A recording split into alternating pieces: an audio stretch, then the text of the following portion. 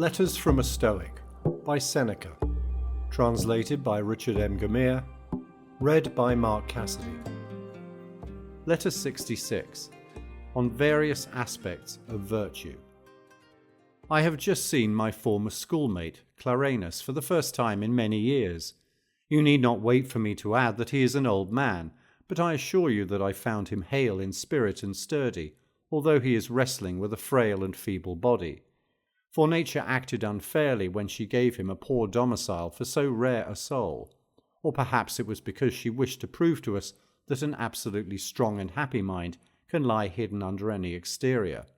Be that as it may, Clarenus overcomes all these hindrances, and by despising his own body, has arrived at a stage where he can despise other things also. The poet who sang, "Worth shows more pleasing in a form that's fair," is in my opinion mistaken. For virtue needs nothing to set it off. It is its own great glory, and it hallows the body in which it dwells. At any rate, I have begun to regard Clarenus in a different light. He seems to me handsome, and as well set up in body as in mind. A great man can spring from a hovel, so can a beautiful and great soul from an ugly and insignificant body. For this reason nature seems to me to breed certain men of this stamp with the idea of proving that virtue springs into birth in any place whatever. Had it been possible for her to produce souls by themselves and naked, she would have done so. As it is, nature does a still greater thing, for she produces certain men who, though hampered in their bodies, none the less break through the obstruction. I think Clarenus has been produced as a pattern, that we might be enabled to understand that the soul is not disfigured by the ugliness of the body, but rather the opposite, that the body is beautified by the comeliness of the soul. Now, though Clarenus and I spent very few days together, we have nevertheless had many conversations, which I will at once pour forth and pass on to you. The first day we investigated this problem: how can goods be equal if they are of three kinds? For certain of them, according to our philosophical tenets, are primary, such as joy, peace, and the welfare of one's country. Others are of the second order, moulded in an unhappy material, such as the endurance of suffering and self-control during severe illness. We shall pray outright for the goods of the first class. For the second class we shall pray only if the need shall arise. There is still a third variety, as for example, a modest gait, a calm and honest countenance, and a bearing that suits the man of wisdom. Now how can these things be equal when we compare them, if you grant that we ought to pray for the one and avoid the other? If we would make distinctions among them, we had better return to the first good, and consider what its nature is, the soul that gazes upon truth, that is skilled in what should be sought and what should be avoided, establishing standards of value not according to opinion but according to nature, the soul that penetrates the whole world and directs its contemplating gaze upon all its phenomena, paying strict attention to thoughts and actions, equally great and forceful, superior alike to hardships and blandishments, yielding itself to neither extreme of fortune, rising above all blessings and tribulations, absolutely beautiful, perfectly equipped with grace as well as with strength, healthy and sinewy, unruffled, undismayed, one which no violence can shatter, one which acts of chance can neither exalt nor depress. A soul like this is virtue itself. There you have its outward appearance, if it should ever come under a single view and show itself once in all its completeness. But there are many aspects of it. They unfold themselves according as life varies and as actions differ. But virtue itself does not become less or greater, for the supreme good cannot diminish, nor may virtue retrograde. Rather is it transformed, now into one quality and now into another, shaping itself according to the part which it is to play. Whatever it has touched it brings into likeness with itself and dyes with its own colour. It adorns our actions, our friendships, and sometimes entire households, which it has entered and set in order. Whatever it has handled it forthwith makes lovable, notable, admirable. Therefore the power and the greatness of virtue cannot rise to greater heights because increase is denied to that which is superlatively great. You will find nothing straighter than the straight, nothing truer than the truth, and nothing more temperate than that which is temperate. Every virtue is limitless, for limits depend upon definite measurements. Constancy cannot advance further any more than fidelity or truthfulness or loyalty. What can be added to that which is perfect? Nothing, otherwise that was not perfect to which something has been added. Nor can anything be added to virtue either, for if anything can be added thereto, it must have contained a defect. Honour also permits of no addition, for it is honourable because of the very qualities which I have mentioned. What then, do you think that propriety, justice, lawfulness do not also belong to the same type, and that they are kept within fixed limits? The ability to increase is proof that a thing is still imperfect. The good in every instance is subject to these same laws. The advantage of the state and that of the individual are yoked together. Indeed, it is as impossible to separate them as to separate the commendable from the desirable. Therefore virtues are mutually equal, and so are the works of virtue, and all men who are so fortunate as to possess these virtues. But since the virtues of plants and of animals are perishable, they are also frail and fleeting and uncertain. They spring up and they sink down again, and for this reason they are not rated at the same value. But to human virtues only one rule applies. For right reason is single and of but one kind. Nothing is more divine than the divine, or more heavenly than the heavenly. Mortal things decay, fall, are worn out, grow up, are exhausted, and replenished. Hence, in their case, in view of the uncertainty of their lot, there is inequality. But of things divine the nature is one. Reason, however, is nothing else than a portion of the divine spirit set in a human body. If reason is divine, and the good in no case lacks reason, then the good in every case is divine. And furthermore, there is no distinction between things divine. Hence there is none between goods either. Therefore it follows that joy and a brave, unyielding endurance of torture are equal goods, for in both there is the same greatness of soul, relaxed and cheerful in the one case, in the other combative and braced for action. What, do you not think that the virtue of him who bravely storms the enemy's stronghold is equal to that of him who endures a siege with the utmost patience? Great is Scipio when he invests Numantia and constrains and compels the hands of an enemy, whom he could not conquer, to resort to their own destruction. Great also are the souls of the defenders, men who know that as long as the path to death lies open, the blockade is not complete, men who breathe their last in the arms of liberty. In like manner the other virtues are also equal as compared with one another: tranquility, simplicity, generosity, constancy, equanimity, endurance. For underlying them all is a single virtue, that which renders the soul straight and unswerving. What then, you say, is there no difference between joy and unyielding endurance of pain? None at all, as regards the virtues themselves, very great, however, in the circumstances in which either of these two virtues is displayed. In the one case, there is a natural relaxation and loosening of the soul. In the other, there is an unnatural pain. Hence these circumstances, between which a great distinction can be drawn, belong to the category of indifferent things, but the virtue shown in each case is equal. Virtue is not changed by the matter with which it deals. If the matter is hard and stubborn, it does not make the virtue worse. If pleasant and joyous, it does not make it better. Therefore virtue necessarily remains equal, for in each case what is done with equal uprightness, with equal wisdom, and with equal honour. Hence the states of goodness involved are equal, and it is impossible for a man to transcend these states of goodness by conducting himself better, either the one man in his joy or the other amid his suffering. And two goods, neither of which can possibly be better, are equal.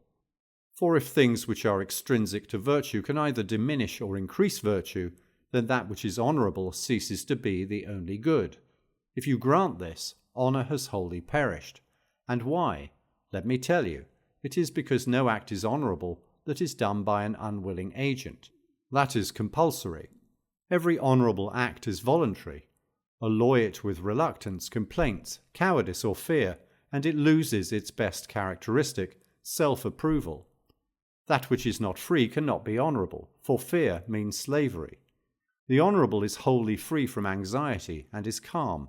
If it ever objects, laments, or regards anything as an evil, it becomes subject to disturbance and begins to flounder about amid great confusion.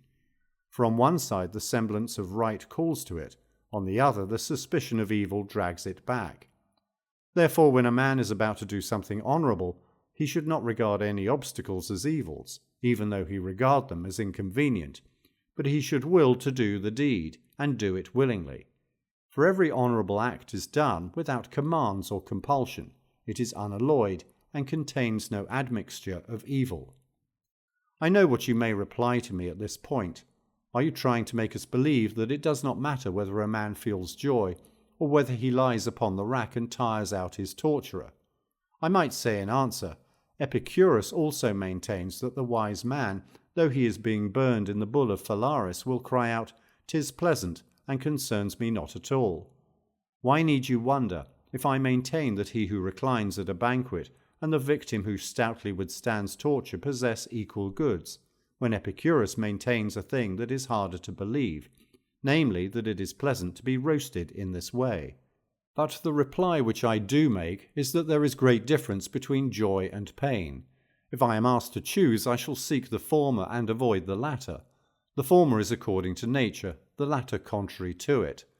So long as they are rated by this standard, there is a great gulf between, but when it comes to a question of the virtue involved, the virtue in each case is the same, whether it comes through joy or through sorrow. Vexation and pain and other inconveniences are of no consequence, for they are overcome by virtue. Just as the brightness of the sun dims all lesser lights, so virtue, by its own greatness, shatters and overwhelms all pains, annoyances, and wrongs, and wherever its radiance reaches, all lights which shine without the help of virtue are extinguished, and inconveniences, when they come in contact with virtue, play no more important a part than does a storm cloud at sea.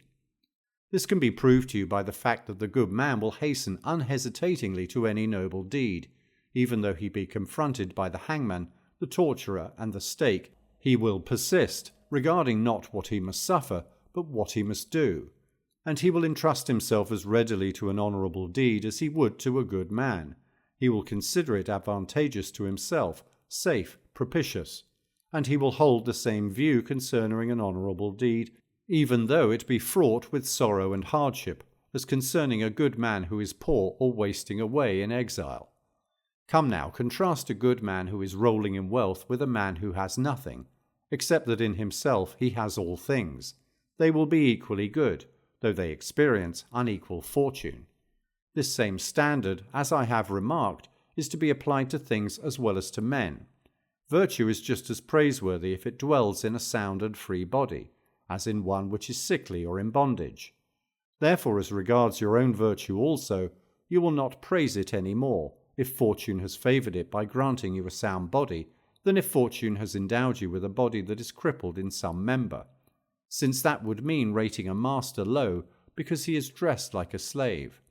For all those things over which chance holds sway are chattels, money, person, position. They are weak, shifting, prone to perish, and of uncertain tenure. On the other hand, the works of virtue are free and unsubdued, neither more worthy to be sought when fortune treats them kindly, nor less worthy when any adversity weighs upon them. Now, friendship in the case of men corresponds to desirability in the case of things. You would not, I fancy, love a good man if he were rich, any more than if he were poor, nor would you love a strong and muscular person more than one who was slender and of delicate constitution. Accordingly, neither will you seek or love a good thing that is mirthful and tranquil, more than one that is full of perplexity and toil. Or if you do this, you will, in the case of two equally good men, care more for him who is neat and well-groomed than for him who is dirty and unkempt. You would next go so far as to care more for a good man who is sound in all his limbs and without blemish, than for one who is weak or purblind, and gradually your fastidiousness would reach such a point that of two equally just and prudent men you would choose him who has long curling hair. Whenever the virtue in each one is equal, the inequality in their other attributes is not apparent, for all other things are not parts but merely accessories. Would any man judge his children so unfairly as to care more for a healthy son than for one who was sickly, or for a tall child of unusual stature more than for one who was short or of middling height? Wild beasts, show no favoritism among their offspring. They lie down in order to suckle all alike. Birds make fair distribution of their food. Ulysses hastens back to the rocks of his Ithaca as eagerly as Agamemnon speeds to the kingly walls of Mycenae. For no man loves his native land because it is great. He loves it because it is his own. And what is the purpose of all this? That you may know that virtue regards all her works in the same light, as if they were her children, showing equal kindness to all, and still deeper kindness to those which encounter hardships. For even parents lean with more affection towards those of their offspring for whom they feel pity. Virtue, too, does not necessarily love more deeply those of her works which she beholds in trouble and under heavy burdens, but, like good parents, she gives them more of her fostering care. Why is no good greater than any other good? It is because nothing can be more fitting than that which is fitting, and nothing more level than that which is level. You cannot say that one thing is more equal to a given object than another thing. Hence also nothing is more honourable than that which is honourable. Accordingly, if all the virtues are by nature equal, the three varieties of goods are equal. This is what I mean. There is an equality between feeling joy with self-control and suffering pain with self-control. The joy in the one case does not surpass in the other the steadfastness of soul that gulps down the groan when the victim is in the clutches of the torturer. Goods of the first kind are desirable, while those of the second are worthy of admiration, and in each case they are none the less equal, because whatever inconvenience attaches to the latter is compensated by the qualities of the good, which is so much greater. Any man who believes them to be unequal is turning his gaze away from the virtues themselves and is surveying mere externals. True goods have the same weight and the same width. The spurious sort contain much emptiness, hence when they are weighed in the balance they are found wanting, although they look imposing and grand to the gaze. Yes, my dear Lucilius, the good which true reason approves is solid and everlasting. It strengthens the spirit and exalts it, so that it will always be on the heights. But those things which are thoughtlessly praised and are goods in the opinions of the mob merely puff us up with empty joy. And again, those things which are feared as if they were evils merely inspire trepidation in men's minds, for the mind is disturbed by the semblance of danger, just as animals are disturbed. Hence it is without reason that both these things distract and sting the spirit. The one is not worthy of joy, nor the other of fear. It is reason alone that is unchangeable, that holds fast to its decisions. For reason is not a slave to the senses, but a ruler over them. Reason is equal to reason, as one straight line to another. Therefore virtue also is equal to virtue. Virtue is nothing else than right reason. All virtues are reasons. Reasons are reasons, if they are right reasons. If they are right, they are also equal. As reason is, so also are actions. Therefore all actions are equal. For since they resemble reason, they also resemble each other. Moreover, I hold that actions are equal to each other in so far as they are honourable and right actions. There will be, of course, great differences according as the material varies, as it becomes now broader and now narrower, now glorious and now base, now manifold in scope and now limited. However, that which is best in all these cases is equal. They are all honourable. In the same way, all good men, in so far as they are good, are equal. There are indeed differences of age. One is older, another younger, of body. One is comely, another is ugly, of fortune. This man is rich, that man is poor. This one is influential, powerful, and well known to cities and peoples. That man is unknown to most, and is obscure. But all, in respect of that wherein they are good, are equal. The senses do not decide upon things good and evil. They do not know what is useful and what is not useful. They cannot record their opinion unless they are brought face to face with a fact. They can neither see into the future nor recollect the past, and they do not know what results from what. But it is from such knowledge that a sequence and succession of actions is woven, and a unity of life is created, a unity which will proceed in a straight course. Reason, therefore, is the judge of good and evil. That which is foreign and external she regards as dross, and that which is neither good nor evil she judges as merely accessory, insignificant and trivial, for all her good resides in the soul. But there are certain goods which reason regards as primary, to which she addresses herself purposely. These are, for example, victory, good children, and the welfare of one's country. Certain others she regards as secondary. These become manifest only in adversity, for example, equanimity in enduring severe illness or exile. Certain goods are indifferent. These are no more according to nature than contrary to nature, as for example a discreet gait and a sedate posture in a chair.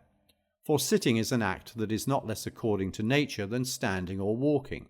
The two kinds of goods, which are of a higher order, are different.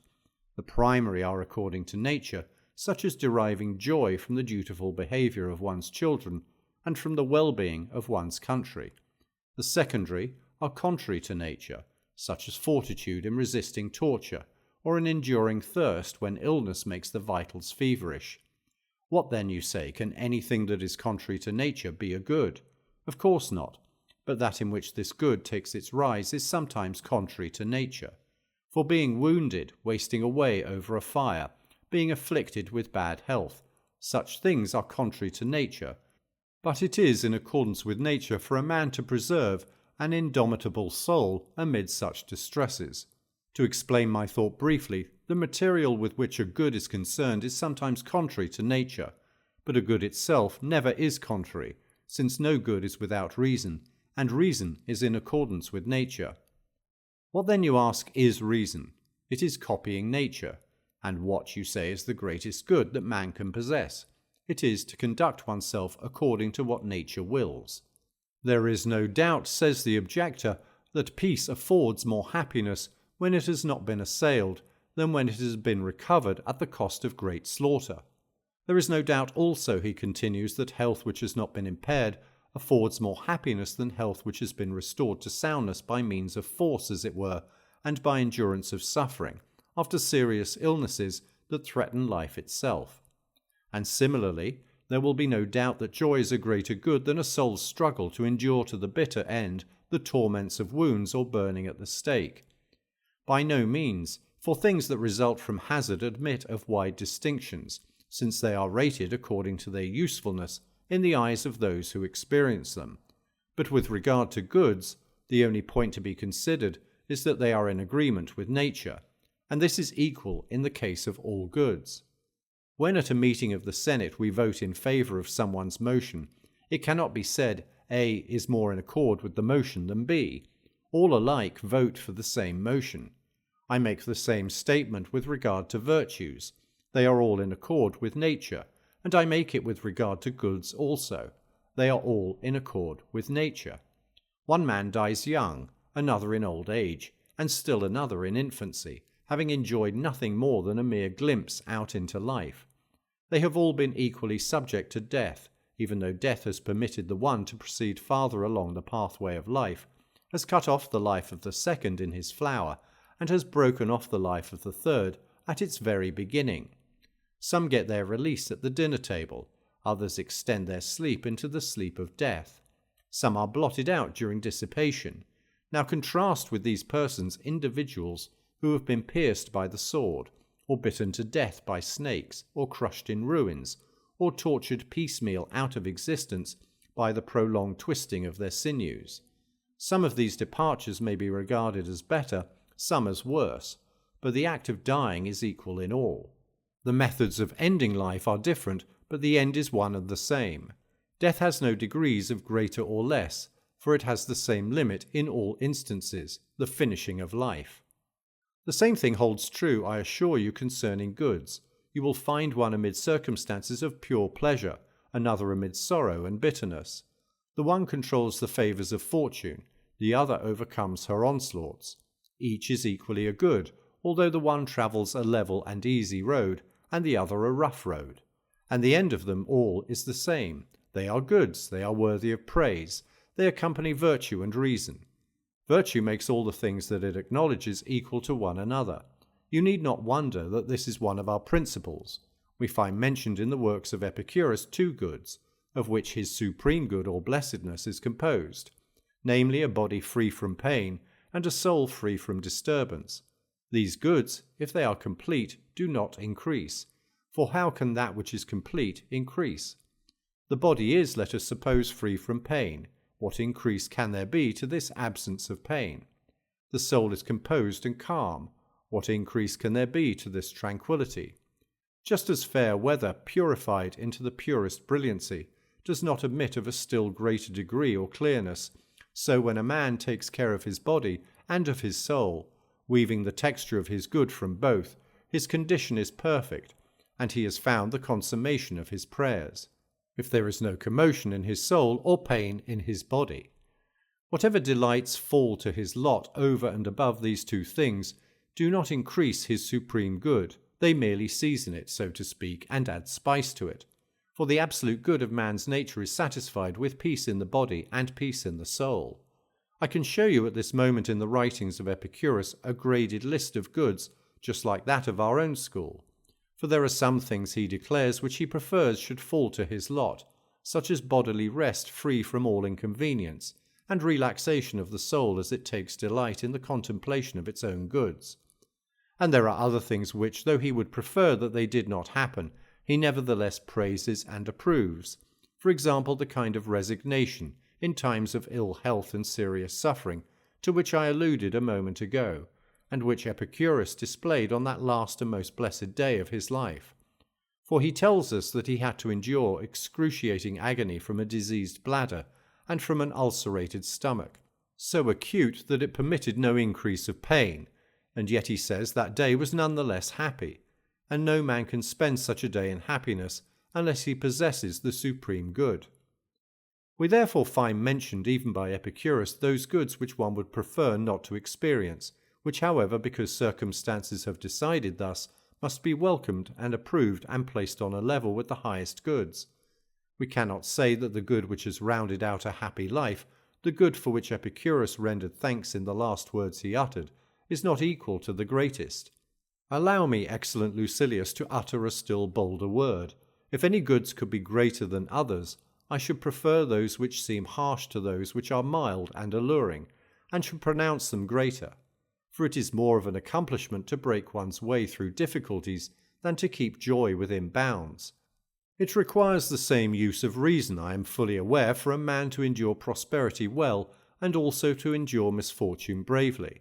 That man may be just as brave who sleeps in front of the ramparts without fear of danger when no enemy attacks the camp, as the man who, when the tendons of his legs have been severed, holds himself up on his knees and does not let fall his weapons. But it is to the blood-stained soldier returning from the front that men cry, "Well done, thou hero," and therefore I should bestow greater praise upon those goods that have stood trial, and show courage, and have fought it out with fortune. Should I hesitate whether to give greater praise to the maimed and shrivelled hand of Mucius than to the uninjured hand of the bravest man in the world? There stood Mucius, despising the enemy and despising the fire, and watched his hand as it dripped blood over the fire on his enemy's altar, until Porsenna, envying the fame of the hero whose punishment he was advocating, ordered the fire to be removed against the will of the victim.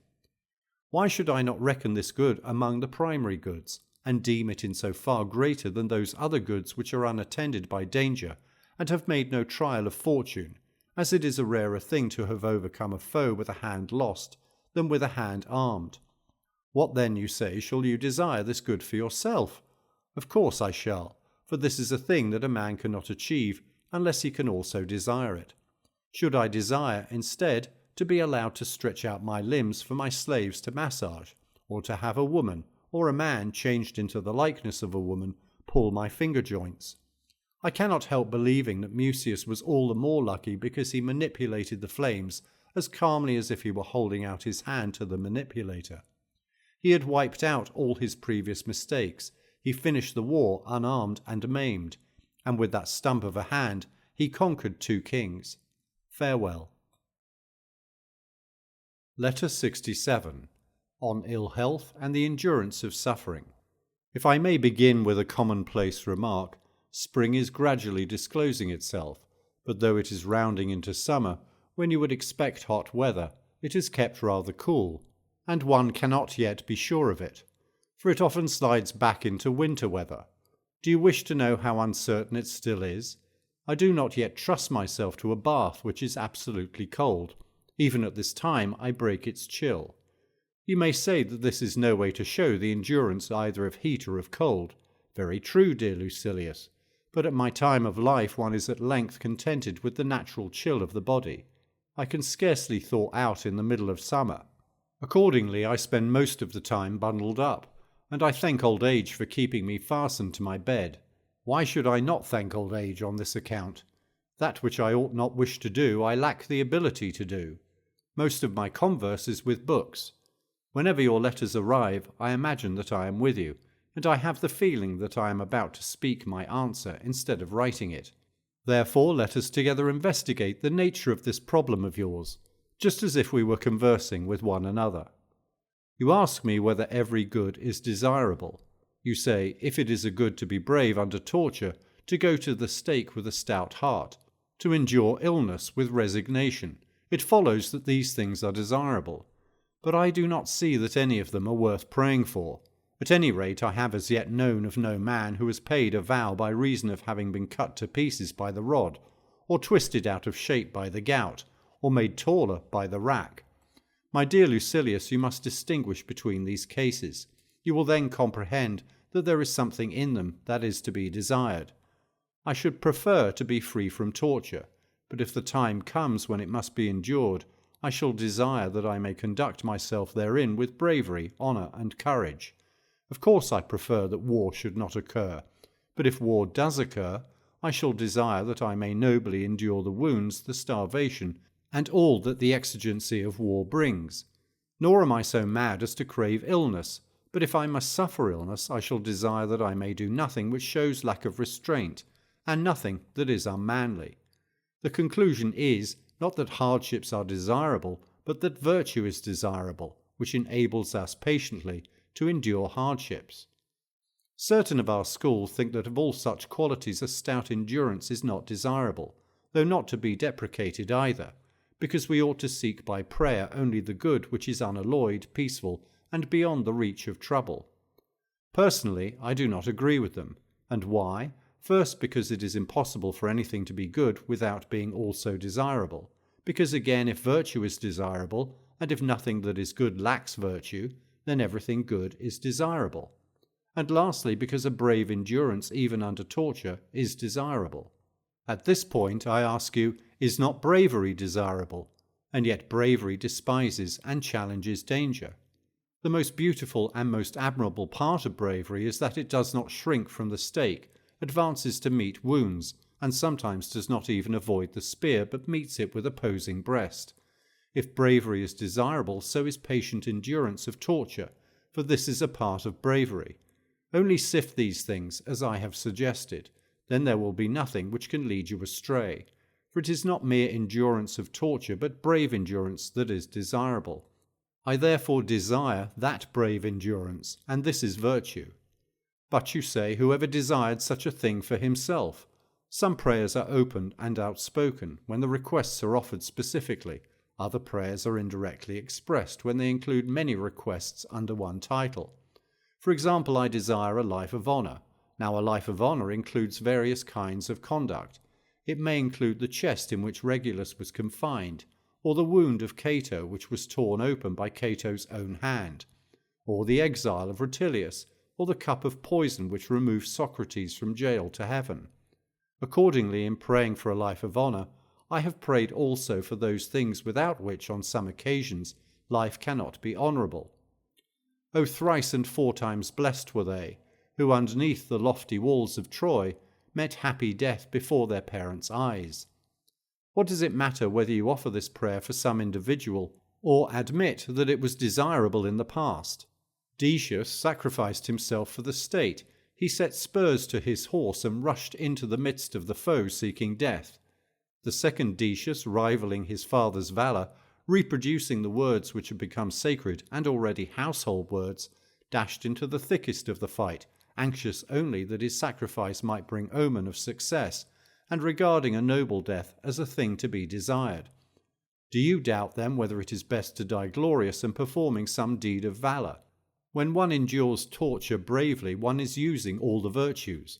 Endurance may perhaps be the only virtue that is on view and most manifest, but bravery is there too, and endurance and resignation and long-suffering are its branches. There too is foresight, for without foresight no plan can be undertaken.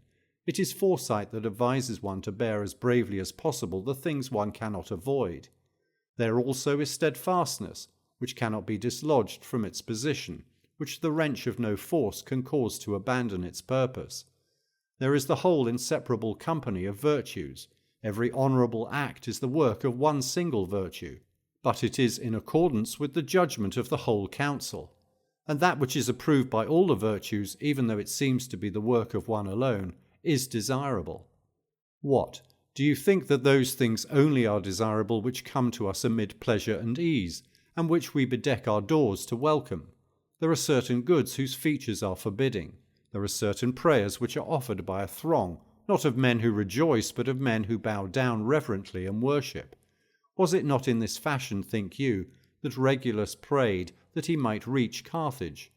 Clothe yourself with a hero's courage, and withdraw for a little space from the opinions of the common man. Form a proper conception of the image of virtue, a thing of exceeding beauty and grandeur. This image is not to be worshipped by us with incense or garlands, but with sweat and blood. Behold Marcus Cato laying upon that hallowed breast his unspotted hands, and tearing apart the wounds which had not gone deep enough to kill him. Which, pray, shall you say to him, I hope all will be as you wish, and I am grieved, or shall it be, good fortune in your undertaking? In this connection, I think of our friend Demetrius, who calls an easy existence, untroubled by the attacks of fortune, a dead sea. If you have nothing to stir you up and rouse you to action, nothing which will test your resolution by its threats and hostilities, if you recline in unshaken comfort, it is not tranquility, it is merely a flat calm.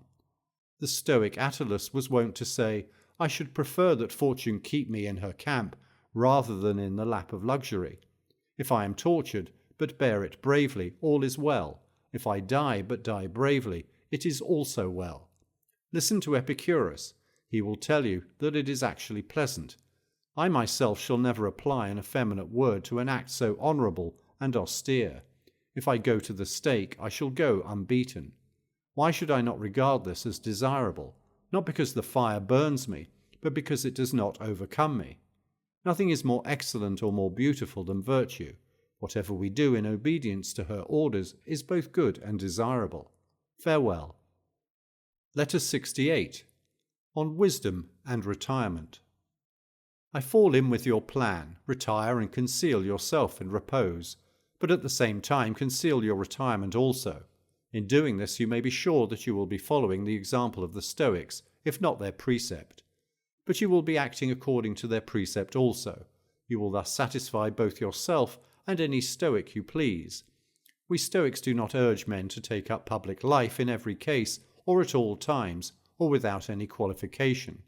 Besides, when we have assigned to our wise man that field of public life which is worthy of him, in other words the universe, he is then not apart from public life, even if he withdraws. Nay, perhaps he has abandoned only one little corner thereof, and has passed over into greater and wider regions. And when he has been set in the heavens, he understands how lowly was the place in which he sat, when he mounted the curule chair or the judgment seat. Lay this to heart, that the wise man is never more active in affairs than when things divine, as well as things human, have come within his ken. I now return to the advice which I set out to give you, that you keep your retirement in the background. There is no need to fasten a placard upon yourself with the words philosopher and quietist. Give your purpose some other name. Call it ill health and bodily weakness, or mere laziness. To boast of our retirement is but idle self-seeking. Certain animals hide themselves from discovery by confusing the marks of their footprints in the neighbourhood of their lairs. You should do the same. Otherwise there will always be someone dogging your footsteps. Many men pass by that which is visible and peer after things hidden and concealed.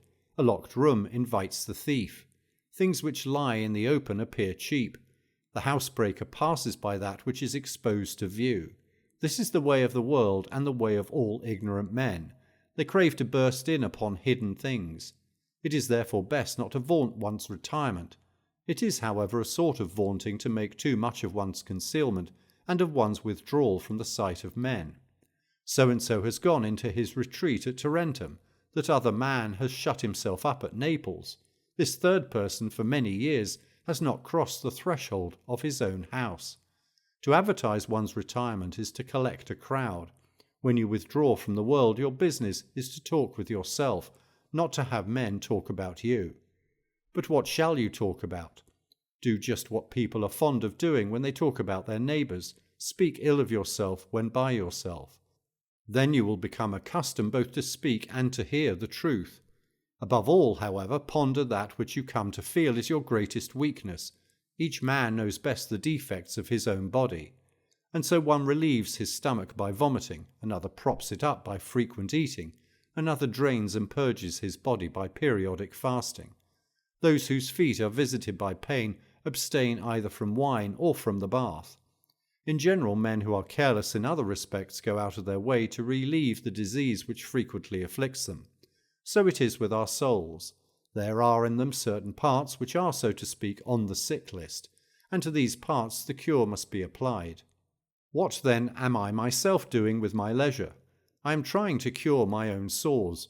If I were to show you a swollen foot, or an inflamed hand, or some shriveled sinews in a withered leg, you would permit me to lie quiet in one place and to apply lotions to the diseased member.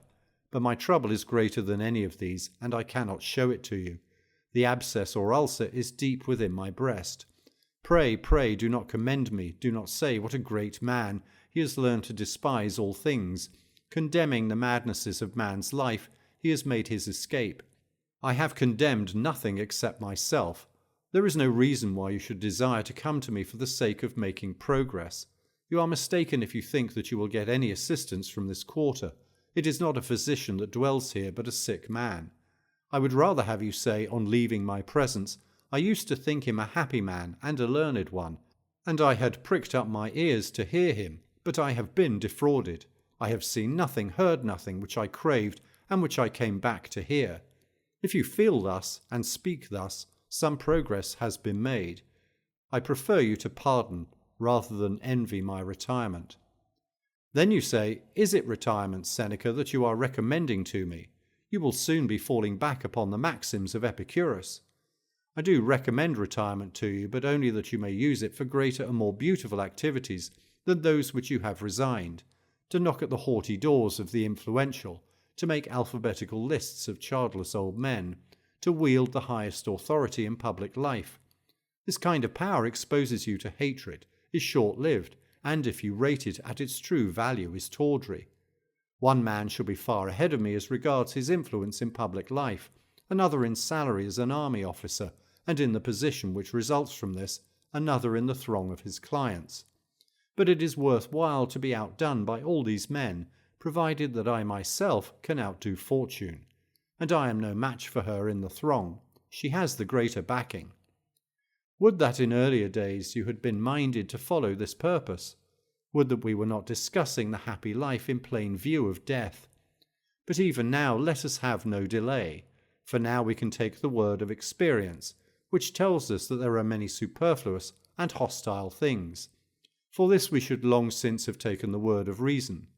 Let us do what men are wont to do when they are late in setting forth, and wish to make up for lost time by increasing their speed. Let us ply the spur. Our time of life is the best possible for these pursuits, for the period of boiling and foaming is now past. The faults that were uncontrolled in the first fierce heat of youth are now weakened, and but little further effort is needed to extinguish them. And when you ask, will that profit you, which you do not learn until your departure, and how will it profit you? Precisely in this way, that I shall depart a better man.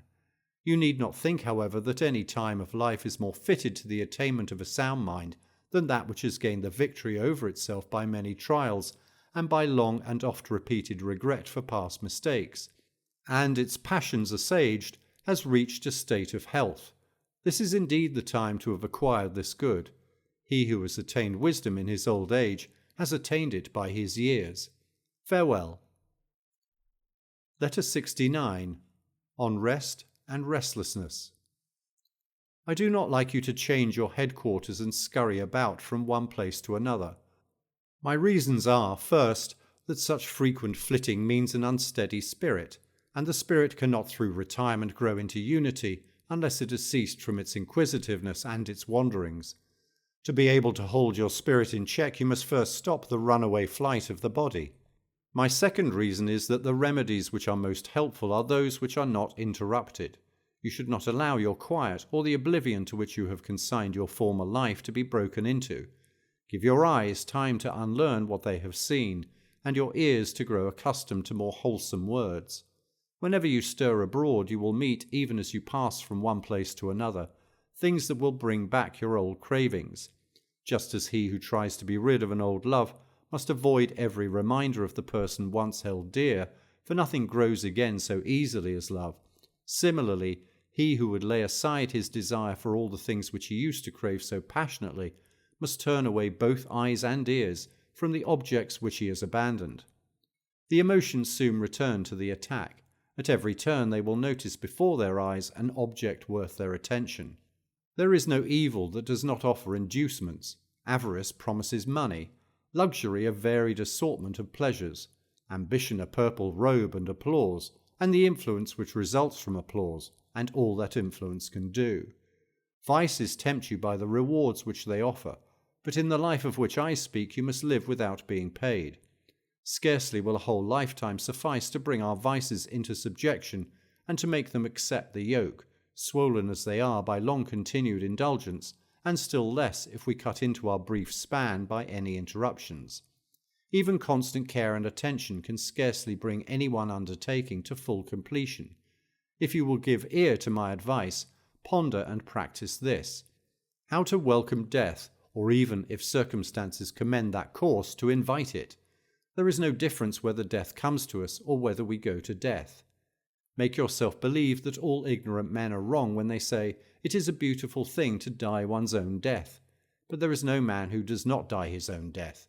What is more, you may reflect on this thought: no one dies except on his own day. You are throwing away none of your own time, for what you leave behind does not belong to you. Farewell. Letter 70. On the proper time to slip the cable. After a long space of time, I have seen your beloved Pompeii. I was thus brought again face to face with the days of my youth, and it seemed to me that I could still do, nay, had only done a short time ago, all the things which I did there when a young man. We have sailed past life, Lucilius, as if we were on a voyage, and just as when at sea, to quote from our poet Virgil, lands and towns are left astern, even so on this journey where time flies with the greatest speed, we put below the horizon first our boyhood, and then our youth, and then the space which lies between young manhood and middle age, and borders on both, and next the best years of old age itself. Last of all, we begin to sight the general bourne of the race of man. Fools that we are, we believe this bourne to be a dangerous reef, but it is the harbour, where we must some day put in, which we may never refuse to enter. And if a man has reached this harbour in his early years, he has no more right to complain than a sailor who has made a quick voyage.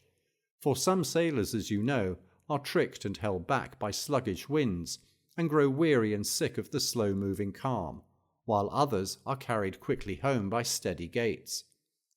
You may consider that the same thing happens to us.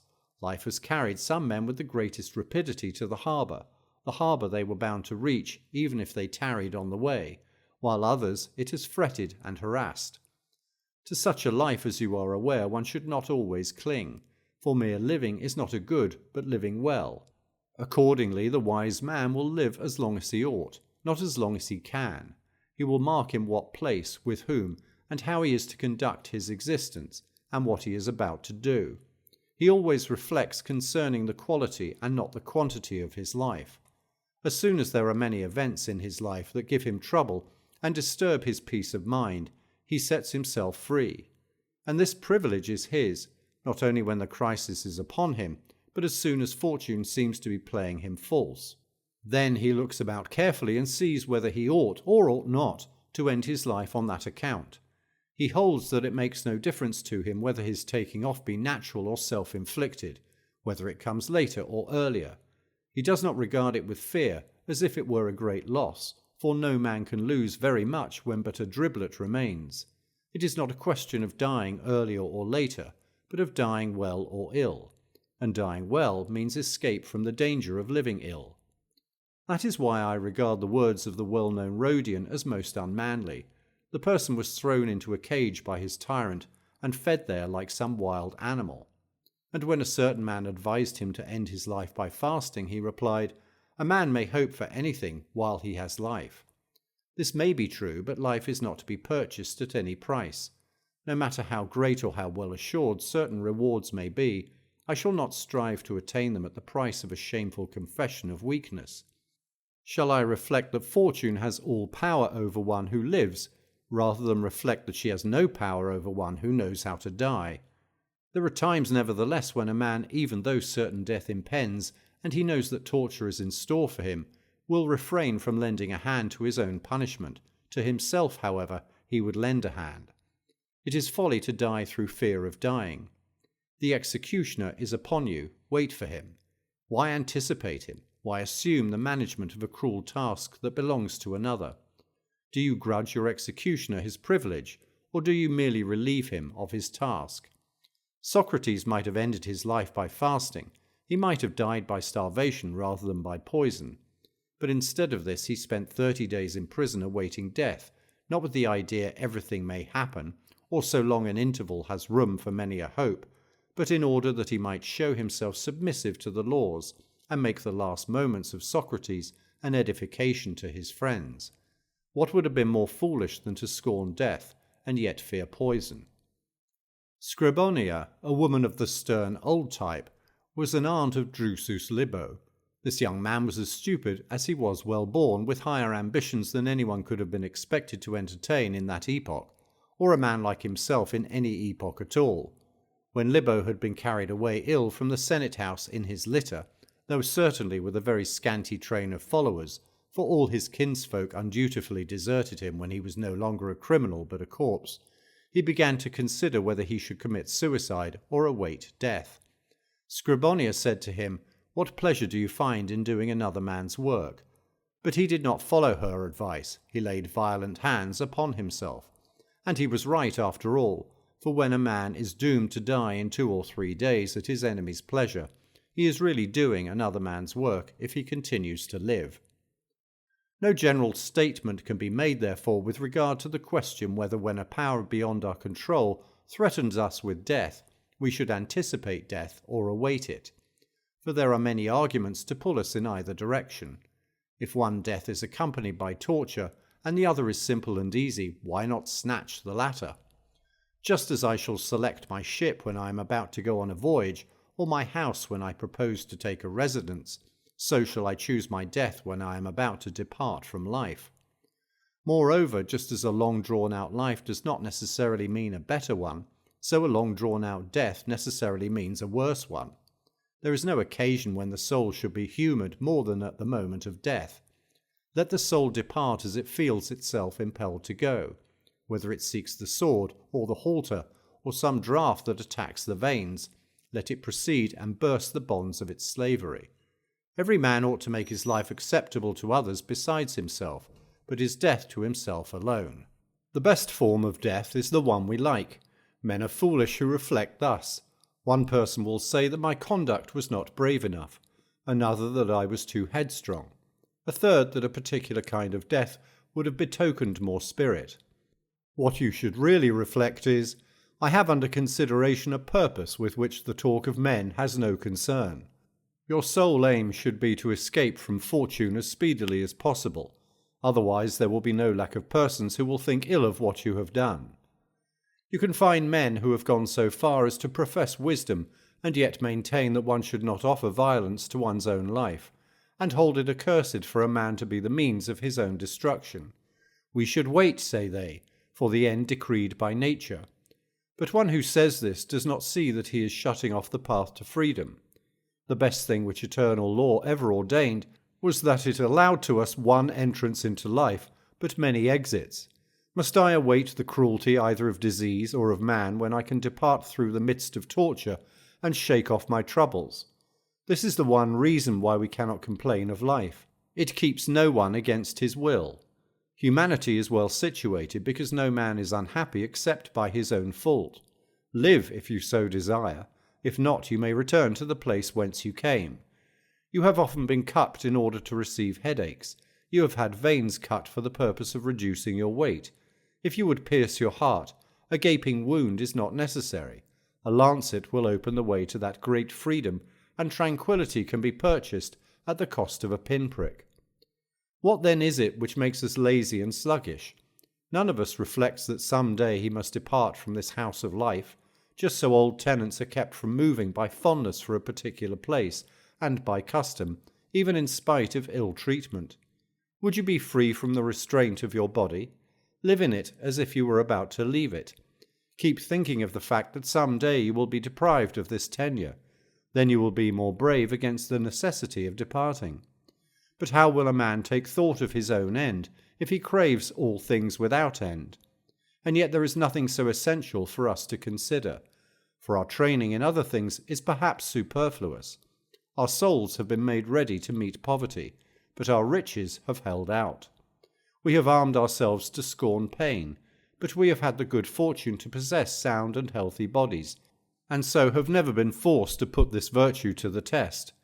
We have taught ourselves to endure bravely the loss of those we love, but fortune has preserved to us all whom we loved. It is in this one matter only that the day will come which will require us to test our training. You need not think that none but great men have had the strength to burst the bonds of human servitude. You need not believe that this cannot be done except by a Cato. Cato, who with his hand dragged forth the spirit which he had not succeeded in freeing by the sword.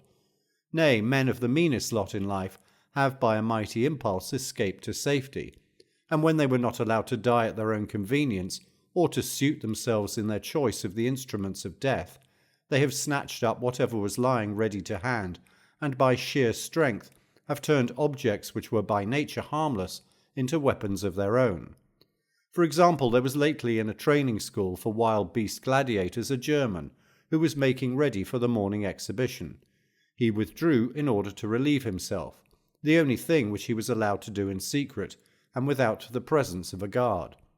While so engaged, he seized the stick of wood tipped with a sponge which was devoted to the vilest uses, and stuffed it just as it was down his throat. Thus he blocked up his windpipe and choked the breath from his body. That was truly to insult death. Yes, indeed, it was not a very elegant or becoming way to die, but what is more foolish than to be over-nice about dying? What a brave fellow! He surely deserved to be allowed to choose his fate. How bravely he would have wielded a sword! With what courage he would have hurled himself into the depths of the sea, or down a precipice. Cut off from resources on every hand, he yet found a way to furnish himself with death, and with a weapon for death. Hence you can understand that nothing but the will need postpone death. Let each man judge the deed of this most zealous fellow as he likes, provided we agree on this point, that the foulest death is preferable to the fairest slavery. Inasmuch as I began with an illustration taken from humble life, I shall keep on with that sort, for men will make greater demands upon themselves if they see that death can be despised even by the most despised class of men. The Catos, the Scipios, and the others whose names we are wont to hear with admiration, we regard as beyond the sphere of imitation. But I shall now prove to you that the virtue of which I speak is found as frequently in the gladiators' training school as among the leaders in a civil war. Lately, a gladiator who had been sent forth to the morning exhibition was being conveyed in a cart along with the other prisoners. Nodding as if he were heavy with sleep, he let his head fall over so far that it was caught in the spokes. Then he kept his body in position long enough to break his neck by the revolution of the wheel. So he made his escape by means of the very wagon which was carrying him to his punishment. When a man desires to burst forth and take his departure, nothing stands in his way. It is an open space in which nature guards us. When our plight is such as to permit it, we may look about us for an easy exit. If you have many opportunities ready to hand, by means of which you may liberate yourself, you may make a selection, and think over the best way of gaining freedom. But if a chance is hard to find, instead of the best, snatch the next best, even though it be something unheard of, something new. If you do not lack the courage, you will not lack the cleverness to die. See how even the lowest class of slave, when suffering goads him on, is aroused and discovers a way to deceive even the most watchful guards. He is truly great who not only has given himself the order to die, but has also found the means. I have promised you, however, some more illustrations drawn from the same games. During the second event in a sham sea fight, one of the barbarians sank deep into his own throat a spear which had been given him for use against his foe. "Why, oh why," he said, "have I not long ago escaped from all this torture and all this mockery? Why should I be armed and yet wait for death to come?" This exhibition was all the more striking because of the lesson men learned from it, that dying is more honourable than killing. What then, if such a spirit is possessed by abandoned and dangerous men, shall it not be possessed also by those who have trained themselves to meet such contingencies by long meditation, and by reason, the mistress of all things? It is reason which teaches us that fate has various ways of approach, but the same end, and that it makes no difference at what point the inevitable event begins. Reason, too, advises us to die, if we may, according to our taste. If this cannot be, she advises us to die according to our ability, and to seize upon whatever means shall offer itself for doing violence to ourselves. It is criminal to live by robbery, but on the other hand, it is most noble to die by robbery. Farewell. Letter 71. On the Supreme Good. You are continually referring special questions to me, forgetting that a vast stretch of sea sunders us. Since, however, the value of advice depends mostly on the time when it is given, it must necessarily result that by the time my opinion on certain matters reaches you, the opposite opinion is the better. For advice conforms to circumstances, and our circumstances are carried along, or rather whirled along. Accordingly, advice should be produced at short notice, and even this is too late. It should grow while we work, as the saying is, and I propose to show you how you may discover the method.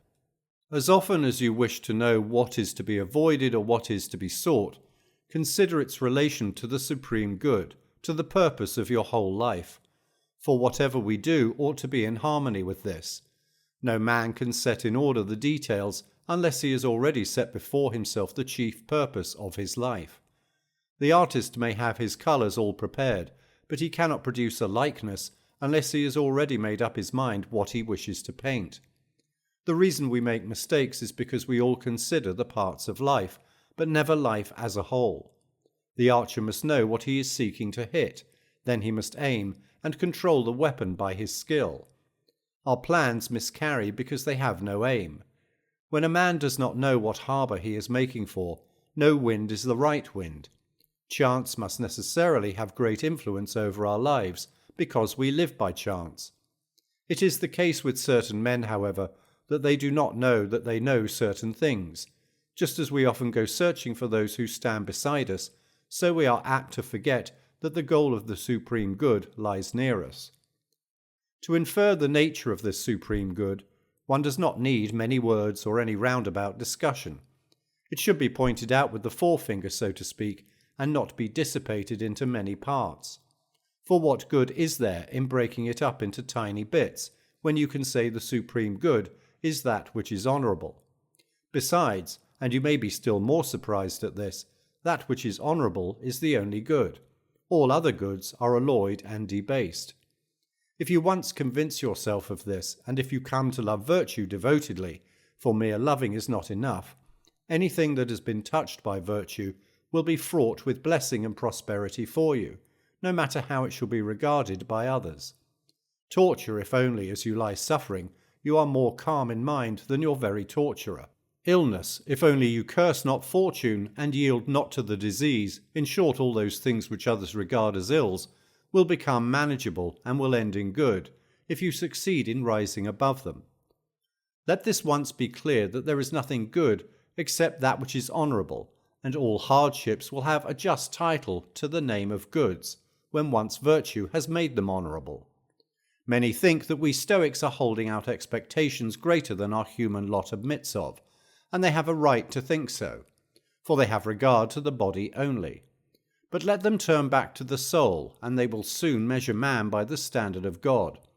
Rouse yourself, most excellent Lucilius, and leave off all this wordplay of the philosophers, who reduce a most glorious subject to a matter of syllables, and lower and wear out the soul by teaching fragments.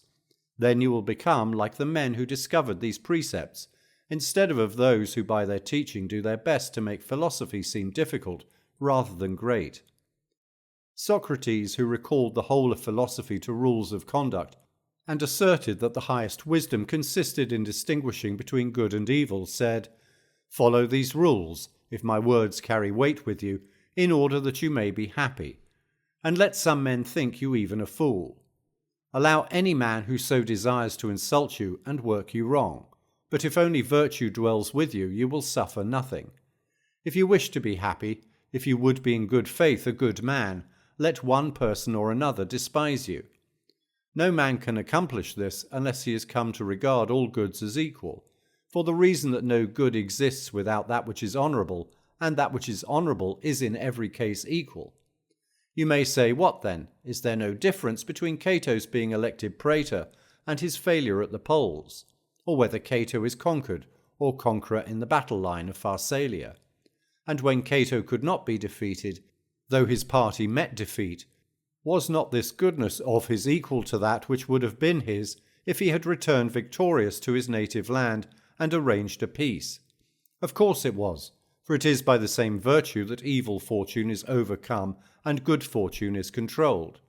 Virtue, however, cannot be increased or decreased. Its stature is uniform. But you will object, Gnaeus Pompey will lose his army.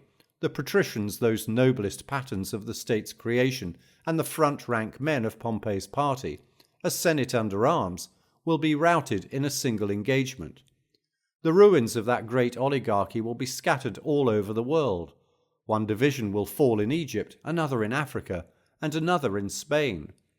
And the poor state will not be allowed even the privilege of being ruined once for all. Yes, all this may happen. Juba's familiarity with every position in his own kingdom may be of no avail to him, of no avail the resolute bravery of his people when fighting for their king. Even the men of Utica, crushed by their troubles, may waver in their allegiance, and the good fortune which ever attended men of the same name of Scipio may desert Scipio in Africa. But long ago destiny saw to it that Cato should come to no harm. He was conquered in spite of it all. Well, you may include this among Cato's failures. Cato will bear with an equally stout heart anything that thwarts him of his victory, as he bore that which thwarted him of his praetorship. The day whereon he failed of election he spent in play. The night wherein he intended to die he spent in reading. He regarded in the same light both the loss of his praetorship and the loss of his life. He had convinced himself that he ought to endure anything which might happen. Why should he not suffer bravely and calmly a change in the government? For what is free from the risk of change? Neither earth nor sky nor the whole fabric of our universe, though it be controlled by the hand of God. It will not always preserve its present order. It will be thrown from its course in days to come. All things move in accord with their appointed times. They are destined to be born, to grow, and to be destroyed. The stars which you see moving above us, and this seemingly immovable earth to which we cling and on which we are set, will be consumed and will cease to exist. There is nothing that does not have its old age. The intervals are merely unequal at which nature sends forth all these things towards the same goal. Whatever is will cease to be, and yet it will not perish, but will be resolved into its elements. To our minds this process means perishing, for we behold only that which is nearest. Our sluggish mind, under allegiance to the body, does not penetrate to bournes beyond. Were it not so, the mind would endure with greater courage its own ending, and that of its possessions, if only it could hope that life and death, like the whole universe about us, go by turns, that whatever has been put together is broken up again, that whatever has been broken up is put together again, and that the eternal craftsmanship of God, who controls all things, is working at this task. Therefore the wise man will say just what a Marcus Cato would say, after reviewing his past life. The whole race of man, both that which is and that which is to be, is condemned to die. Of all the cities that at any time have held sway over the world, and of all that have been the splendid ornaments of empires not their own, men shall some day ask where they were, and they shall be swept away by destructions of various kinds. Some shall be ruined by wars, others shall be wasted away by inactivity and by the kind of peace which ends in sloth, or by that vice which is fraught with destruction even for mighty dynasties, luxury.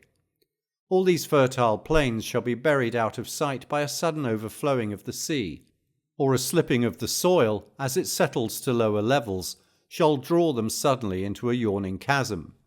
Why then should I be angry or feel sorrow if I precede the general destruction by a tiny interval of time?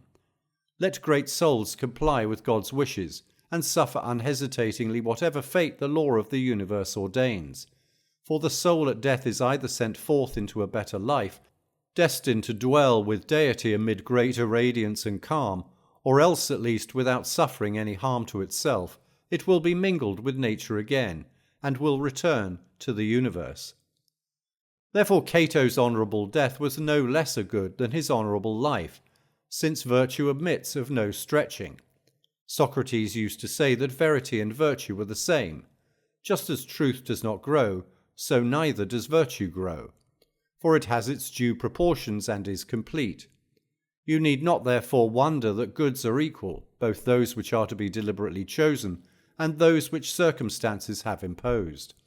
For if you once adopt the view that they are unequal, deeming, for instance, a brave endurance of torture as among the lesser goods, you will be including it among the evils also.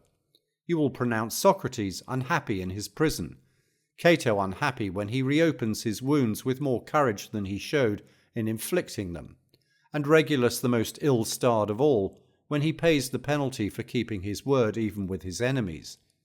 And yet no man, even the most effeminate person in the world, has ever dared to maintain such an opinion. For though such persons deny that a man like Regulus is happy, yet for all that they also deny that he is wretched. The earlier academics do indeed admit that a man is happy even amid such tortures, but do not admit that he is completely or fully happy. With this view we cannot in any wise agree, for unless a man is happy, he has not attained the supreme good, and the good which is supreme admits of no higher degree, if only virtue exists within this man, and if adversity does not impair his virtue, and if, though the body be injured, the virtue abides unharmed. And it does abide, for I understand virtue to be high-spirited and exalted, so that it is aroused by anything that molests it. This spirit, which young men of noble breeding often assume when they are so deeply stirred by the beauty of some honourable object that they despise all the gifts of chance, is assuredly infused in us and communicated to us by wisdom. Wisdom will bring the conviction that there is but one good, that which is honourable, that this can neither be shortened nor extended, any more than a carpenter's rule, with which straight lines are tested, can be bent. Any change in the rule means spoiling the straight line. Applying therefore this same figure to virtue, we shall say virtue also is straight, and admits of no bending. What can be made more tense than a thing which is already rigid? Such is virtue, which passes judgment on everything, but nothing passes judgment on virtue. And if this rule, virtue, cannot itself be made more straight, neither can the things created by virtue be in one case straighter, and in another less straight, for they must necessarily correspond to virtue, hence they are equal. What, you say, do you call reclining at a banquet and submitting to torture equally good? Does this seem surprising to you? You may be still more surprised at the following: that reclining at a banquet is an evil, while reclining on the rack is a good, if the former act is done in a shameful and the latter in an honourable manner. It is not the material that makes these actions good or bad, it is the virtue. All acts in which virtue has disclosed itself are of the same measure and value. At this moment the man who measures the souls of all men by his own is shaking his fist in my face, because I hold that there is a parity between the goods involved in the case of one who passes sentence honourably and of one who suffers sentence honourably, or because I hold that there is a parity between the goods of one who celebrates a triumph and of one who, unconquered in spirit, is carried before the victor's chariot. For such critics think that whatever they themselves cannot do is not done. They pass judgment on virtue in the light of their own weaknesses. Why do you marvel if it helps a man, and on occasion even pleases him, to be burned, wounded, slain, or bound in prison?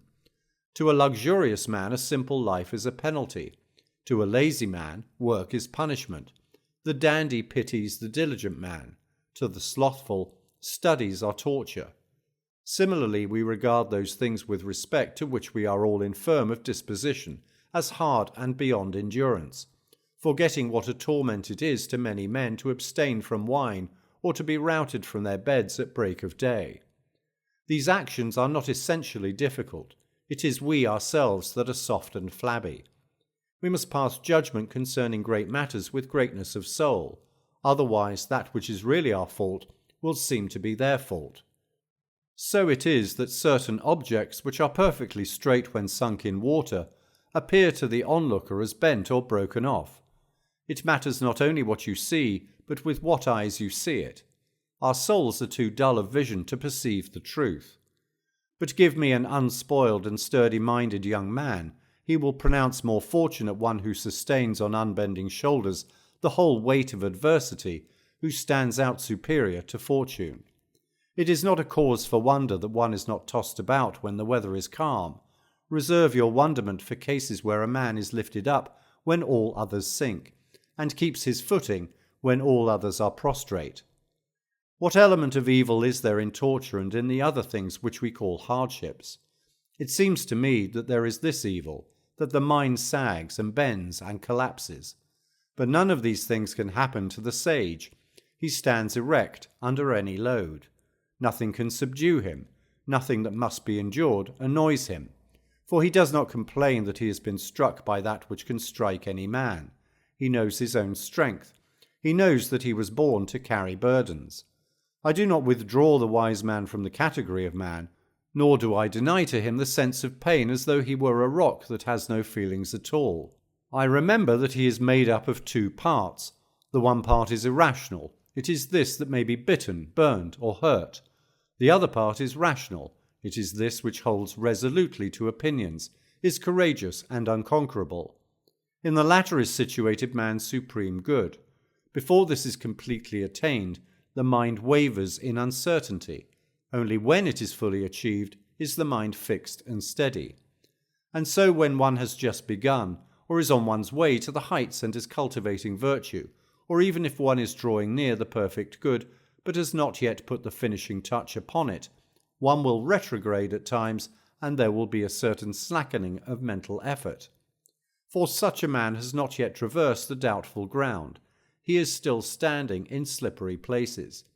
But the happy man whose virtue is complete loves himself most of all when his bravery has been submitted to the severest test, and when he not only endures but welcomes that which all other men regard with fear, if it is the price which he must pay for the performance of a duty which honour imposes, and he greatly prefers to have men say of him, how much more noble, rather than how much more lucky. And now I have reached the point to which your patient waiting summons me. You must not think that our human virtue transcends nature. The wise man will tremble, will feel pain, will turn pale, for all these are sensations of the body. Where then is the abode of utter distress, of that which is truly an evil? In the other part of us, no doubt, if it is the mind that these trials drag down, forced to a confession of its servitude, and caused to regret its existence.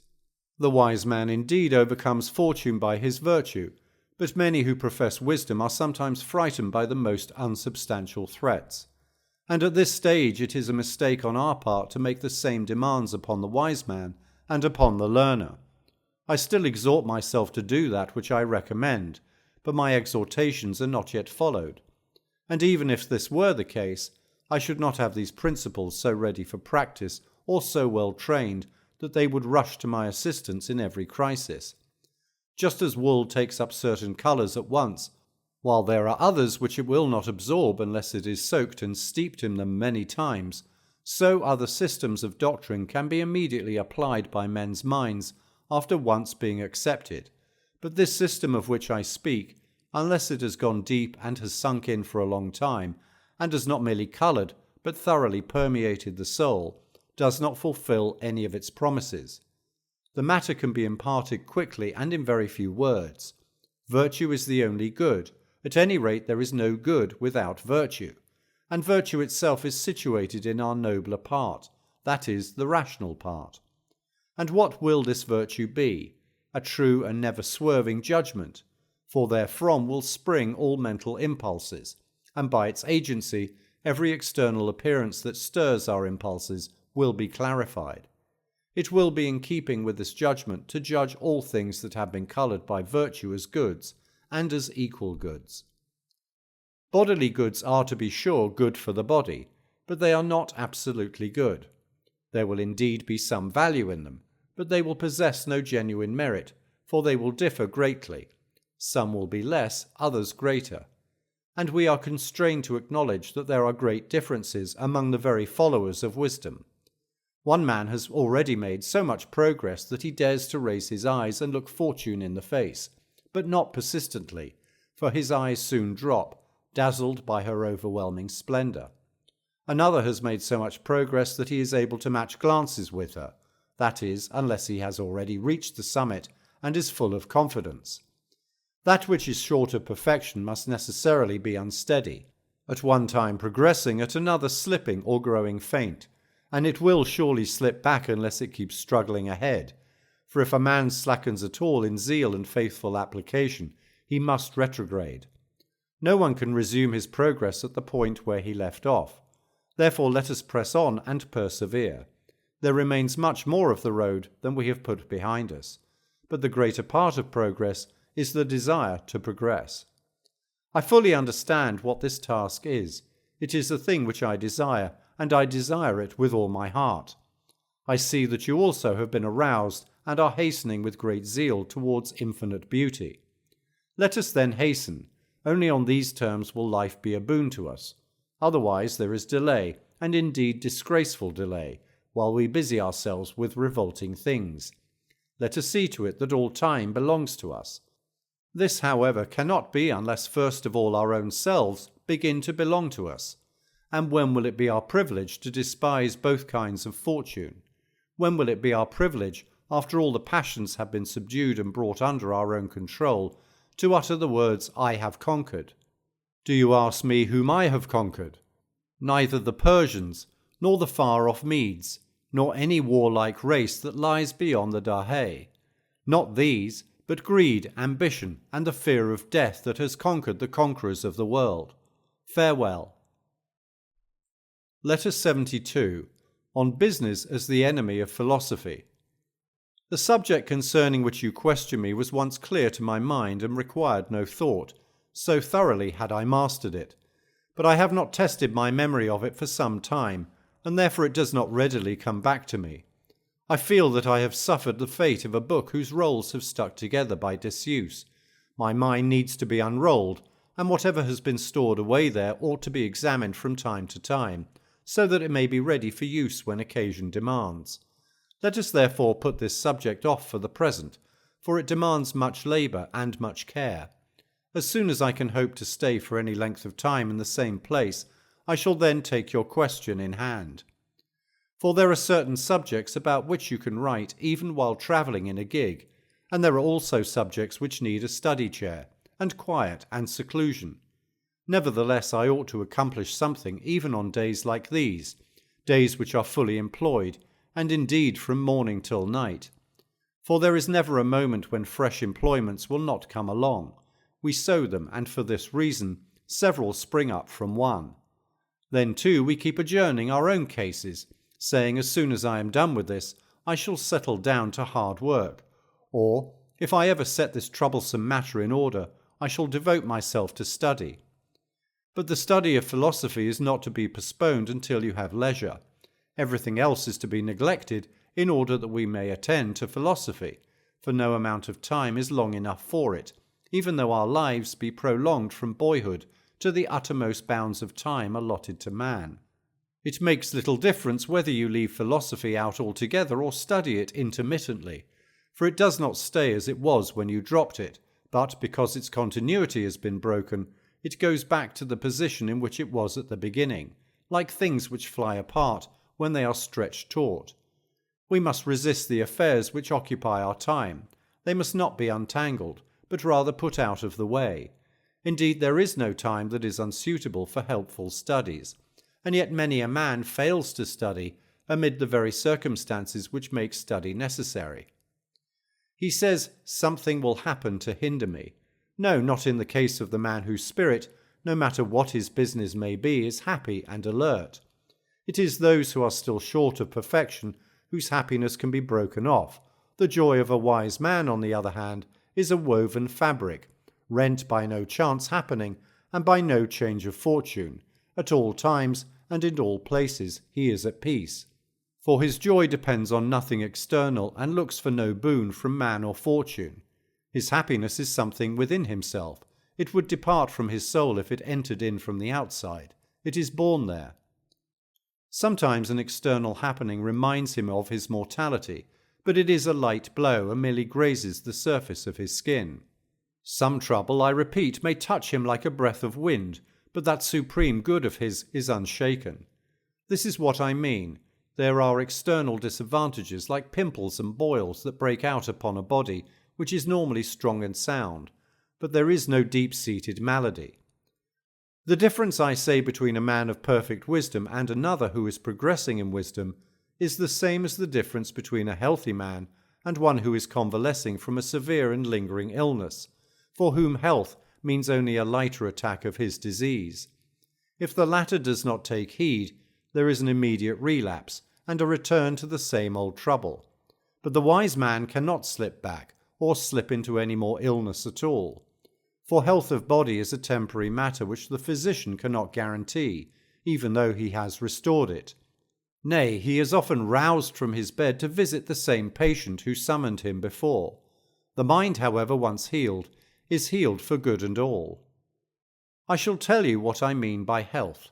If the mind is content with its own self, if it has confidence in itself, if it understands that all those things for which men pray, all the benefits which are bestowed and sought for, are of no importance in relation to a life of happiness, under such conditions it is sound. For anything that can be added to is imperfect. Anything that can suffer loss is not lasting.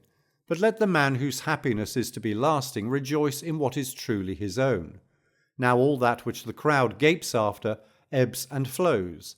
Fortune gives us nothing which we can really own. But even these gifts of fortune please us when reason has tempered and blended them to our taste. For it is reason which makes acceptable to us even external goods that are disagreeable to us if we absorb them too greedily. Attalus used to employ the following simile. Did you ever see a dog snapping with wide open jaws at bits of bread or meat which his master tosses to him? Whatever he catches he straightway swallows whole, and always opens his jaws in the hope of something more. So it is with ourselves.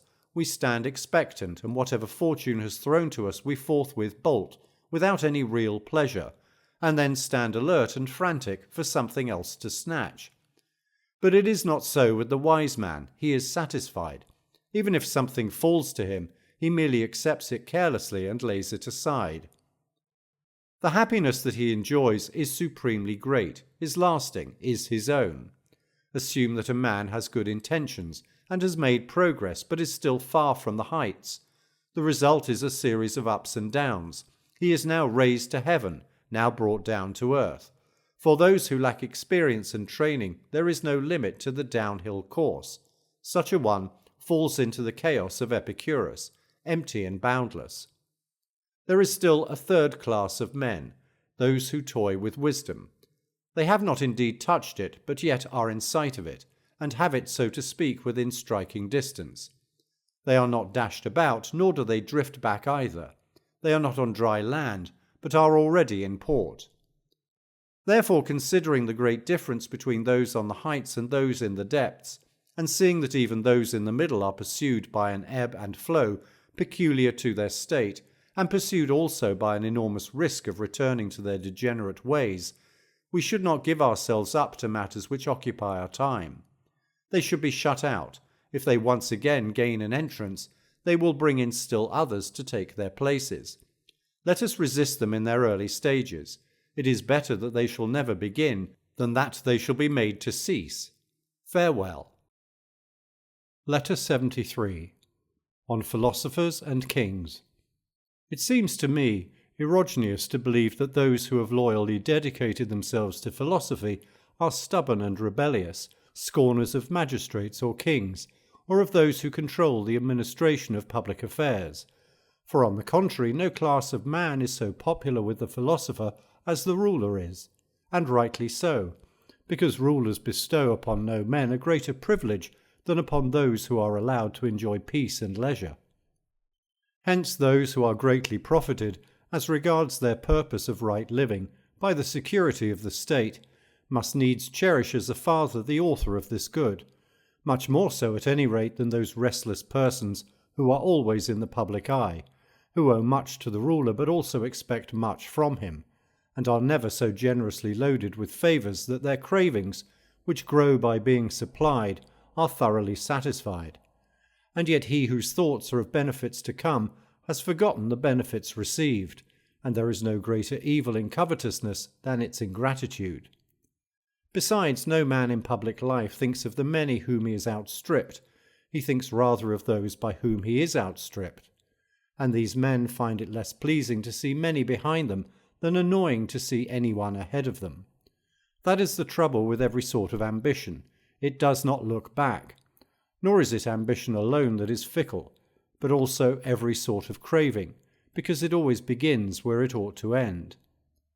But that other man, upright and pure, who has left the Senate and the bar and all affairs of state, that he may retire to nobler affairs, cherishes those who have made it possible for him to do this in security. He is the only person who returns spontaneous thanks to them, the only person who owes them a great debt without their knowledge.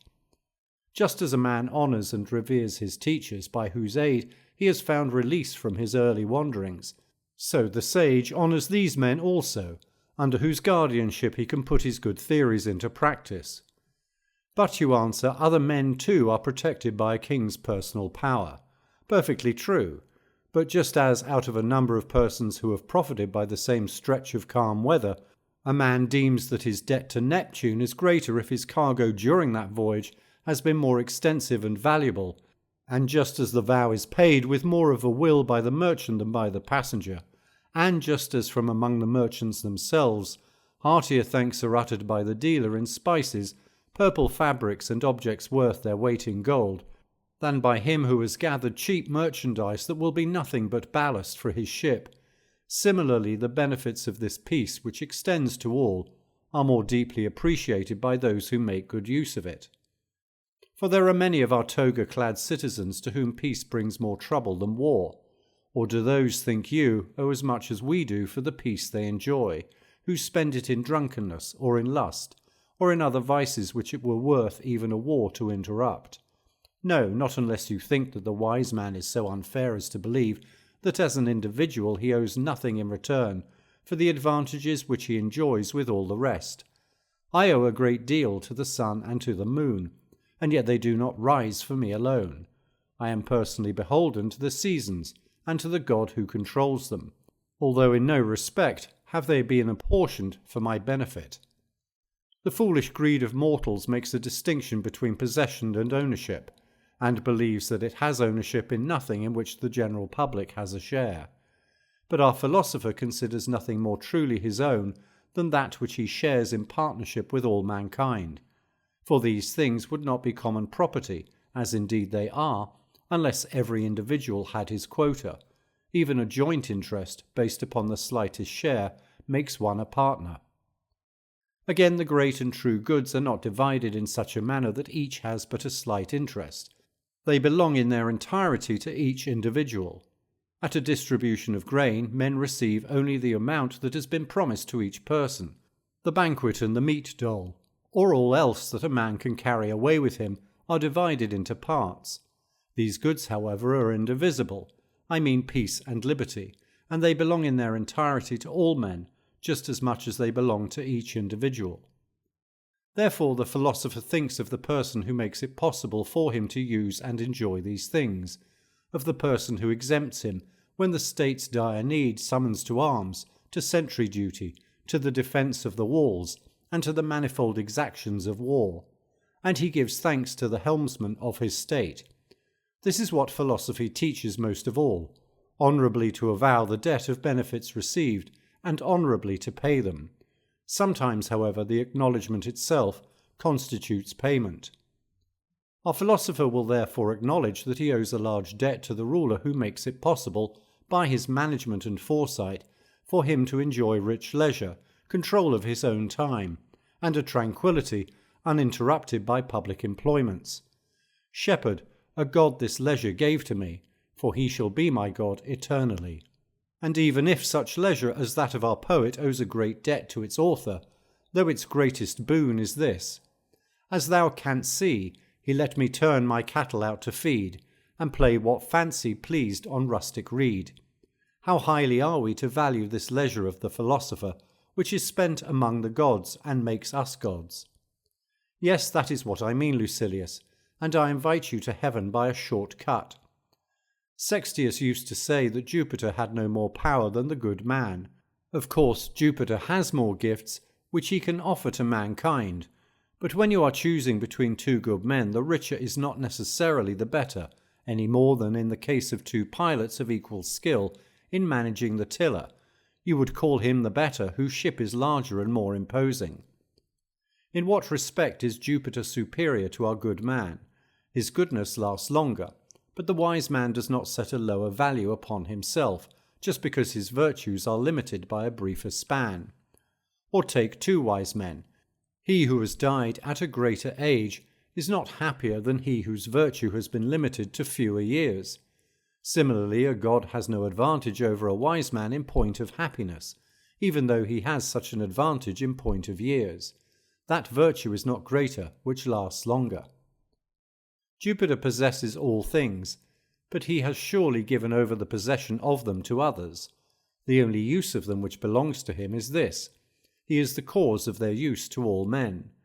The wise man surveys and scorns all the possessions of others as calmly as does Jupiter, and regards himself with the greater esteem, because while Jupiter cannot make use of them, he, the wise man, does not wish to do so.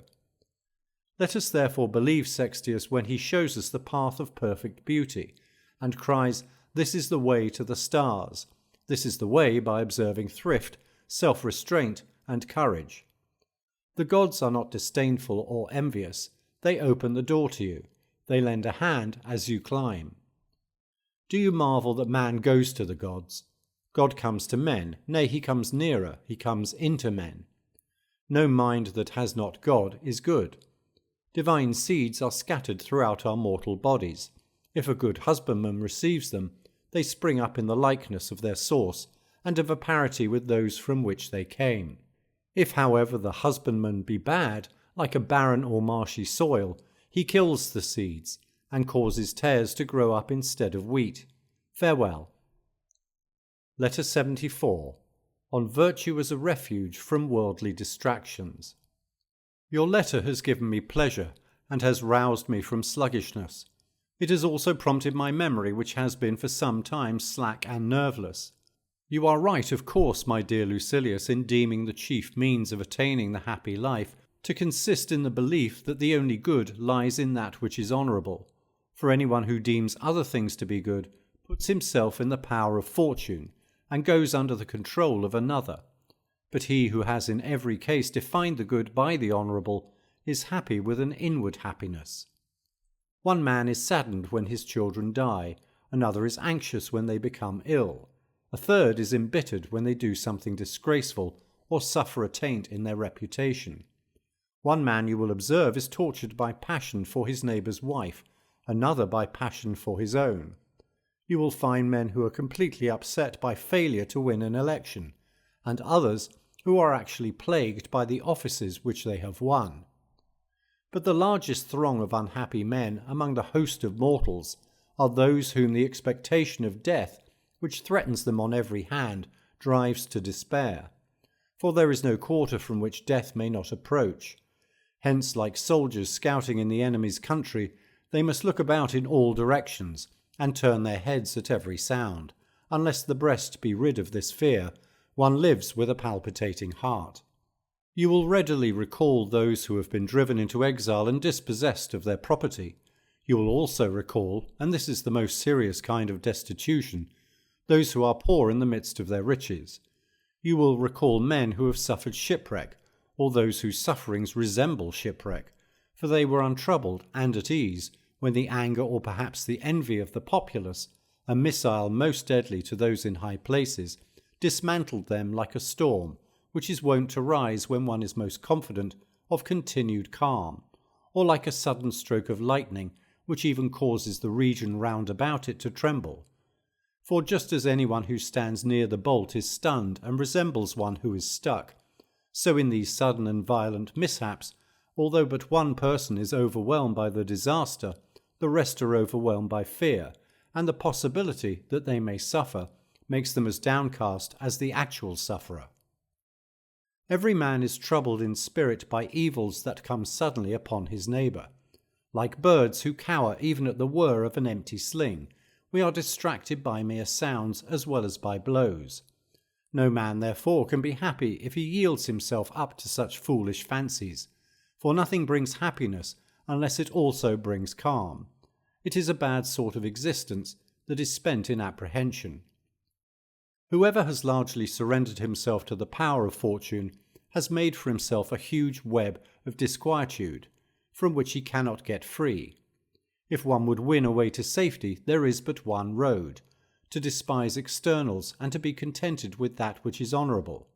For those who regard anything as better than virtue, or believe that there is any good except virtue, are spreading their arms to gather in that which fortune tosses abroad, and are anxiously awaiting her favours. Picture now to yourself that fortune is holding a festival, and is showering down honours, riches, and influence upon this mob of mortals. Some of these gifts have already been torn to pieces in the hands of those who try to snatch them. Others have been divided up by treacherous partnerships, and still others have been seized to the great detriment of those into whose possession they have come. Certain of these favours have fallen to men while they were absent-minded. Others have been lost to their seekers because they were snatching too eagerly for them, and just because they are greedily seized upon, have been knocked from their hands. There is not a man among them all, however, even he who has been lucky in the booty which has fallen to him, whose joy in his spoil has lasted until the morrow. The most sensible man, therefore, as soon as he sees the dole being brought in, runs from the theatre, for he knows that one pays a high price for small favours. No one will grapple with him on the way out, or strike him as he departs. The quarrelling takes place where the prizes are. Similarly with the gifts which fortune tosses down to us, wretches that we are, we become excited, we are torn asunder, we wish that we had many hands, we look back now in this direction and now in that. All too slowly, as it seems, are the gifts thrown in our direction. They merely excite our cravings, since they can reach but few and are awaited by all. We are keen to intercept them as they fall down. We rejoice if we have laid hold of anything, and some have been mocked by the idle hope of laying hold. We have either paid a high price for worthless plunder with some disadvantage to ourselves, or else have been defrauded and are left in the lurch. Let us therefore withdraw from a game like this, and give way to the greedy rabble. Let them gaze after such goods which hang suspended above them, and be themselves still more in suspense. Whoever makes up his mind to be happy should conclude that the good consists only in that which is honourable.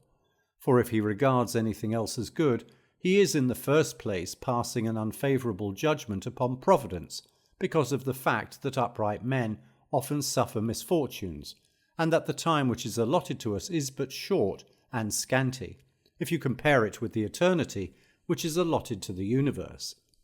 It is a result of complaints like these that we are unappreciative in our comments upon the gifts of heaven. We complain because they are not always granted to us, because they are few and unsure and fleeting. Hence we have not the will either to live or to die. We are possessed by hatred of life, by fear of death. Our plans are all at sea, and no amount of prosperity can satisfy us. And the reason for all this is that we have not yet attained to that good which is immeasurable and unsurpassable, in which all wishing on our part must cease, because there is no place beyond the highest. Do you ask why virtue needs nothing? Because it is pleased with what it has, and does not lust after that which it has not. Whatever is enough is abundant in the eyes of virtue. Dissent from this judgment and duty and loyalty will not abide, for one who desires to exhibit these two qualities must endure much that the world calls evil. We must sacrifice many things to which we are addicted, thinking them to be goods. Gone is courage, which should be continually testing itself. Gone is greatness of soul, which cannot stand out clearly unless it has learned to scorn as trivial everything that the crowd covets as supremely important. And gone is kindness and the repaying of kindness, if we fear toil, if we have acknowledged anything to be more precious than loyalty, if our eyes are fixed upon anything except the best. But to pass these questions by, either these so-called goods are not goods, or else man is more fortunate than God, because God has no enjoyment of the things which are given to us. For lust pertains not to God, nor do elegant banquets, nor wealth, nor any of the things that allure mankind and lead him on through the influence of degrading pleasure. Therefore it is either not incredible that there are goods which God does not possess, or else the very fact that God does not possess them is in itself a proof that these things are not goods. Besides, many things which are wont to be regarded as goods are granted to animals in fuller measure than to men. Animals eat their food with better appetite, are not in the same degree weakened by sexual indulgence, and have a greater and more uniform constancy in their strength. Consequently, they are much more fortunate than man, for there is no wickedness, no injury to themselves in their way of living. They enjoy their pleasures, and they take them more often and more easily, without any of the fear that results from shame or regret. This being so, you should consider whether one has a right to call anything good in which God is outdone by man. Let us limit the supreme good to the soul. It loses its meaning if it is taken from the best part of us and applied to the worst, that is, if it is transferred to the senses, for the senses are more active in dumb beasts. The sum total of our happiness must not be placed in the flesh. The true goods are those which reason bestows, substantial and eternal. They cannot fall away, neither can they grow less or be diminished. Other things are goods according to opinion, and though they are called by the same name as the true goods, the essence of goodness is not in them. Let us therefore call them advantages, and to use our technical term, preferred things. Let us, however, recognize that they are our chattels, not parts of ourselves, and let us have them in our possession, but take heed to remember that they are outside ourselves. Even though they are in our possession, they are to be reckoned as things subordinate and poor, the possession of which gives no man a right to plume himself. For what is more foolish than being self-complacent about something which one has not accomplished by one's own efforts? Let everything of this nature be added to us, and not stick fast to us, so that, if it is withdrawn, it may come away without tearing off any part of us. Let us use these things, but not boast of them, and let us use them sparingly, as if they were given for safekeeping and will be withdrawn. Anyone who does not employ reason in his possession of them never keeps them long, for prosperity of itself, if uncontrolled by reason, overwhelms itself. If anyone has put his trust in goods that are most fleeting, he is soon bereft of them, and to avoid being bereft, he suffers distress. Few men have been permitted to lay aside prosperity gently. The rest all fall, together with the things amid which they have come into eminence, and they are weighted down by the very things which had before exalted them. For this reason foresight must be brought into play, to insist upon a limit or upon frugality in the use of these things, since license overthrows and destroys its own abundance. That which has no limit has never endured, unless reason which sets limits has held it in check. The fate of many cities will prove the truth of this. Their sway has ceased at the very prime, because they were given to luxury, and excess has ruined all that had been won by virtue. We should fortify ourselves against such calamities, but no wall can be erected against fortune which she cannot take by storm. Let us strengthen our inner defences. If the inner part be safe, man can be attacked, but never captured. Do you wish to know what this weapon of defence is? It is the ability to refrain from chafing over whatever happens to one, of knowing that the very agencies which seem to bring harm are working for the preservation of the world, and are a part of the scheme for bringing to fulfilment the order of the universe and its functions. Let man be pleased with whatever has pleased God. Let him marvel at himself and his own resources for this very reason, that he cannot be overcome, that he has the very powers of evil subject to his control, and that he brings into subjection chance and pain and wrong by means of that strongest of powers, reason. Love reason. The love of reason will arm you against the greatest hardships. Wild beasts dash against the hunter's spear through love of their young, and it is their wildness and their unpremeditated onrush that keep them from being tamed. Often a desire for glory has stirred the mind of youth to despise both sword and stake. The mere vision and semblance of virtue impels certain men to a self-imposed death. In proportion as reason is stouter and steadier than any of these emotions, so much the more forcefully will she make her way through the midst of utter terrors and dangers. Men say to us, "You are mistaken if you maintain that nothing is a good except that which is honourable. A defence like this will not make you safe from fortune and free from her assaults, for you maintain that dutiful children and a well-governed country and good parents are to be reckoned as goods. But you cannot see these dear objects in danger and be yourself at ease. Your calm will be disturbed by a siege conducted against your country, by the death of your children, or by the enslaving of your parents." I will first state what we Stoics usually reply to these objectors, and then will add what additional answers should, in my opinion, be given. The situation is entirely different in the case of goods whose loss entails some hardship substituted in their place. For example, when good health is impaired, there is a change to ill health. When the eye is put out, we are visited with blindness. We not only lose our speed when our leg muscles are cut, but infirmity takes the place of speed. But no such danger is involved in the case of the goods to which we referred a moment ago. And why?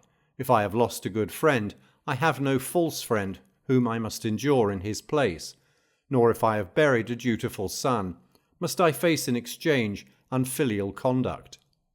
In the second place, this does not mean to me the taking off of a friend or of a child. It is the mere taking off of their bodies. But a good can be lost in only one way, by changing into what is bad, and this is impossible according to the law of nature, because every virtue and every work of virtue abides uncorrupted. Again, even if friends have perished, or children of approved goodness who fulfill their father's prayers for them, there is something that can fill their place. Do you ask what this is? It is that which had made them good in the first place, namely virtue. Virtue suffers no space in us to be unoccupied. It takes possession of the whole soul and removes all sense of loss. It alone is sufficient, for the strength and beginnings of all goods exist in virtue herself. What does it matter if running water is cut off and flows away, as long as the fountain from which it has flowed is unharmed? You will not maintain that a man's life is more just if his children are unharmed than if they have passed away, nor yet better appointed, nor more intelligent, nor more honourable, therefore no better either. The addition of friends does not make one wiser, nor does their taking away make one more foolish, therefore not happier or more wretched either. As long as your virtue is unharmed, you will not feel the loss of anything that has been withdrawn from you. You may say, "Come now, is not a man happier when girt about with a large company of friends and children?" Why should this be so? For the supreme good is neither impaired nor increased thereby. It abides within its own limits, no matter how fortune has conducted herself. Whether a long old age falls to one's lot, or whether the end comes on this side of old age, the measure of the supreme good is unvaried, in spite of the difference in years. Whether you draw a larger or a smaller circle, its size affects its area, not its shape. One circle may remain as it is for a long time, while you may contract the other forthwith, or even merge it completely with the sand in which it was drawn. Yet each circle has had the same shape. That which is straight is not judged by its size or by its number or by its duration. It can no more be made longer than it can be made shorter. Scale down the honourable life as much as you like from the full 100 years, and reduce it to a single day. It is equally honourable. Sometimes virtue is widespread, governing kingdoms, cities, and provinces, creating laws, developing friendships, and regulating the duties that hold good between relatives and children. At other times it is limited by the narrow bounds of poverty, exile, or bereavement. But it is no smaller when it is reduced from prouder heights to a private station, from a royal palace to a humble dwelling, or when from a general and broad jurisdiction it is gathered into the narrow limits of a private house or a tiny corner. Virtue is just as great, even when it has retreated within itself and is shut in on all sides, for its spirit is no less great and upright, its sagacity no less complete, its justice no less inflexible. It is therefore equally happy, for happiness has its abode in one place only, namely in the mind itself, and is noble, steadfast, and calm. And this state cannot be attained without a knowledge of things divine and human. The other answer which I promised to make to your objection follows from this reasoning. The wise man is not distressed by the loss of children or of friends, for he endures their death in the same spirit in which he awaits his own, and he fears the one as little as he grieves for the other. For the underlying principle of virtue is conformity. All the works of virtue are in harmony and agreement with virtue itself. But this harmony is lost if the soul, which ought to be uplifted, is cast down by grief or a sense of loss. It is ever a dishonour for a man to be troubled and fretted, to be numbed when there is any call for activity. For that which is honourable is free from care, and untrammelled, is unafraid, and stands girt for action. What, you ask, will the wise man experience no emotion like disturbance of spirit? Will not his features change colour, his countenance be agitated, and his limbs grow cold? And there are other things which we do, not under the influence of the will, but unconsciously, and as the result of a sort of natural impulse. I admit that this is true, but the sage will retain the firm belief that none of these things is evil, or important enough to make a healthy mind break down. Whatever shall remain to be done, virtue can do with courage and readiness, for anyone would admit that it is a mark of folly to do in a slothful and rebellious spirit whatever one has to do, or to direct the body in one direction and the mind in another, and thus to be torn between utterly conflicting emotions. For folly is despised precisely because of the things for which she vaunts and admires herself, and she does not do gladly even those things in which she prides herself. But if folly fears some evil, she is burdened by it in the very moment of awaiting it, just as if it had actually come, already suffering in apprehension whatever she fears she may suffer. Just as in the body symptoms of latent ill health precede the disease, there is, for example, a certain weak sluggishness, a lassitude which is not the result of any work, a trembling and a shivering that pervades the limbs. So the feeble spirit is shaken by its ills a long time before it is overcome by them. It anticipates them and totters before its time. But what is greater madness than to be tortured by the future and not to save your strength for the actual suffering, but to invite and bring on wretchedness? If you cannot be rid of it, you ought at least to postpone it. Will you not understand that no man should be tormented by the future? The man who has been told that he will have to endure torture 50 years from now is not disturbed thereby, unless he has leapt over the intervening years and has projected himself into the trouble that is destined to arrive a generation later. In the same way, souls that enjoy being sick and that seize upon excuses for sorrow are saddened by events long past and effaced from the records. Past and future are both absent. We feel neither of them. But there can be no pain except as the result of what you feel. Farewell. Letter 75. On the diseases of the soul. You have been complaining that my letters to you are rather carelessly written. Now who talks carefully unless he also desires to talk affectedly? I prefer that my letters should be just what my conversation would be if you and I were sitting in one another's company, or taking walks together, spontaneous and easy, for my letters have nothing strained or artificial about them. If it were possible, I should prefer to show rather than speak my feelings. If I were arguing a point, I should not stamp my foot or toss my arms about, or raise my voice, but I should leave that sort of thing to the orator, and should be content to have conveyed my feelings to you without having either embellished them or lowered their dignity. I should like to convince you entirely of this one fact, that I feel whatever I say, that I not only feel it, but am wedded to it. It is one sort of kiss which a man gives his mistress, and another which he gives his children. Yet in the father's embrace also, holy and restrained as it is, plenty of affection is disclosed. I prefer, however, that our conversation on matters so important should not be meagre and dry, for even philosophy does not renounce the company of cleverness. One should not, however, bestow very much attention upon mere words. Let this be the kernel of my idea. Let us say what we feel, and feel what we say. Let speech harmonize with life. That man has fulfilled his promise who is the same person both when you see him and when you hear him. We shall not fail to see what sort of man he is, and how large a man he is, if only he is one and the same. Our words should aim not to please but to help. If, however, you can attain eloquence without painstaking, and if you either are naturally gifted or can gain eloquence at slight cost, make the most of it, and apply it to the noblest uses. But let it be of such a kind that it displays facts rather than itself. It and the other arts are wholly concerned with cleverness, but our business here is the soul. A sick man does not call in a physician who is eloquent, but if it so happens that the physician who can cure him likewise discourses elegantly about the treatment which is to be followed, the patient will take it in good part.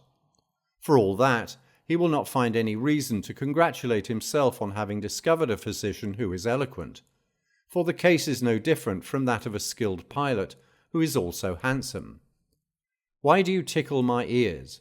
Why do you entertain me? There is other business at hand. I am to be cauterized, operated upon, or put on a diet. That is why you are summoned to treat me. You are required to cure a disease that is chronic and serious, one which affects the general weal. You have as serious a business on hand as a physician has during a plague. Are you concerned about words? Rejoice this instant if you can cope with things. When shall you learn all that there is to learn? When shall you so plant in your mind that which you have learned that it cannot escape? When shall you put it all into practice? For it is not sufficient merely to commit these things to memory like other matters. They must be practically tested. He is not happy who only knows them, but he who does them. You reply, what, are there no degrees of happiness below your happy man? Is there a sheer descent immediately below wisdom? I think not, for though he who makes progress is still numbered with the fools, yet he is separated from them by a long interval. Among the very persons who are making progress there are also great spaces intervening. They fall into three classes, as certain philosophers believe. First come those who have not yet attained wisdom, but have already gained a place nearby. Yet even that which is not far away is still outside. These, if you ask me, are men who have already laid aside all passions and vices, who have learned what things are to be embraced, but their assurance is not yet tested. They have not yet put their good into practice, yet from now on they cannot slip back into the faults which they have escaped. They have already arrived at a point from which there is no slipping back, but they are not yet aware of the fact. As I remember writing in another letter, they are ignorant of their knowledge. It has now been vouchsafed to them to enjoy their good, but not yet to be sure of it.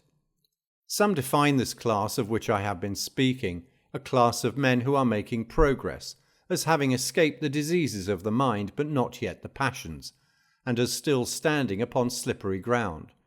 Because no one is beyond the dangers of evil except him who has cleared himself of it wholly.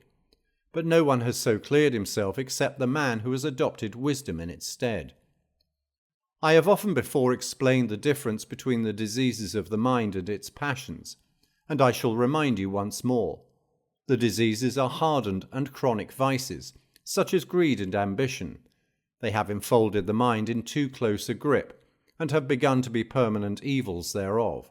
To give a brief definition, by disease we mean a persistent perversion of the judgment, so that things which are mildly desirable are thought to be highly desirable.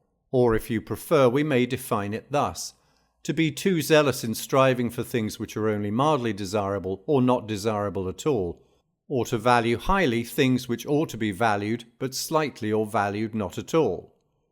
Passions are objectionable impulses of the spirit, sudden and vehement. They have come so often, and so little attention has been paid to them, that they have caused a state of disease. Just as a catarrh, when there has been but a single attack, and the catarrh has not yet become habitual, produces a cough, but causes consumption when it has become regular and chronic. Therefore we may say that those who have made most progress are beyond the reach of the diseases, but they still feel the passions even when very near perfection. The second class is composed of those who have laid aside both the greatest ills of the mind and its passions, but yet are not in assured possession of immunity, for they can still slip back into their former state. The third class are beyond the reach of many of the vices, and particularly of the great vices, but not beyond the reach of all. They have escaped avarice, for example, but still feel anger. They no longer are troubled by lust, but are still troubled by ambition. They no longer have desire, but they still have fear. And just because they fear, although they are strong enough to withstand certain things, there are certain things to which they yield. They scorn death, but are in terror of pain.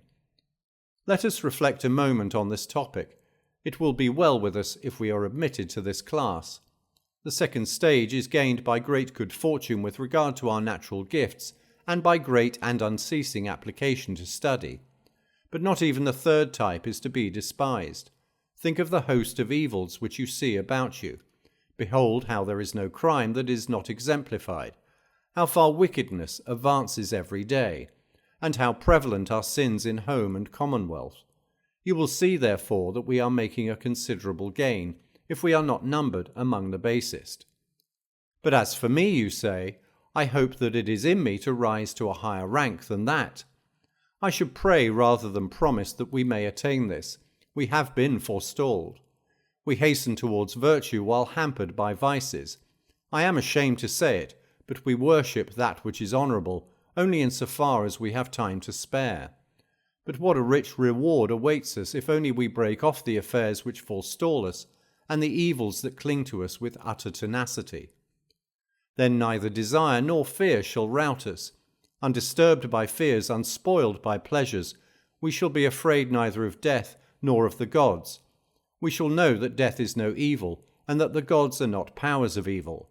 That which harms has no greater power than that which receives harm, and things which are utterly good have no power at all to harm.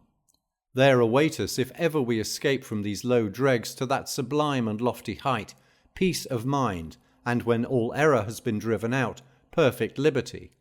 You ask what this freedom is. It means not fearing either men or gods. It means not craving wickedness or excess. It means possessing supreme power over oneself, and it is a priceless good to be master of oneself. Farewell. Letter 76. On learning wisdom in old age. You have been threatening me with your enmity, if I do not keep you informed about all my daily actions. But see now upon what frank terms you and I live, for I shall confide even the following fact to your ears. I have been hearing the lectures of a philosopher. 4 days have already passed since I have been attending his school and listening to the harangue which begins at 2 o'clock. A fine time of life for that, you say. Yes, fine indeed. Now what is more foolish than refusing to learn? simply because one has not been learning for a long time. What do you mean?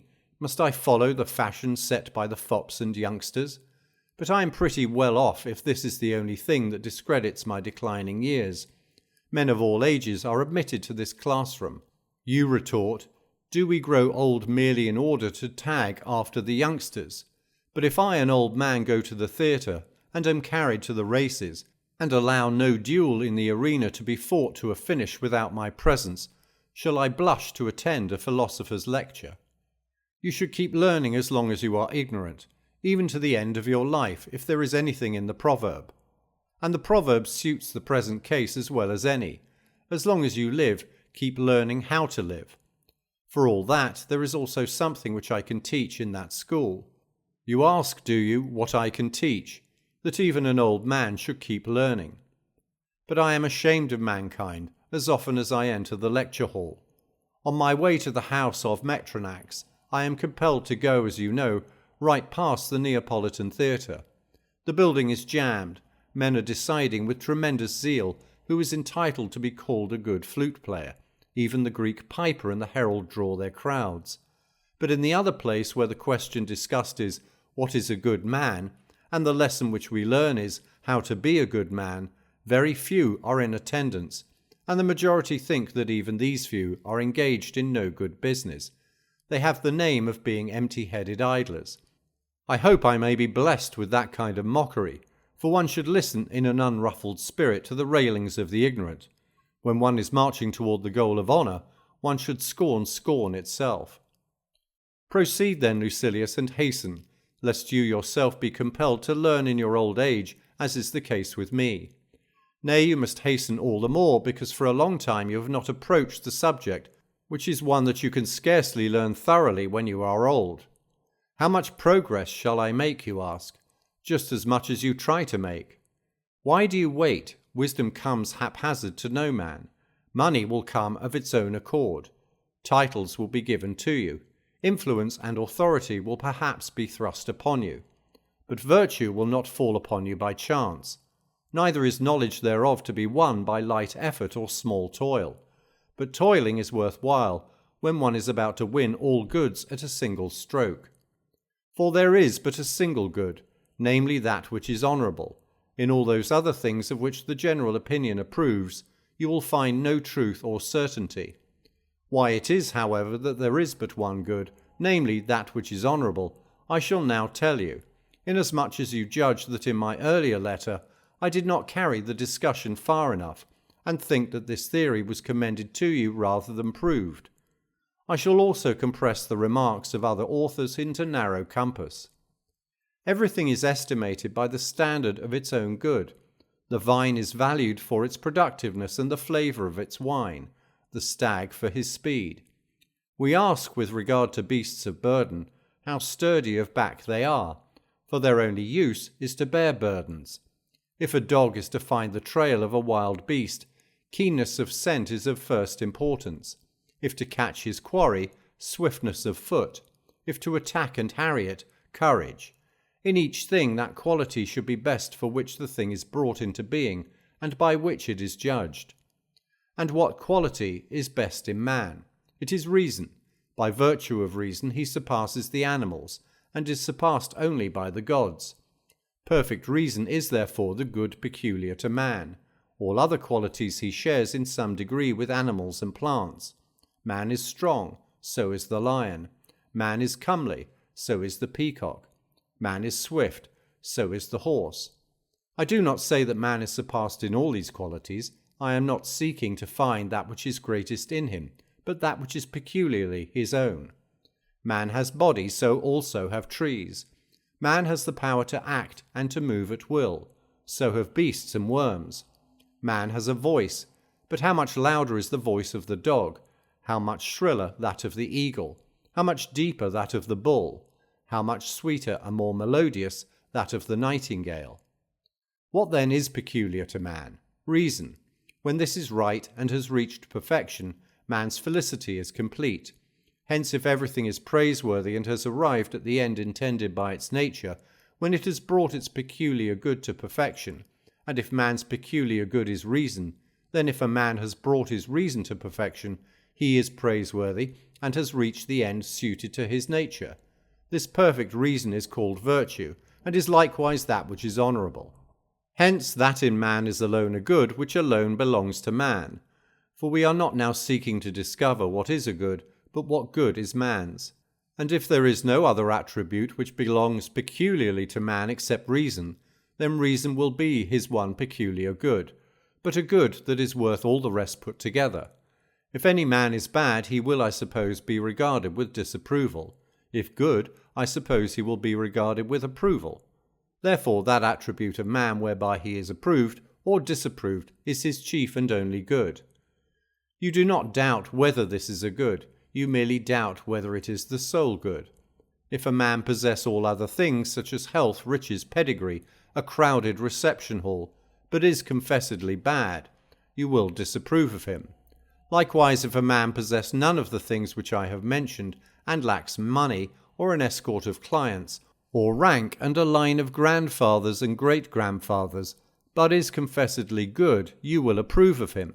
Hence this is man's one peculiar good, and the possessor of it is to be praised, even if he lacks other things. But he who does not possess it, though he possess everything else in abundance, is condemned and rejected. The same thing holds good regarding men as regarding things. A ship is said to be good not when it is decorated with costly colours, nor when its prow is covered with silver or gold, or its figurehead embossed in ivory, nor when it is laden with the imperial revenues, or with the wealth of kings, but when it is steady and staunch and taut, with seams that keep out the water, stout enough to endure the buffeting of the waves obedient to its helm, swift and caring naught for the winds. You will speak of a sword as good, not when its sword belt is of gold, or its scabbard studded with gems, but when its edge is fine for cutting, and its point will pierce any armour. Take the carpenter's rule. We do not ask how beautiful it is, but how straight it is. Each thing is praised in regard to that attribute which is taken as its standard, in regard to that which is its peculiar quality. Therefore, in the case of man also, it is not pertinent to the question to know how many acres he ploughs, how much money he has out at interest, how many callers attend his receptions, how costly is the couch on which he lies, how transparent are the cups from which he drinks, but how good he is. He is good, however, if his reason is well ordered, and right and adapted to that which his nature has willed. It is this that is called virtue. This is what we mean by honourable. It is man's unique good. For since reason alone brings man to perfection, reason alone, when perfected, makes man happy. This, moreover, is man's only good, the only means by which he is made happy. We do indeed say that those things also are goods which are furthered and brought together by virtue, that is, all the works of virtue. But virtue itself is for this reason the only good, because there is no good without virtue. If every good is in the soul, then whatever strengthens, uplifts, and enlarges the soul is a good. Virtue, however, does make the soul stronger, loftier, and larger. For all other things which arouse our desires depress the soul and weaken it, and when we think that they are uplifting the soul, they are merely puffing it up and cheating it with much emptiness. Therefore that alone is good which will make the soul better. All the actions of life taken as a whole are controlled by the consideration of what is honourable or base. It is with reference to these two things that our reason is governed in doing or not doing a particular thing. I shall explain what I mean. A good man will do what he thinks it will be honourable for him to do, even if it involves toil. He will do it even if it involves harm to him. He will do it even if it involves peril. Again, he will not do that which will be base, even if it brings him money or pleasure or power. Nothing will deter him from that which is honourable, and nothing will tempt him into baseness. Therefore, if he is determined invariably to follow that which is honourable, invariably to avoid baseness, and in every act of his life to have regard for these two things, deeming nothing else good except that which is honourable, and nothing else bad except that which is base, if virtue alone is unperverted in him, and by itself keeps its even course, then virtue is that man's only good, and nothing can thenceforth happen to it which may make it anything else than good. It has escaped all risk of change. Folly may creep upwards towards wisdom, but wisdom never slips back into folly. You may perhaps remember my saying that the things which have been generally desired and feared have been trampled down by many a man in moments of sudden passion. There have been found men who would place their hands in the flames, men whose smiles could not be stopped by the torturer, men who would shed not a tear at the funeral of their children, men who would meet death unflinchingly. It is love, for example, anger, lust, which have challenged dangers. If a momentary stubbornness can accomplish all this when roused by some goad that pricks the spirit, how much more can be accomplished by virtue, which does not act impulsively or suddenly, but uniformly and with a strength that is lasting? It follows that the things which are often scorned by the men who are moved with a sudden passion, and are always scorned by the wise, are neither goods nor evils. Virtue itself is therefore the only good. She marches proudly between the two extremes of fortune, with great scorn for both. If, however, you accept the view that there is anything good besides that which is honourable, all the virtues will suffer, for it will never be possible for any virtue to be won and held if there is anything outside itself which virtue must take into consideration. If there is any such thing, then it is at variance with reason, from which the virtues spring, and with truth also, which cannot exist without reason. Any opinion, however, which is at variance with truth is wrong. A good man, you will admit, must have the highest sense of duty toward the gods. Hence he will endure with an unruffled spirit whatever happens to him, for he will know that it has happened as a result of the divine law, by which the whole creation moves. This being so, there will be for him one good and only one, namely that which is honourable. For one of its dictates is that we shall obey the gods and not blaze forth in anger at sudden misfortunes or deplore our lot, but rather patiently accept fate and obey its commands.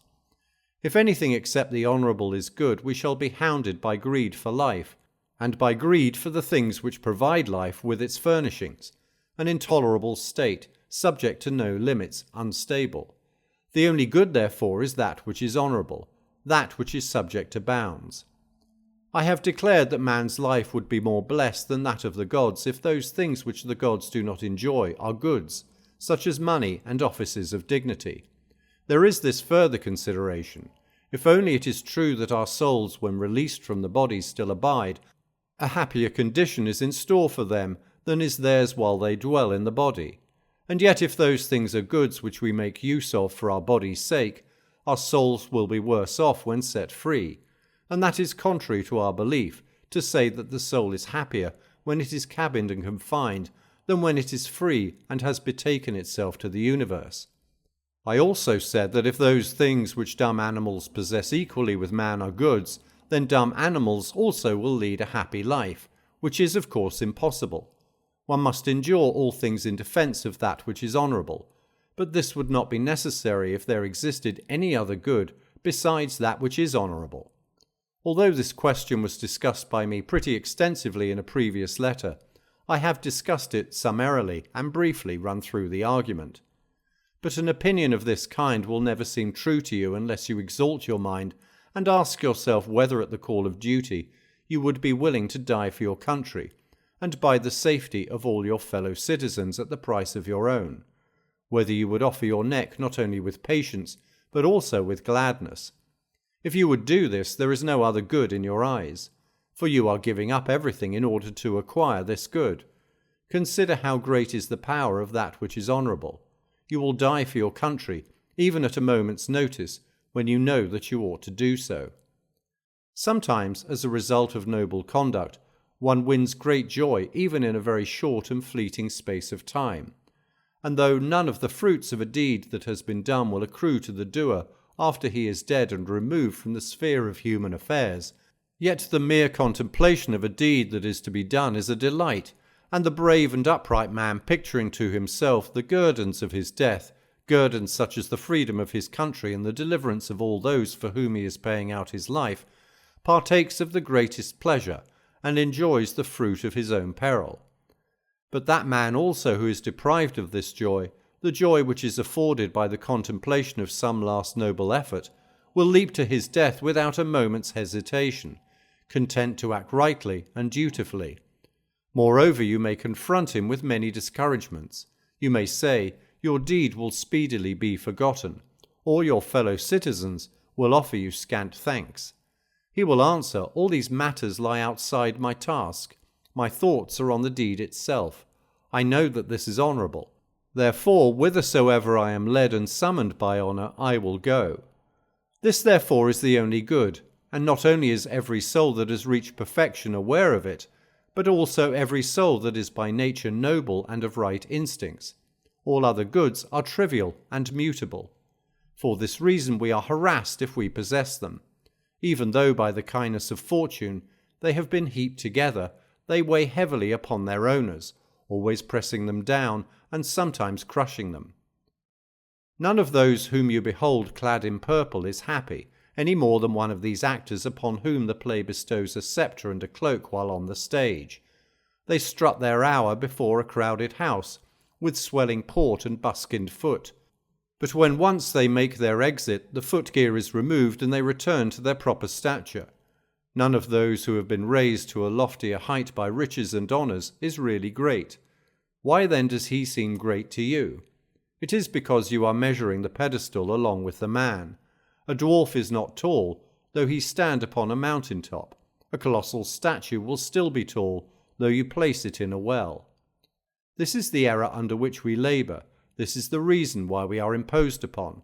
We value no man at what he is, but add to the man himself the trappings in which he is clothed. But when you wish to inquire into a man's true worth and to know what manner of man he is, look at him when he is naked. Make him lay aside his inherited estate, his titles, and the other deceptions of fortune.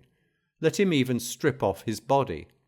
Consider his soul, its quality and its stature, and thus learn whether its greatness is borrowed or its own. If a man can behold with unflinching eyes the flash of a sword, if he knows that it makes no difference to him whether his soul takes flight through his mouth or through a wound in his throat, you may call him happy. You may also call him happy if, when he is threatened with bodily torture, whether it be the result of accident or of the might of the stronger, he can without concern hear talk of chains, or of exile, or of all the idle fears that stir men's minds, and can say, O maiden, no new sudden form of toil springs up before my eyes. Within my soul I have forestalled and surveyed everything. Today it is you who threaten me with these terrors, but I have always threatened myself with them, and have prepared myself as a man to meet man's destiny. If an evil has been pondered beforehand, the blow is gentle when it comes. To the fool, however, and to him who trusts in fortune, each event as it arrives comes in a new and sudden form, and a large part of evil to the inexperienced consists in its novelty. This is proved by the fact that men endure with greater courage when they have once become accustomed to them, the things which they had at first regarded as hardships.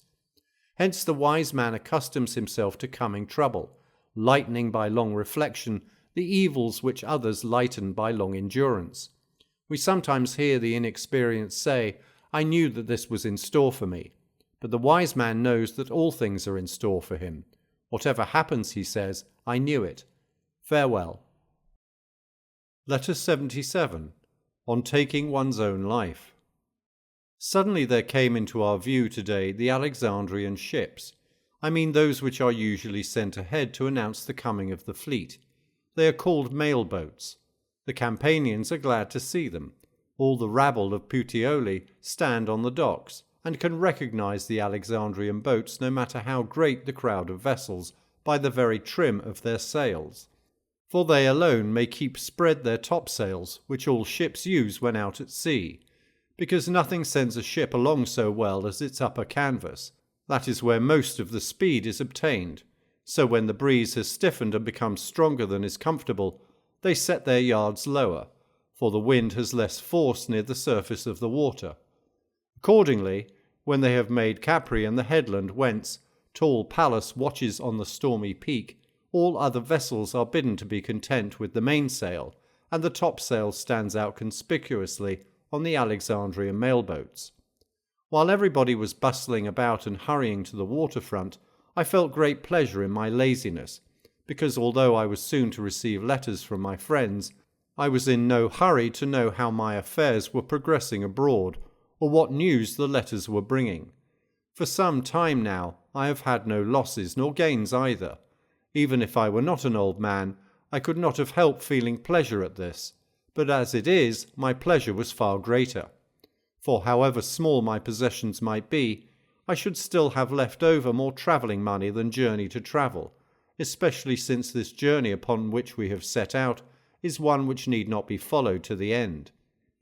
An expedition will be incomplete if one stops halfway, or anywhere on this side of one's destination, but life is not incomplete if it is honourable. At whatever point you leave off living, provided you leave off nobly, your life is a whole. Often, however, one must leave off bravely, and our reasons therefore need not be momentous, for neither are the reasons momentous which hold us here. Tullius Marcellinus, a man whom you knew very well, who in youth was a quiet soul and became old prematurely, fell ill of a disease which was by no means hopeless, but it was protracted and troublesome, and it demanded much attention. Hence he began to think about dying. He called many of his friends together.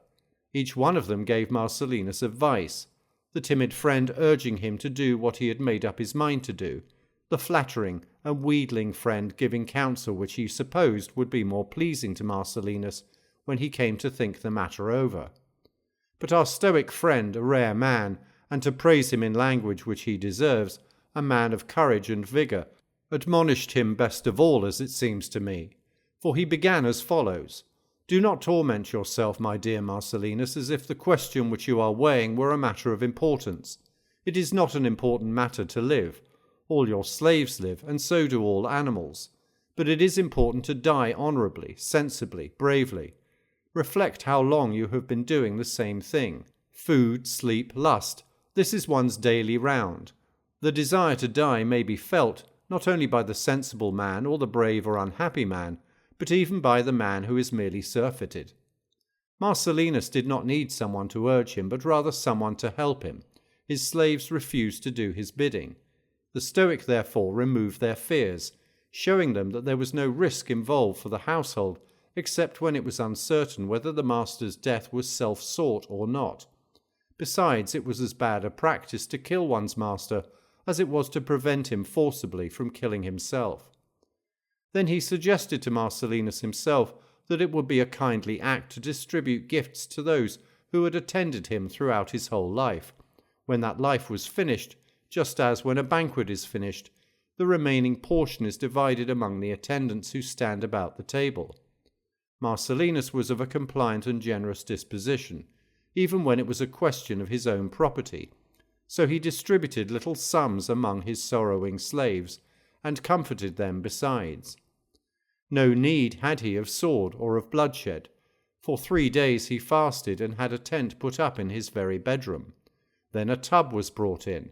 He lay in it for a long time, and as the hot water was continually poured over him, he gradually passed away, not without a feeling of pleasure. As he himself remarked, such a feeling as a slow dissolution is wont to give. Those of us who have ever fainted know from experience what this feeling is. This little anecdote into which I have digressed will not be displeasing to you, for you will see that your friend departed neither with difficulty nor with suffering.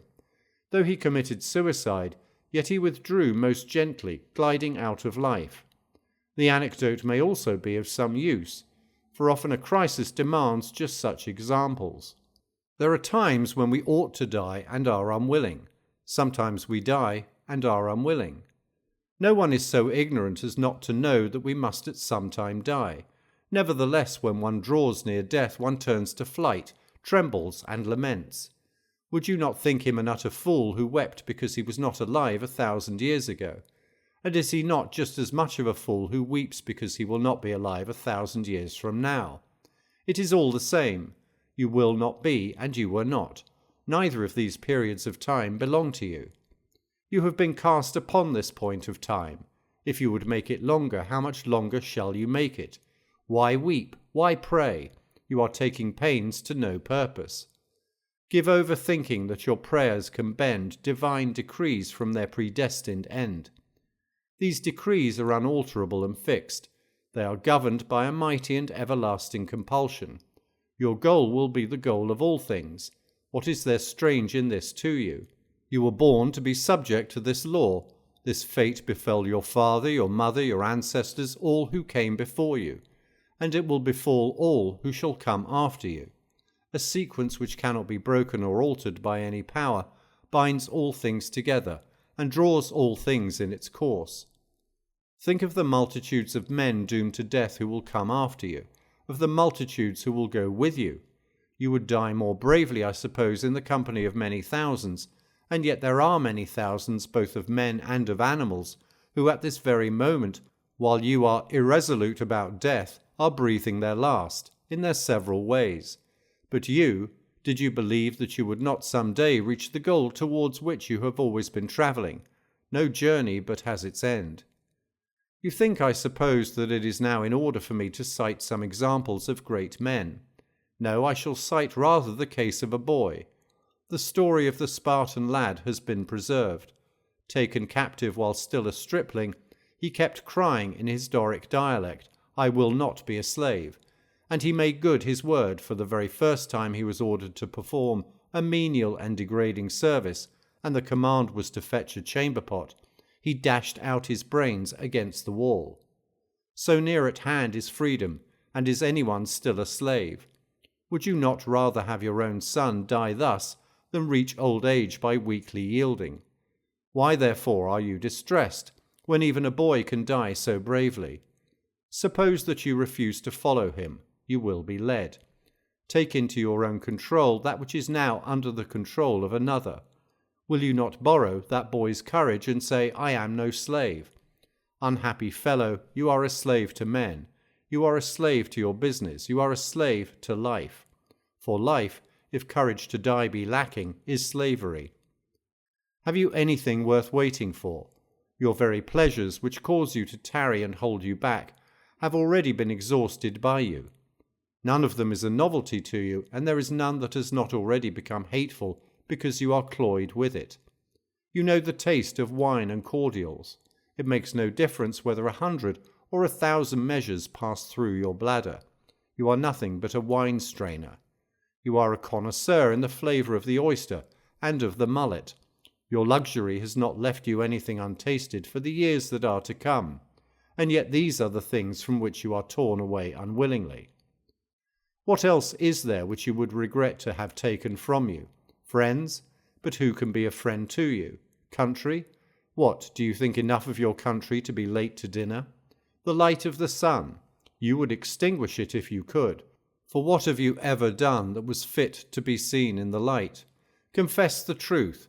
It is not because you long for the Senate chamber or the Forum, or even for the world of nature, that you would fain put off dying. It is because you are loth to leave the fish market, though you have exhausted its stores. You are afraid of death, but how can you scorn it in the midst of a mushroom supper? You wish to live. Well, do you know how to live? You are afraid to die. But come now, is this life of yours anything but death? Gaius Caesar was passing along the Via Latina, when a man stepped out from the ranks of the prisoners, his grey beard hanging down even to his breast, and begged to be put to death. "What," said Caesar, "are you alive now?" That is the answer which should be given to men to whom death would come as a relief. You are afraid to die. What, are you alive now? But, says one, I wish to live, for I am engaged in many honourable pursuits. I am loth to leave life's duties, which I am fulfilling with loyalty and zeal. Surely you are aware that dying is also one of life's duties. You are deserting no duty, for there is no definite number established which you are bound to complete. There is no life that is not short. Compared with the world of nature, even Nestor's life was a short one, or Satia's, the woman who bade carve on her tombstone that she had lived 99 years. Some persons, you see, boast of their long lives, but who could have endured the old lady if she had had the luck to complete her 100th year? It is with life as it is with a play. It matters not how long the action is spun out, but how good the acting is. It makes no difference at what point you stop. Stop whenever you choose, only see to it that the closing period is well turned. Farewell. Letter 78. On the healing power of the mind.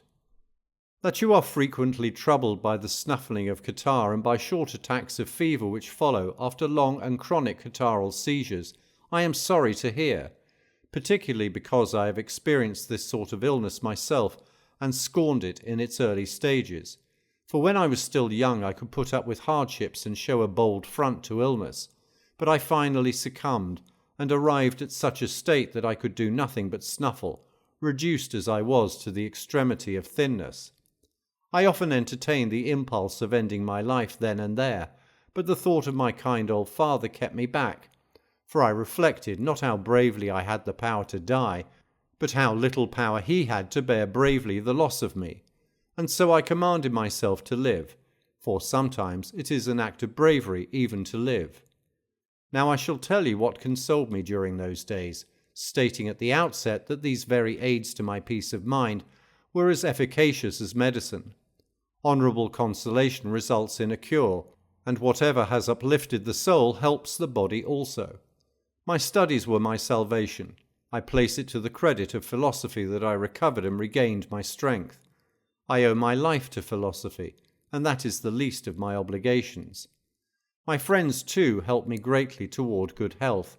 I used to be comforted by their cheering words, by the hours they spent at my bedside, and by their conversation. Nothing, my excellent Lucilius, refreshes and aids a sick man so much as the affection of his friends. Nothing so steals away the expectation and the fear of death. In fact, I could not believe that if they survived me, I should be dying at all. Yes, I repeat, it seemed to me that I should continue to live, not with them, but through them. I imagined myself not to be yielding up my soul, but to be making it over to them. All these things gave me the inclination to succour myself and to endure any torture. Besides, it is a most miserable state to have lost one's zest for dying, and to have no zest in living. These, then, are the remedies to which you should have recourse. The physician will prescribe your walks and your exercise. He will warn you not to become addicted to idleness, as is the tendency of the inactive invalid. He will order you to read in a louder voice, and to exercise your lungs, the passages and cavity of which are affected, or to sail and shake up your bowels by a little mild motion. He will recommend the proper food, and the suitable time for aiding your strength with wine, or refraining from it in order to keep your cough from being irritated and hacking. But as for me, my counsel to you is this, and it is a cure, not merely of this disease of yours, but of your whole life. Despise death. There is no sorrow in the world when we have escaped from the fear of death. There are these three serious elements in every disease: fear of death, bodily pain, and interruption of pleasures. Concerning death enough has been said, and I shall add only a word. This fear is not a fear of disease, but a fear of nature. Disease has often postponed death, and a vision of dying has been many a man's salvation. You will die not because you are ill, but because you are alive. Even when you have been cured, the same end awaits you. When you have recovered, it will not be death but ill health that you have escaped. Let us now return to the consideration of the characteristic disadvantage of disease. It is accompanied by great suffering. The suffering, however, is rendered endurable by interruptions, for the strain of extreme pain must come to an end. No man can suffer both severely and for a long time. Nature, who loves us most tenderly, has so constituted us as to make pain either endurable or short. The severest pains have their seat in the most slender parts of our body. Nerves, joints, and any other of the narrow passages hurt most cruelly when they have developed trouble within their contracted spaces. But these parts soon become numb, and by reason of the pain itself lose the sensation of pain, whether because the life force, when checked in its natural course, and changed for the worse, loses the peculiar power through which it thrives and through which it warns us, or because the diseased humours of the body, when they cease to have a place into which they may flow, are thrown back upon themselves, and deprive of sensation the parts where they have caused congestion. So gout both in the feet and in the hands, and all pain in the vertebrae and in the nerves, have their intervals of rest at the times when they have dulled the parts which they before had tortured. The first twinges in all such cases are what cause the distress, and their onset is checked by the lapse of time, so that there is an end of pain when numbness has set in. Pain in the teeth, eyes, and ears is most acute for the very reason that it begins among the narrow spaces of the body, no less acute indeed than in the head itself. But if it is more violent than usual, it turns to delirium and stupor. This is accordingly a consolation for excessive pain, that you cannot help ceasing to feel it if you feel it to excess. The reason, however, why the inexperienced are impatient when their bodies suffer is that they have not accustomed themselves to be contented in spirit. They have been closely associated with the body. Therefore a high-minded and sensible man divorces soul from body, and dwells much with the better or divine part, and only as far as he must with this complaining and frail portion. But it is a hardship, men say, to do without our customary pleasures, to fast, to feel thirst and hunger. These are indeed serious when one first abstains from them. Later the desire dies down, because the appetites themselves, which lead to desire, are wearied and forsake us. Then the stomach becomes petulant, then the food which we craved before becomes hateful. Our very wants die away, but there is no bitterness in doing without that which you have ceased to desire. Moreover, every pain sometimes stops, or at any rate slackens. Moreover, one may take precautions against its return, and when it threatens may check it by means of remedies. Every variety of pain has its premonitory symptoms. This is true at any rate of pain that is habitual and recurrent. One can endure the suffering which disease entails, if one has come to regard its results with scorn. But do not of your own accord make your troubles heavier to bear and burden yourself with complaining. Pain is slight if opinion has added nothing to it. But if on the other hand you begin to encourage yourself and say, "It is nothing, a trifling matter at most, keep a stout heart, and it will soon cease," then in thinking it slight you will make it slight. Everything depends on opinion, ambition, luxury, greed. Hark back to opinion. It is according to opinion that we suffer. A man is as wretched as he has convinced himself that he is. I hold that we should do away with complaint about past sufferings, and with all language like this: "None has ever been worse off than I. What sufferings, what evils have I endured? No one has thought that I shall recover. How often have my family bewailed me, and the physicians given me over? Men who are placed on the rack are not torn asunder with such agony." However, even if all this is true, it is over and gone. What benefit is there in reviewing past sufferings, and in being unhappy just because once you were unhappy? Besides, everyone adds much to his own ills, and tells lies to himself, and that which was bitter to bear is pleasant to have borne. It is natural to rejoice at the ending of one's ills. Two elements must therefore be rooted out once for all: the fear of future suffering and the recollection of past suffering, since the latter no longer concerns me, and the former concerns me not yet. But when set in the very midst of troubles, one should say, "Perchance some day the memory of this sorrow will even bring delight." Let such a man fight against them with all his might. If he once gives way, he will be vanquished. But if he strives against his sufferings, he will conquer. As it is, however, what most men do is to drag down upon their own heads a falling ruin which they ought to try to support. If you begin to withdraw your support from that which thrusts towards you and totters and is ready to plunge, it will follow you and lean more heavily upon you. But if you hold your ground and make up your mind to push against it, it will be forced back. What blows do athletes receive on their faces and all over their bodies? Nevertheless, through their desire for fame, they endure every torture, and they undergo these things not only because they are fighting, but in order to be able to fight. Their very training means torture. So let us also win the way to victory in all our struggles. For the reward is not a garland or a palm or a trumpeter who calls for silence at the proclamation of our names, but rather virtue, steadfastness of soul, and a peace that is won for all time, if fortune has once been utterly vanquished in any combat, you say, I feel severe pain. What then? Are you relieved from feeling it, if you endure it like a woman? Just as an enemy is more dangerous to a retreating army, so every trouble that fortune brings attacks us all the harder if we yield and turn our backs. But the trouble is serious. What, is it for this purpose that we are strong, that we may have light burdens to bear? Would you have your illness long drawn out, or would you have it quick and short?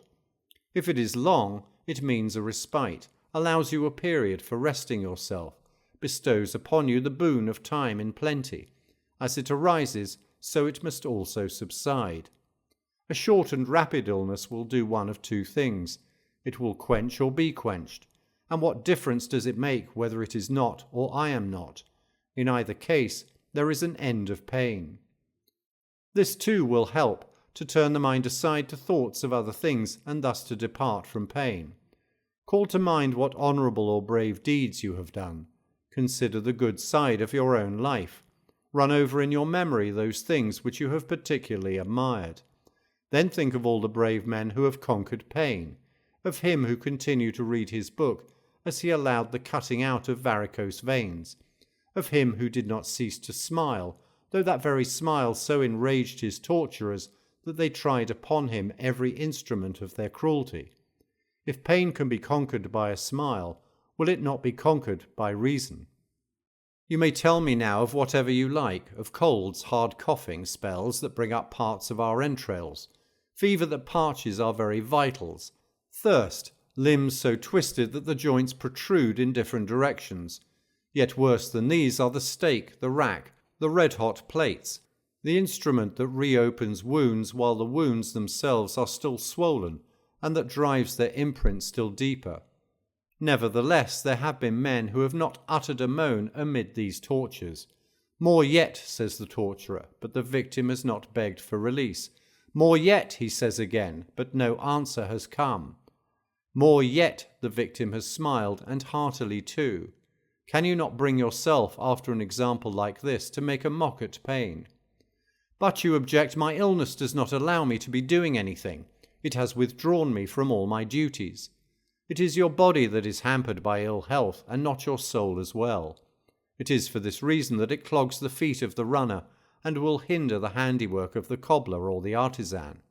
But if your soul be habitually in practice, you will plead and teach, listen and learn, investigate and meditate.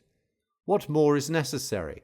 Do you think that you are doing nothing if you possess self-control in your illness? You will be showing that a disease can be overcome, or at any rate endured. There is, I assure you, a place for virtue even upon a bed of sickness. It is not only the sword and the battle line that prove the soul alert and unconquered by fear. A man can display bravery even when wrapped in his bedclothes. You have something to do. Wrestle bravely with disease. If it shall compel you to nothing, beguile you to nothing, it is a notable example that you display. Oh, what ample matter were there for renown, if we could have spectators of our sickness. Be your own spectator, seek your own applause. Again, there are two kinds of pleasures.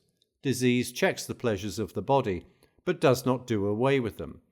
Nay, if the truth is to be considered, it serves to excite them. For the thirstier a man is, the more he enjoys a drink. The hungrier he is, the more pleasure he takes in food. Whatever falls to one's lot after a period of abstinence is welcome with greater zest. The other kind, however, the pleasures of the mind, which are higher and less uncertain, no physician can refuse to the sick man. Whoever seeks these, and knows well what they are, scorns all the blandishments of the senses. Men say, poor sick fellow, but why? Is it because he does not mix snow with his wine, or because he does not revive the chill of his drink, mixed as it is in a good-sized bowl, by chipping ice into it? Or because he does not have lucrine oysters open fresh at his table? Or because there is no din of cooks about his dining hall, as they bring in their very cooking apparatus along with their viands? For luxury has already devised this fashion of having the kitchen accompany the dinner, so that the food may not grow lukewarm or fail to be hot enough for a palate which has already become hardened. Poor sick fellow! He will eat as much as he can digest. There will be no boar lying before his eyes, banished from the table as if it were a common meat, and on his sideboard there will be heaped together no breast meat of birds, because it sickens him to see birds served whole. But what evil has been done to you? You will dine like a sick man, nay, sometimes like a sound man. All these things, however, can be easily endured. Gruel, warm water, and anything else that seems insupportable to a fastidious man, to one who is wallowing in luxury, sick in soul rather than in body, if only we cease to shudder at death. And we shall cease, if once we have gained a knowledge of the limits of good and evil. Then, and then only, life will not weary us, neither will death make us afraid. For surfeit of self can never seize upon a life that surveys all the things which are manifold, great, divine. Only idle leisure is wont to make men hate their lives. To one who roams through the universe, the truth can never pall. It will be the untruths that will cloy. And on the other hand, if death comes near with its summons, even though it be untimely in its arrival, though it cut one off in one's prime, a man has had a taste of all that the longest life can give. Such a man has in great measure come to understand the universe. He knows that honourable things do not depend on time for their growth, but any life must seem short to those who measure its length by pleasures which are empty and for that reason unbounded.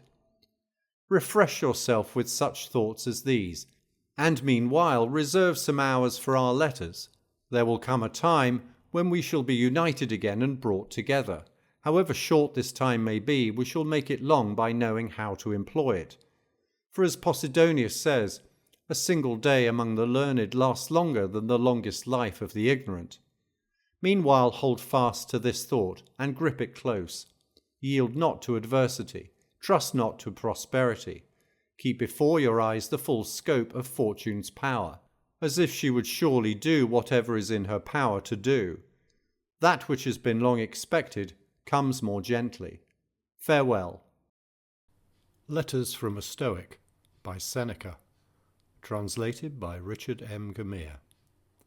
Letter 79, on the rewards of scientific discovery. 1. I have been awaiting a letter from you, that you might inform me what new matter was revealed to you during your trip around Sicily, and especially that you might give me further information regarding Charybdis itself. I know very well that Scylla is a rock, and indeed a rock not dreaded by mariners, but with regard to Charybdis, I should like to have a full description in order to see whether it agrees with the accounts in mythology, and, if you have by chance investigated, for it is indeed worthy of your investigation, please enlighten me concerning the following. Is it lashed into a whirlpool by a wind from only one direction, or do all storms alike serve to disturb its depths? Is it true that objects snatched downwards by the whirlpool in that strait are carried for many miles under water, and then come to the surface on the beach near Tauromenium? 2. If you will write me a full account of these matters, I shall then have the boldness to ask you to perform another task, also to climb Etna at my special request. Certain naturalists have inferred that the mountain is wasting away and gradually settling, because sailors used to be able to see it from a greater distance. The reason for this may be, not that the height of the mountain is decreasing, but because the flames have become dim and the eruptions less strong and less copious, and because for the same reason the smoke also is less active by day. However, either of these two things is possible to believe, that on the one hand the mountain is growing smaller because it is consumed from day to day, and that on the other hand it remains the same in size because the mountain is not devouring itself, but instead of this the matter which sees forth collects in some subterranean valley and is fed by other material, finding in the mountain itself not the food which it requires, but simply a passageway out. 3. There is a well-known place in Lycia, called by the inhabitants Hephaestion, where the ground is full of holes in many places and is surrounded by a harmless fire, which does no injury to the plants that grow there. Hence the place is fertile and luxuriant with growth, because the flames do not scorch, but merely shine with a force that is mild and feeble. 4. But let us postpone this discussion, and look into the matter when you have given me a description just how far distant the snow lies from the crater. I mean the snow which does not melt even in summer, so safe is it from the adjacent fire. But there is no ground for your charging this work to my account, for you were about to gratify your own craze for fine writing, without a commission from anyone at all. 5. Nay, what am I to offer you, not merely to describe Etna in your poem, and not to touch lightly upon a topic which is a matter of ritual for all poets? Ovid could not be prevented from using this theme simply because Virgil had already fully covered it, nor could either of these writers frighten off Cornelius Severus.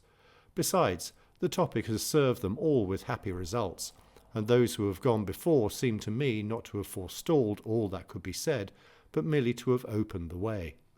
6. It makes a great deal of difference whether you approach a subject that has been exhausted or one where the ground has merely been broken. In the latter case, the topic grows day by day, and what is already discovered does not hinder new discoveries. Besides, he who writes last has the best of the bargain. He finds already at hand words which, when marshalled in a different way, show a new face, and he is not pilfering them as if they belonged to someone else when he uses them, for they are now common property. 7. Now if Etna does not make your mouth water, I am mistaken in you. You have for some time been desirous of writing something in the grand style, and on the level of the older school. For your modesty does not allow you to set your hopes any higher. This quality of yours is so pronounced that it seems to me you are likely to curb the force of your natural ability, if there should be any danger of outdoing others, so greatly do you reverence the old masters. 8. Wisdom has this advantage, among others, that no man can be outdone by another, except during the climb. But when you have arrived at the top, it is a draw. There is no room for further ascent. The game is over. Can the sun add to his size? Can the moon advance beyond her usual fullness? The seas do not increase in bulk. The universe keeps the same character, the same limits. 9. Things which have reached their full stature cannot grow higher. Men who have attained wisdom will therefore be equal and on the same footing. Each of them will possess his own peculiar gifts. One will be more affable, another more facile, another more ready of speech, a fourth more eloquent. But as regards the quality under discussion, the element that produces happiness, it is equal in them all. 10. I do not know whether this Etna of yours can collapse and fall in ruins, whether this lofty summit, visible for many miles over the deep sea, is wasted by the incessant power of the flames, but I do know that virtue will not be brought down to a lower plane either by flames or by ruins. Hers is the only greatness that knows no lowering. There can be for her no further rising or sinking. Her stature, like that of the stars in the heavens, is fixed. Let us therefore strive to raise ourselves to this altitude. 11. Already much of the task is accomplished. Nay, rather, if I can bring myself to confess the truth, not much. For goodness does not mean merely being better than the lowest. Who that could catch but a mere glimpse of the daylight would boast his powers of vision. One who sees the sun shining through a mist may be contented meanwhile that he has escaped darkness, but he does not yet enjoy the blessing of light. 12. Our souls will not have reason to rejoice in their lot until, freed from this darkness in which they grope, they have not merely glimpsed the brightness with feeble vision, but have absorbed the full light of day, and have been restored to their place in the sky, until indeed they have regained the place which they held at the allotment of their birth. The soul is summoned upward by its very origin, and it will reach that goal even before it is released from its prison below, as soon as it has cast off sin, and in purity and lightness has leapt up into the celestial realms of thought. 13. I am glad, beloved Lucilius, that we are occupied with this ideal, that we pursue it with all our might, even though few know it, or none. Fame is the shadow of virtue. It will attend virtue even against her will, but, as the shadow sometimes precedes and sometimes follows or even lags behind, so fame sometimes goes before us and shows herself in plain sight, and sometimes is in the rear, and is all the greater in proportion as she is late in coming, when once envy has beaten a retreat. 14. How long did men believe Democritus to be mad? Glory barely came to Socrates, and how long did our state remain in ignorance of Cato? They rejected him and did not know his worth until they had lost him. If Rutilius had not resigned himself to wrong, his innocence and virtue would have escaped notice. The hour of his suffering was the hour of his triumph. Did he not give thanks for his lot and welcome his exile with open arms? I have mentioned thus far those to whom fortune has brought renown at the very moment of persecution, but how many there are whose progress toward virtue has come to light only after their death, and how many have been ruined, not rescued by their reputation. 15. There is Epicurus, for example. Mark how greatly he is admired, not only by the more cultured, but also by this ignorant rabble. This man, however, was unknown to Athens itself, near which he had hidden himself away, and so, when he had already survived by many years his friend Metrodorus, he added in a letter these last words, proclaiming with thankful appreciation the friendship that had existed between them. So greatly blessed were Metrodorus and I, that it has been no harm to us to be unknown, and almost unheard of, in this well-known land of Greece. 16. Is it not true, therefore, that men did not discover him until after he had ceased to be? Has not his renown shone forth for all that? Metrodorus also admits this fact in one of his letters, that Epicurus and he were not well known to the public, but he declares that after the lifetime of Epicurus and himself, any man who might wish to follow in their footsteps would win great and ready-made renown. 17. Virtue is never lost to view, and yet to have been lost to view is no loss. There will come a day which will reveal her, though hidden away or suppressed by the spite of her contemporaries. That man is born merely for a few, who thinks only of the people of his own generation. Many thousands of years and many thousands of peoples will come after you. It is to these that you should have regard. Malice may have imposed silence upon the mouths of all who were alive in your day, but there will come men who will judge you without prejudice and without favour. If there is any reward that virtue receives at the hands of fame, not even this can pass away. We ourselves, indeed, shall not be affected by the talk of posterity. Nevertheless, posterity will cherish and celebrate us, even though we are not conscious thereof. 18. Virtue has never failed to reward a man, both during his life and after his death, provided he has followed her loyally, provided he has not decked himself out or painted himself up, but has been always the same, whether he appeared before men's eyes after being announced, or suddenly and without preparation. Pretense accomplishes nothing.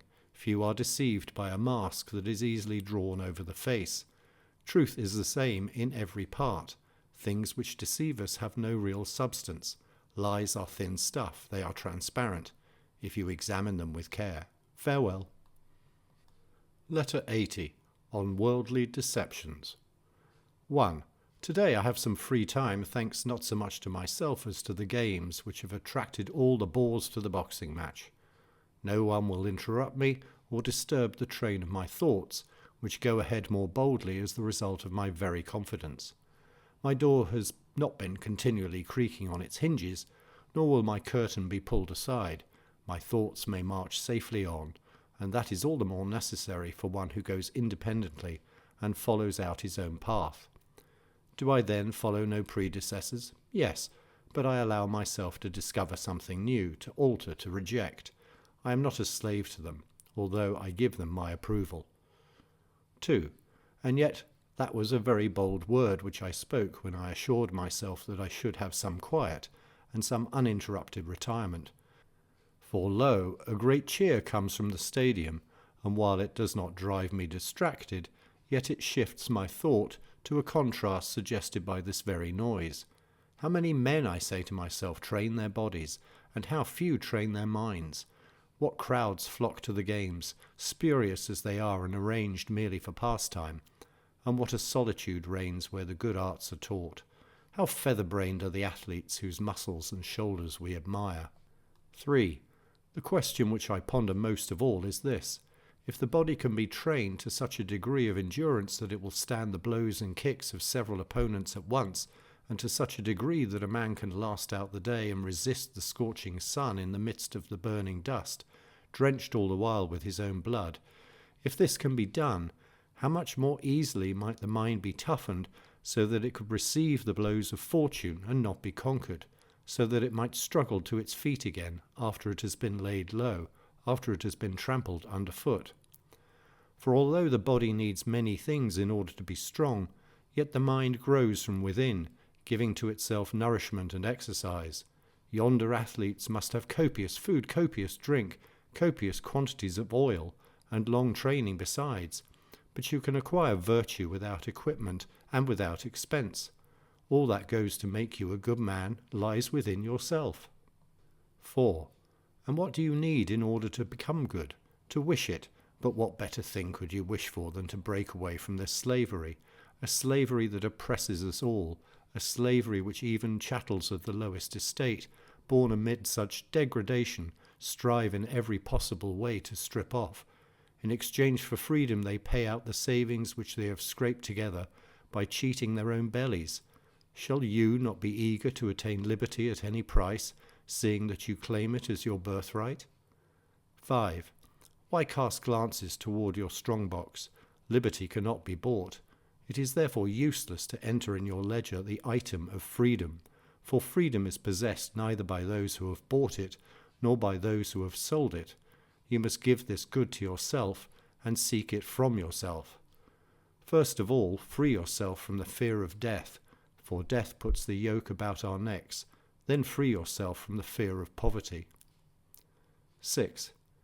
If you would know how little evil there is in poverty, compare the faces of the poor with those of the rich. The poor man smiles more often and more genuinely. His troubles do not go deep down. Even if any anxiety comes upon him, it passes like a fitful cloud. But the merriment of those whom men call happy is feigned, while their sadness is heavy and festering, and all the heavier because they may not meanwhile display their grief, but must act the part of happiness in the midst of sorrows that eat out their very hearts.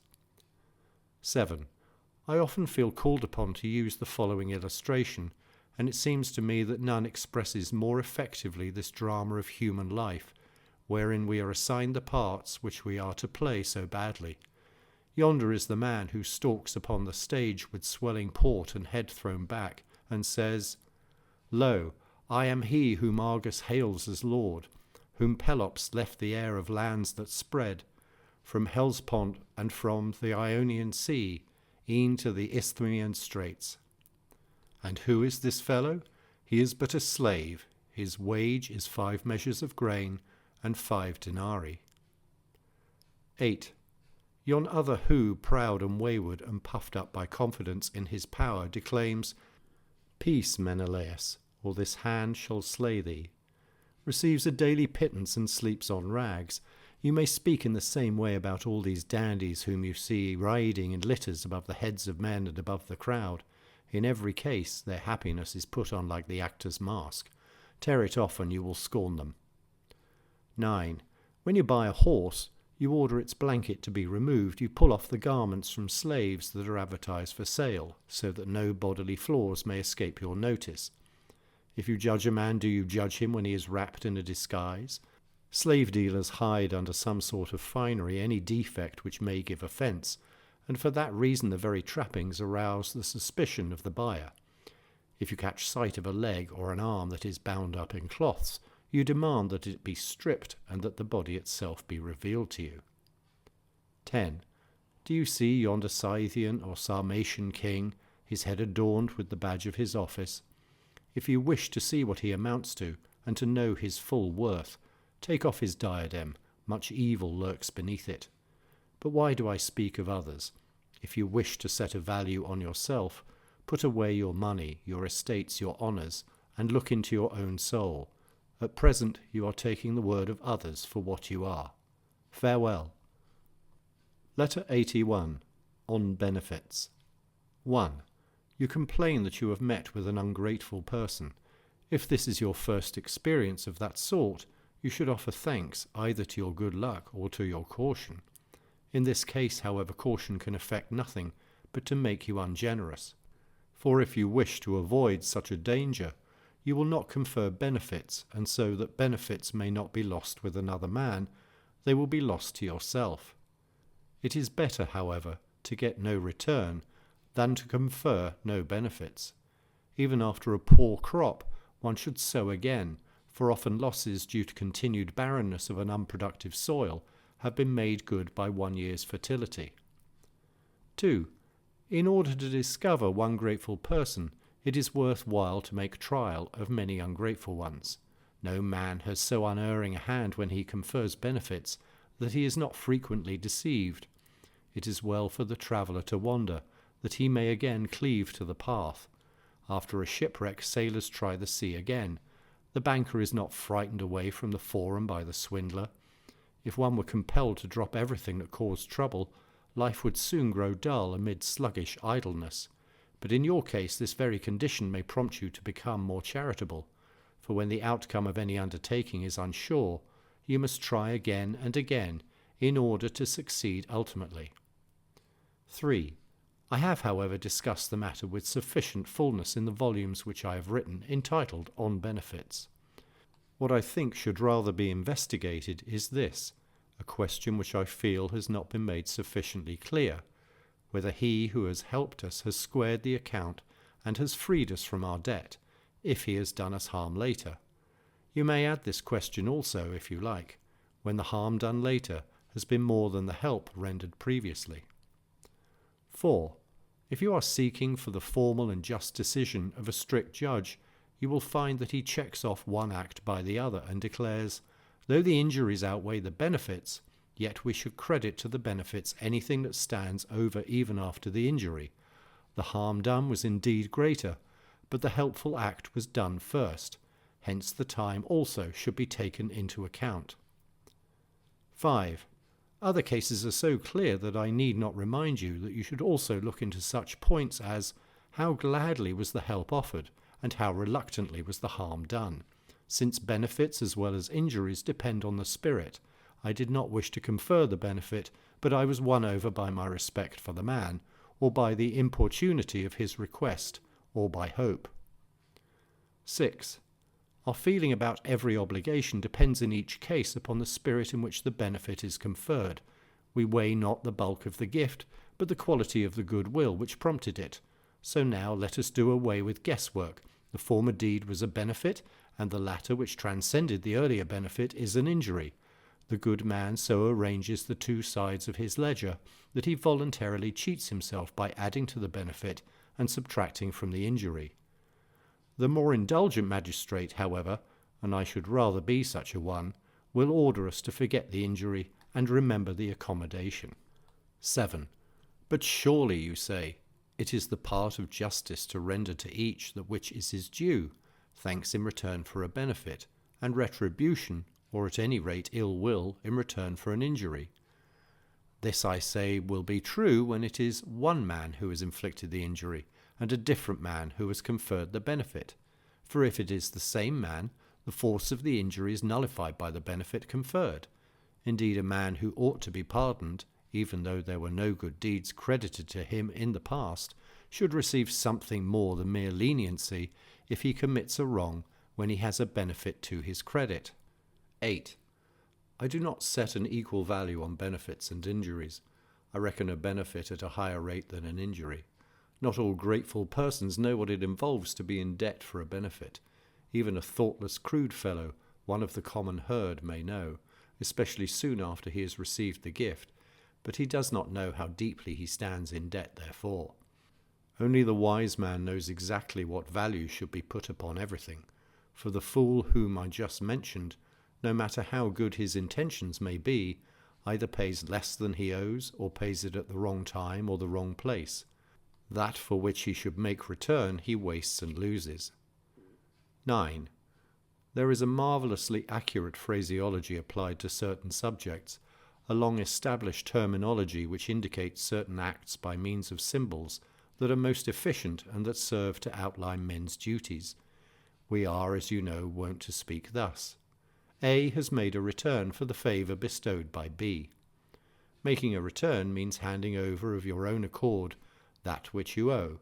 We do not say he has paid back the favour, for payback is used of a man upon whom a demand for payment is made, of those who pay against their will, of those who pay under any circumstances whatsoever, and of those who pay through a third party.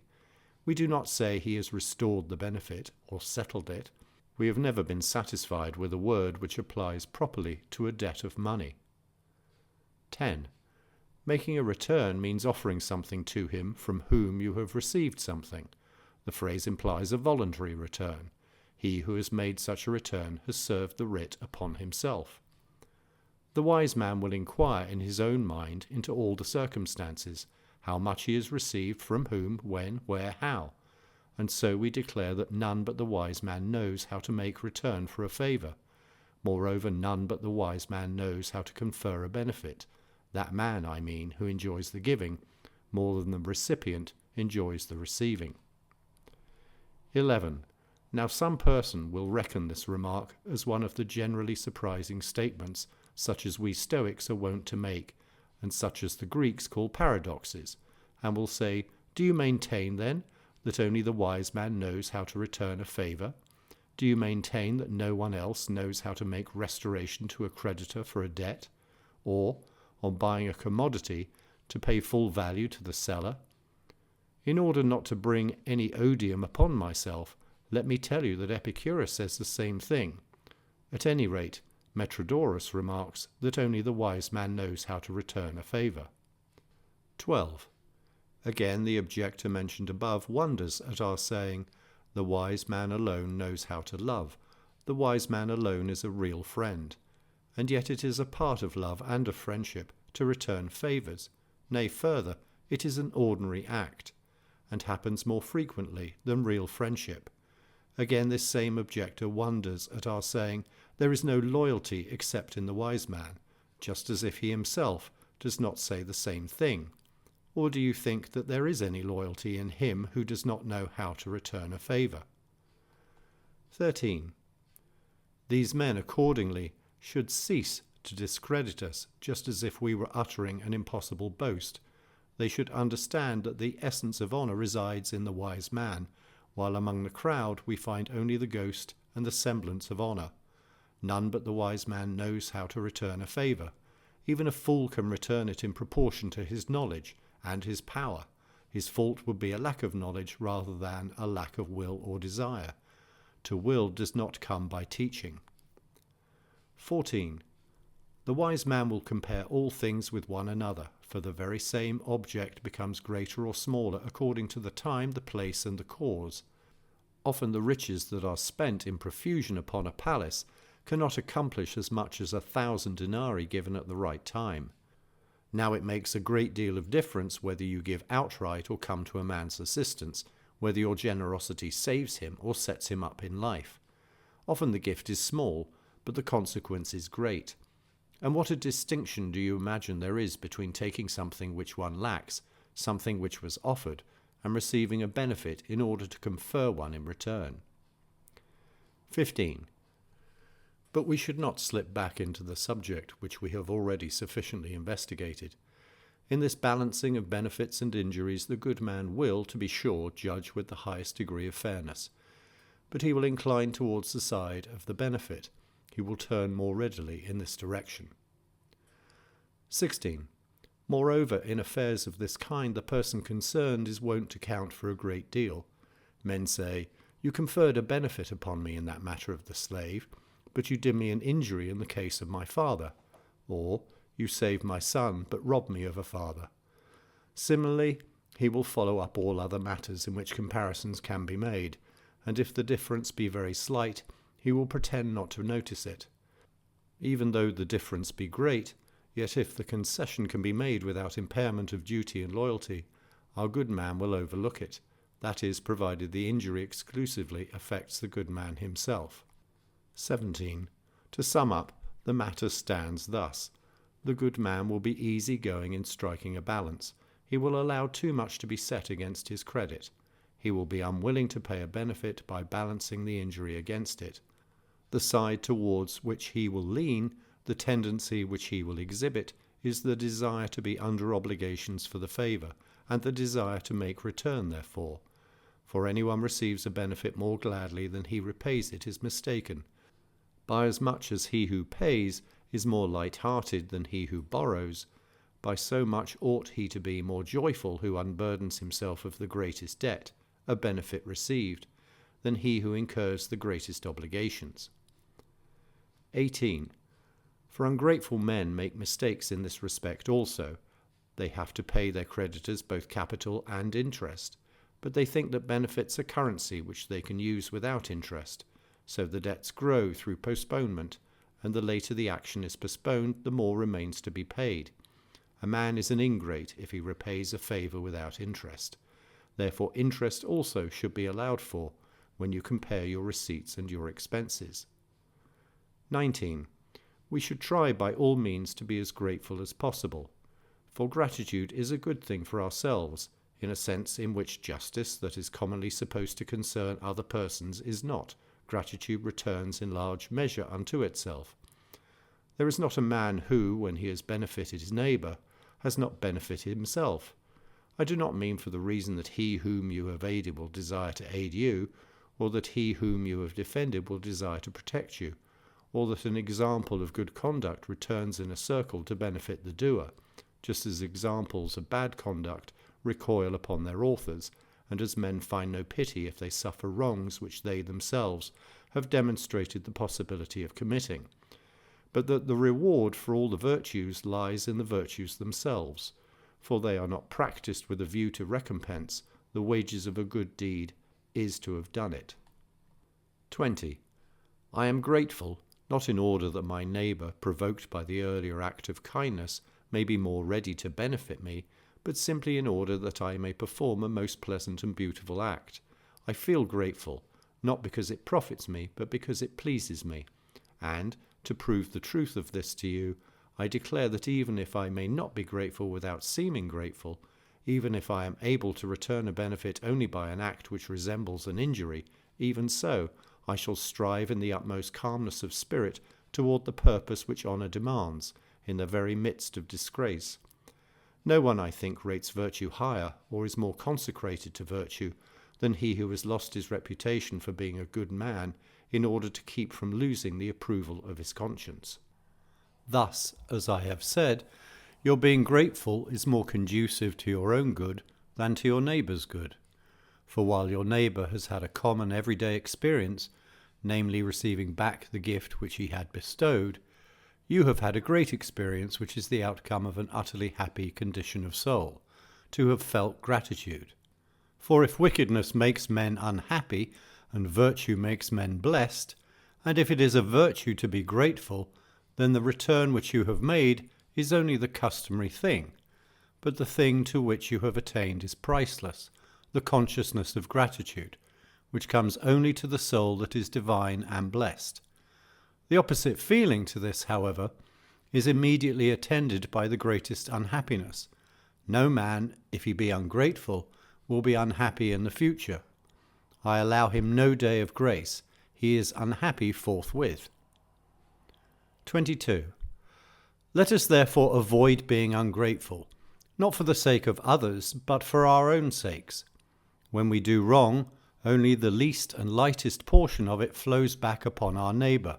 The worst and, if I may use the term, the densest portion of it stays at home and troubles the owner. My master Attalus used to say, evil herself drinks the largest portion of her own poison. The poison which serpents carry for the destruction of others and secrete without harm to themselves is not like this poison, for this sort is ruinous to the possessor. 23. The ungrateful man tortures and torments himself. He hates the gifts which he has accepted, because he must make a return for them, and he tries to belittle their value. But he really enlarges and exaggerates the injuries which he has received. And what is more wretched than a man who forgets his benefits and clings to his injuries? Wisdom, on the other hand, lends grace to every benefit, and of her own free will commends it to her own favour, and delights her soul by continued recollection thereof. 24. Evil men have but one pleasure in benefits, and a very short-lived pleasure at that. It lasts only while they are receiving them. But the wise man derives therefrom an abiding and eternal joy, for he takes delight not so much in receiving the gift as in having received it, and this joy never perishes, it abides with him always.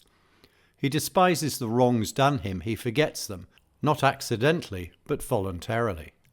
25. He does not put a wrong construction upon everything, or seek for someone whom he may hold responsible for each happening. He rather ascribes even the sins of men to chance. He will not misinterpret a word or a look. He makes light of all mishaps by interpreting them in a generous way. He does not remember an injury rather than a service. As far as possible, he lets his memory rest upon the earlier and the better deed, never changing his attitude toward those who have deserved well of him, except in cases where the bad deeds far outdistance the good, and the space between them is obvious, even to one who closes his eyes to it.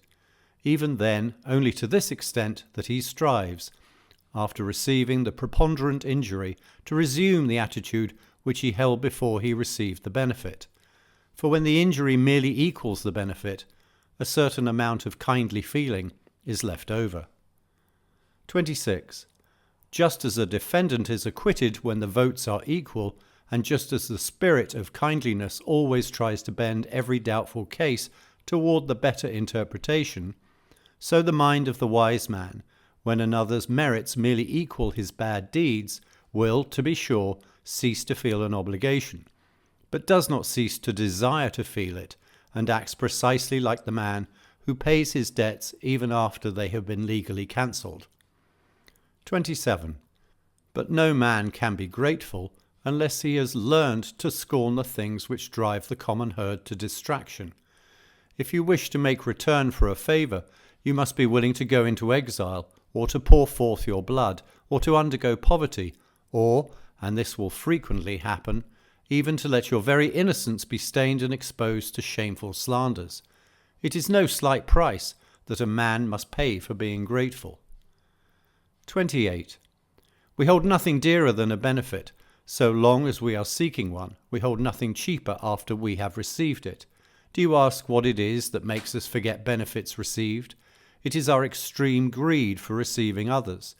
We consider not what we have obtained, but what we are to seek. We are deflected from the right course by riches, titles, power, and everything which is valuable in our opinion, but worthless when rated at its real value.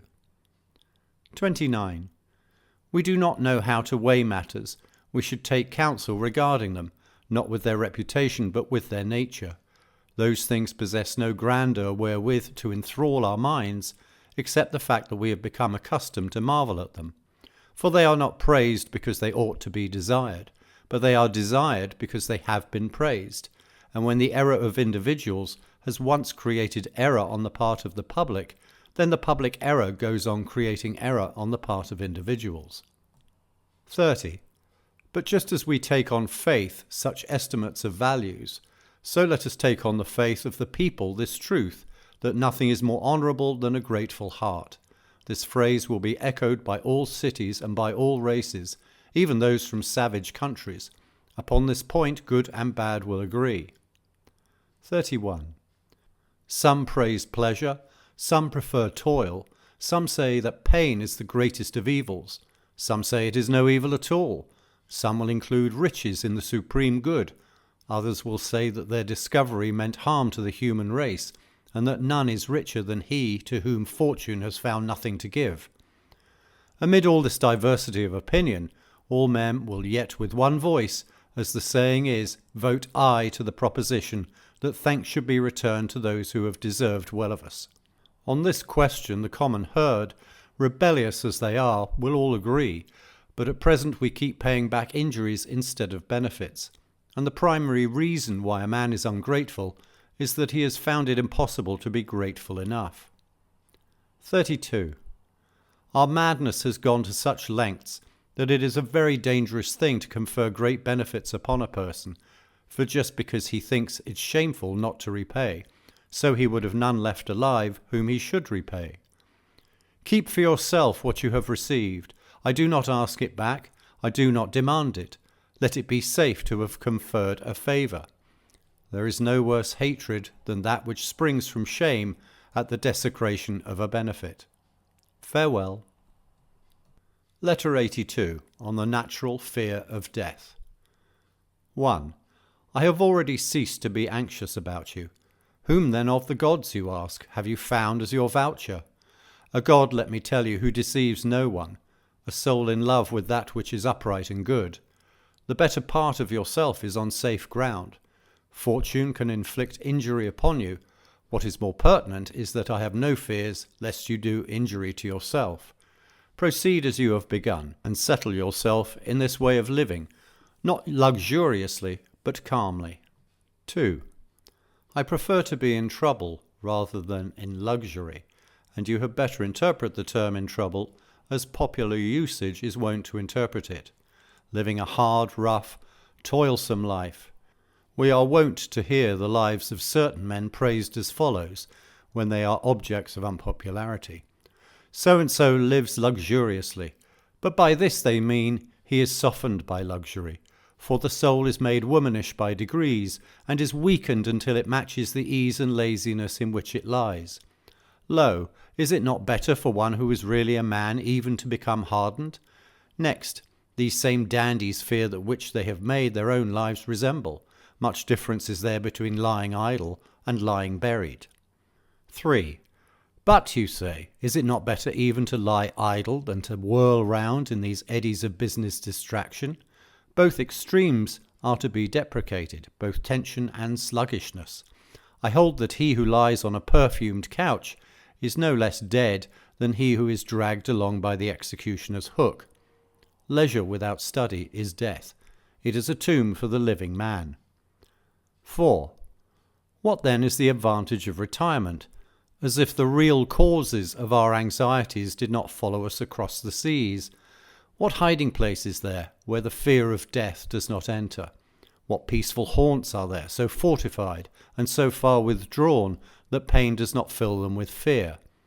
Wherever you hide yourself, human ills will make an uproar all around. There are many external things which compass us about, to deceive us or to weigh upon us. There are many things within which, even amid solitude, fret and ferment. 5. Therefore gird yourself about with philosophy, an impregnable wall. Though it be assaulted by many engines, fortune can find no passage into it. The soul stands on unassailable ground, if it has abandoned external things. It is independent in its own fortress, and every weapon that is hurled falls short of the mark. Fortune has not the long reach with which we credit her. She can seize none except him that clings to her. 6. Let us then recoil from her as far as we are able. This will be possible for us only through knowledge of self and of the world of nature. The soul should know whither it is going and whence it came, what is good for it and what is evil, what it seeks and what it avoids, and what is that reason which distinguishes between the desirable and the undesirable, and thereby tames the madness of our desires and calms the violence of our fears. 7. Some men flatter themselves that they have checked these evils by themselves even without the aid of philosophy, but when some accident catches them off their guard, a tardy confession of error is wrung from them. Their boastful words perish from their lips when the torturer commands them to stretch forth their hands, and when death draws nearer. You might say to such a man, it was easy for you to challenge evils that were not nearby, but here comes pain, which you declared you could endure. Here comes death, against which you uttered many a courageous boast. The whip cracks, the sword flashes. Ah, now, Aeneas, thou must needs be stout and strong of heart. 8. This strength of heart, however, will come from constant study, provided that you practice, not with the tongue but with the soul, and provided that you prepare yourself to meet death. To enable yourself to meet death, you may expect no encouragement or cheer from those who try to make you believe, by means of their hair-splitting logic, that death is no evil. For I take pleasure, excellent Lucilius, in poking fun at the absurdities of the Greeks, of which, to my continual surprise, I have not yet succeeded in ridding myself. 9. Our master Zeno uses a syllogism like this: no evil is glorious, but death is glorious, therefore death is no evil. A cure, Zeno! I have been freed from fear. Henceforth I shall not hesitate to bare my neck on the scaffold. Will you not utter sterner words instead of rousing a dying man to laughter? Indeed, Lucilius, I could not easily tell you whether he who thought that he was quenching the fear of death by setting up this syllogism was the more foolish, or he who attempted to refute it, just as if it had anything to do with the matter. 10. For the refuter himself proposed a counter-syllogism, based upon the proposition that we regard death as indifferent, one of the things which the Greeks call adiaphora. Nothing, he says, that is indifferent can be glorious. Death is glorious, therefore death is not indifferent. You comprehend the trick fallacy which is contained in this syllogism. Mere death is in fact not glorious, but a brave death is glorious. And when you say nothing that is indifferent is glorious, I grant you this much, and declare that nothing is glorious except as it deals with indifferent things. I classify as indifferent, that is, neither good nor evil, sickness, pain, poverty, exile, death. 11. None of these things is intrinsically glorious, but nothing can be glorious apart from them, for it is not poverty that we praise, it is the man whom poverty cannot humble or bend. Nor is it exile that we praise, it is the man who withdraws into exile in the spirit in which he would have sent another into exile. It is not pain that we praise, it is the man whom pain has not coerced. One praises not death, but the man whose soul death takes away before it can confound it. 12. All these things are in themselves neither honourable nor glorious, but any one of them that virtue has visited and touched is made honourable and glorious by virtue. They merely lie in between, and the decisive question is only whether wickedness or virtue has laid hold upon them. For instance, the death which in Cato's case is glorious is in the case of Brutus forthwith base and disgraceful. For this Brutus, condemned to death, was trying to obtain postponement. He withdrew a moment in order to ease himself. When summoned to die and ordered to bare his throat, he exclaimed, "I will bare my throat, if only I may live." What madness it is to run away, when it is impossible to turn back. I will bare my throat, if only I may live. He came very near saying also, even under Antony. This fellow deserved indeed to be consigned to life. 13. But as I was going on to remark, you see that death in itself is neither an evil nor a good. Cato experienced death most honourably, Brutus most basely. Everything, if you add virtue, assumes a glory which it did not possess before. We speak of a sunny room, even though the same room is pitch dark at night. 14. It is the day which fills it with light, and the night which steals the light away. Thus it is with the things which we call indifferent and middle, like riches, strength, beauty, titles, kingship, and their opposites, death, exile, ill health, pain, and all such evils, the fear of which upsets us to a greater or less extent. It is the wickedness or the virtue that bestows the name of good or evil. An object is not by its own essence either hot or cold. It is heated when thrown into a furnace, and chilled when dropped into water. Death is honourable when related to that which is honourable. By this I mean virtue and a soul that despises the worst hardships. 15. Furthermore, there are vast distinctions among these qualities which we call middle. For example, death is not so indifferent as the question whether your hair should be worn evenly or unevenly. Death belongs among those things which are not indeed evils, but still have in them a semblance of evil, for there are implanted in us love of self, a desire for existence and self-preservation, and also an abhorrence of dissolution, because death seems to rob us of many goods and to withdraw us from the abundance to which we have become accustomed. And there is another element which estranges us from death. We are already familiar with the present, but are ignorant of the future into which we shall transfer ourselves, and we shrink from the unknown. Moreover, it is natural to fear the world of shades, whither death is supposed to lead. 16. Therefore, although death is something indifferent, it is nevertheless not a thing which we can easily ignore. The soul must be hardened by long practice, so that it may learn to endure the sight and the approach of death. Death ought to be despised more than it is wont to be despised, for we believe too many of the stories about death. Many thinkers have striven hard to increase its ill repute.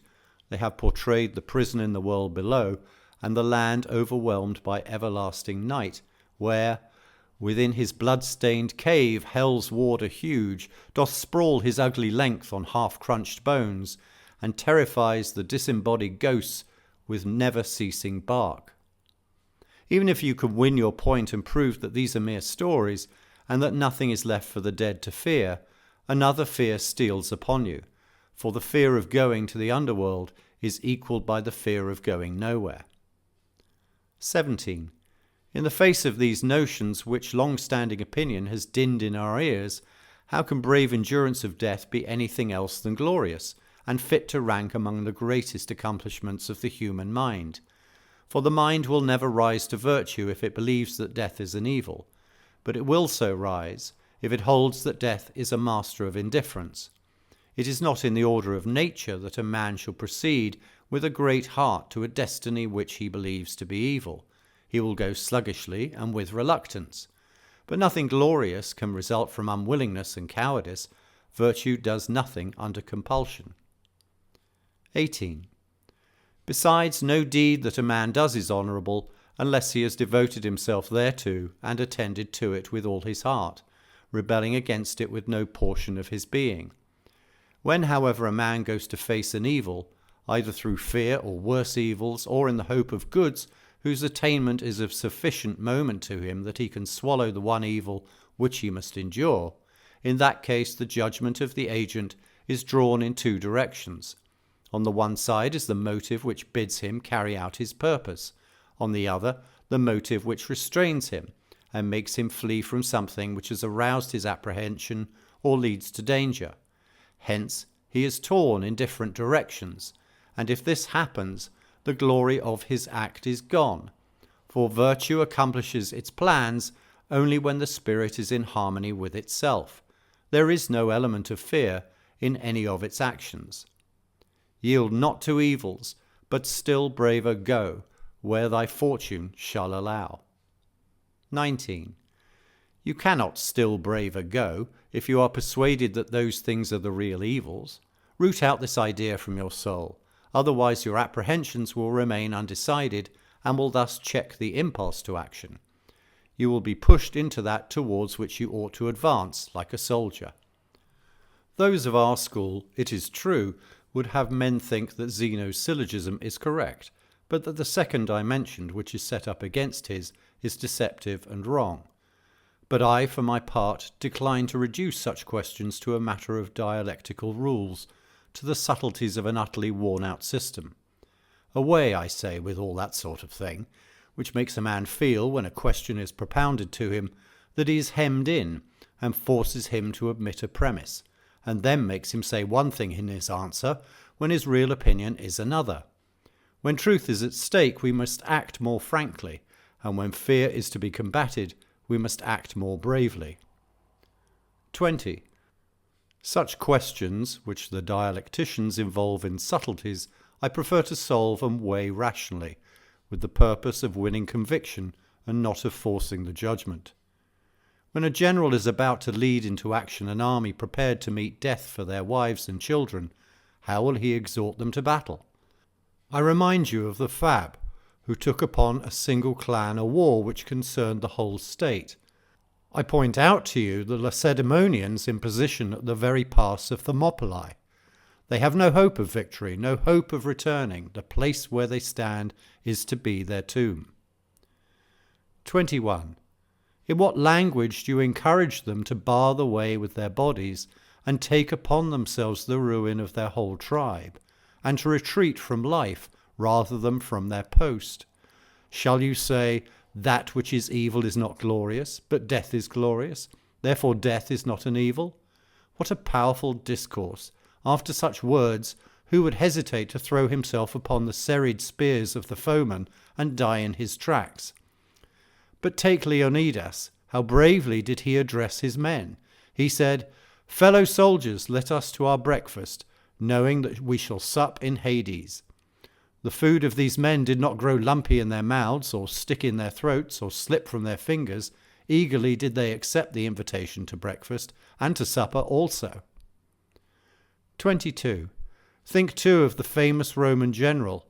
His soldiers had been dispatched to seize a position, and when they were about to make their way through a huge army of the enemy, he addressed them with the words, "You must go now, fellow soldiers, to yonder place, whence there is no must about your returning." You see then how straightforward and peremptory virtue is, but what man on earth can your deceptive logic make more courageous or more upright? Rather does it break the spirit, which should never be less straitened or forced to deal with petty and thorny problems than when some great work is being planned. 23. It is not the 300, it is all mankind that should be relieved of the fear of death. But how can you prove to all those men that death is no evil? How can you overcome the notions of all our past life, notions with which we are tinged from our very infancy? What succour can you discover for man's helplessness? What can you say that will make men rush, burning with zeal, into the midst of danger? By what persuasive speech can you turn aside this universal feeling of fear? By what strength of wit can you turn aside the conviction of the human race which steadfastly opposes you? Do you propose to construct catchwords for me, or to string together petty syllogisms? It takes great weapons to strike down great monsters. 24. You recall the fierce serpent in Africa, more frightful to the Roman legions than the war itself, and assailed in vain by arrows and slings. It could not be wounded even by Pythias, since its huge size and the toughness which matched its bulk made spears or any weapon hurled by the hand of man glance off. It was finally destroyed by rocks equal in size to millstones. Are you then hurling petty weapons like yours, even against death? Can you stop a lion's charge by an awl? Your arguments are indeed sharp, but there is nothing sharper than a stalk of grain, and certain arguments are rendered useless and unavailing by their very subtlety. Farewell. Letter 83. On drunkenness. You bid me give you an account of each separate day, and of the whole day too, so you must have a good opinion of me if you think that in these days of mine there is nothing to hide. At any rate, it is thus that we should live, as if we lived in plain sight of all men, and it is thus that we should think, as if there were someone who could look into our inmost souls, and there is one who can so look. For what avails it that something is hidden from man? Nothing is shut off from the sight of God. He is witness of our souls, and he comes into the very midst of our thoughts, comes into them, I say, as one who may at any time depart. I shall therefore do as you bid, and shall gladly inform you by letter what I am doing, and in what sequence. I shall keep watching myself continually, and, a most useful habit, shall review each day. For this is what makes us wicked, that no one of us looks back over his own life. Our thoughts are devoted only to what we are about to do, and yet our plans for the future always depend on the past. Today has been unbroken. No one has filched the slightest part of it from me. The whole time has been divided between rest and reading. A brief space has been given over to bodily exercise, and on this ground I can thank old age. My exercise costs very little effort. As soon as I stir, I am tired. And weariness is the aim and end of exercise, no matter how strong one is. Do you ask who are my pacemakers? One is enough for me, the slave Farius, a pleasant fellow as you know, but I shall exchange him for another. At my time of life I need one who is of still more tender years. Farius at any rate says that he and I are at the same period of life, for we are both losing our teeth. Yet even now I can scarcely follow his pace as he runs, and within a very short time I shall not be able to follow him at all. So you see what profit we get from daily exercise. Very soon does a wide interval open between two persons who travel different ways. My slave is climbing up at the very moment when I am coming down, and you surely know how much quicker the latter is. Nay, I was wrong, for now my life is not coming down, it is falling outright. Do you ask for all that how our race resulted today? We raced to a tie, something which rarely happens in a running contest. After tiring myself out in this way, for I cannot call it exercise, I took a cold bath. This at my house means just short of hot. I, the former cold water enthusiast, who used to celebrate the new year by taking a plunge into the canal, who just as naturally as I would set out to do some reading or writing, or to compose a speech, used to inaugurate the first of the year with a plunge into the Virgo aqueduct, have changed my allegiance, first to the Tiber, and then to my favourite tank, which is warmed only by the sun, at times when I am most robust, and when there is not a flaw in my bodily processes. I have very little energy left for bathing. After the bath, some stale bread and breakfast without a table. No need to wash the hands after such a meal. Then comes a very short nap. You know my habit. I avail myself of a scanty bit of sleep, unharnessing as it were, for I am satisfied if I can just stop staying awake. Sometimes I know that I have slept, at other times I have a mere suspicion. Lo, now the din of the races sounds about me. My ears are smitten with sudden and general cheering. But this does not upset my thoughts or even break their continuity.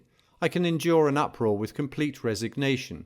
The medley of voices blended in one note sounds to me like the dashing of waves, or like the wind that lashes the treetops, or like any other sound which conveys no meaning. What is it then, you ask, to which I have been giving my attention? I will tell you.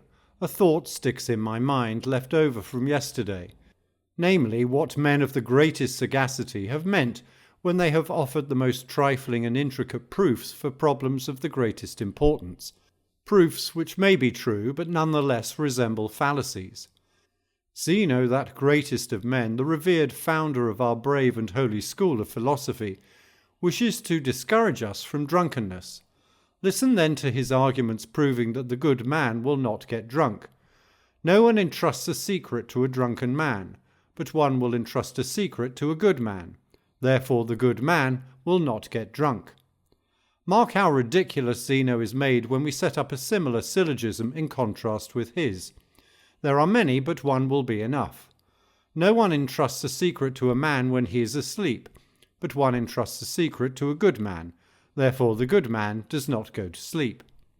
Posidonius pleads the cause of our master Zeno in the only possible way, but it cannot, I hold, be pleaded even in this way. For Posidonius maintains that the word drunken is used in two ways, in the one case of a man who is loaded with wine and has no control over himself, in the other of a man who is accustomed to get drunk and is a slave to the habit. Zeno, he says, meant the latter, the man who is accustomed to get drunk, not the man who is drunk, and no one would entrust to this person any secret, for it might be blabbed out when the man was in his cups. This is a fallacy, for the first syllogism refers to him who is actually drunk, and not to him who is about to get drunk. You will surely admit that there is a great difference between a man who is drunk and a drunkard. He who is actually drunk may be in this state for the first time, and may not have the habit, while the drunkard is often free from drunkenness.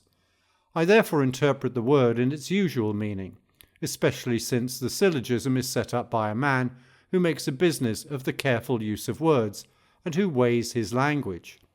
Moreover, if this is what Zeno meant, and what he wished it to mean to us, he was trying to avail himself of an equivocal word in order to work in a fallacy, and no man ought to do this when truth is the object of inquiry. But let us admit, indeed, that he meant what Posidonius says. Even so, the conclusion is false, that secrets are not entrusted to an habitual drunkard. Think how many soldiers who are not always sober have been entrusted by a general or a captain or a centurion with messages which might not be divulged. With regard to the notorious plot to murder Gaius Caesar, I mean the Caesar who conquered Pompey and got control of the state, Tullius Cimber was trusted with it no less than Gaius Cassius. Now Cassius throughout his life drank water, while Tullius Cimber was a sot as well as a brawler. Cimber himself alluded to this fact, saying, "I carry a master, I cannot carry my liquor." So let each one call to mind those who to his knowledge can be ill trusted with wine, but well trusted with the spoken word. And yet one case occurs to my mind which I shall relate, lest it fall into oblivion. For life should be provided with conspicuous illustrations. Let us not always be harking back to the dim past.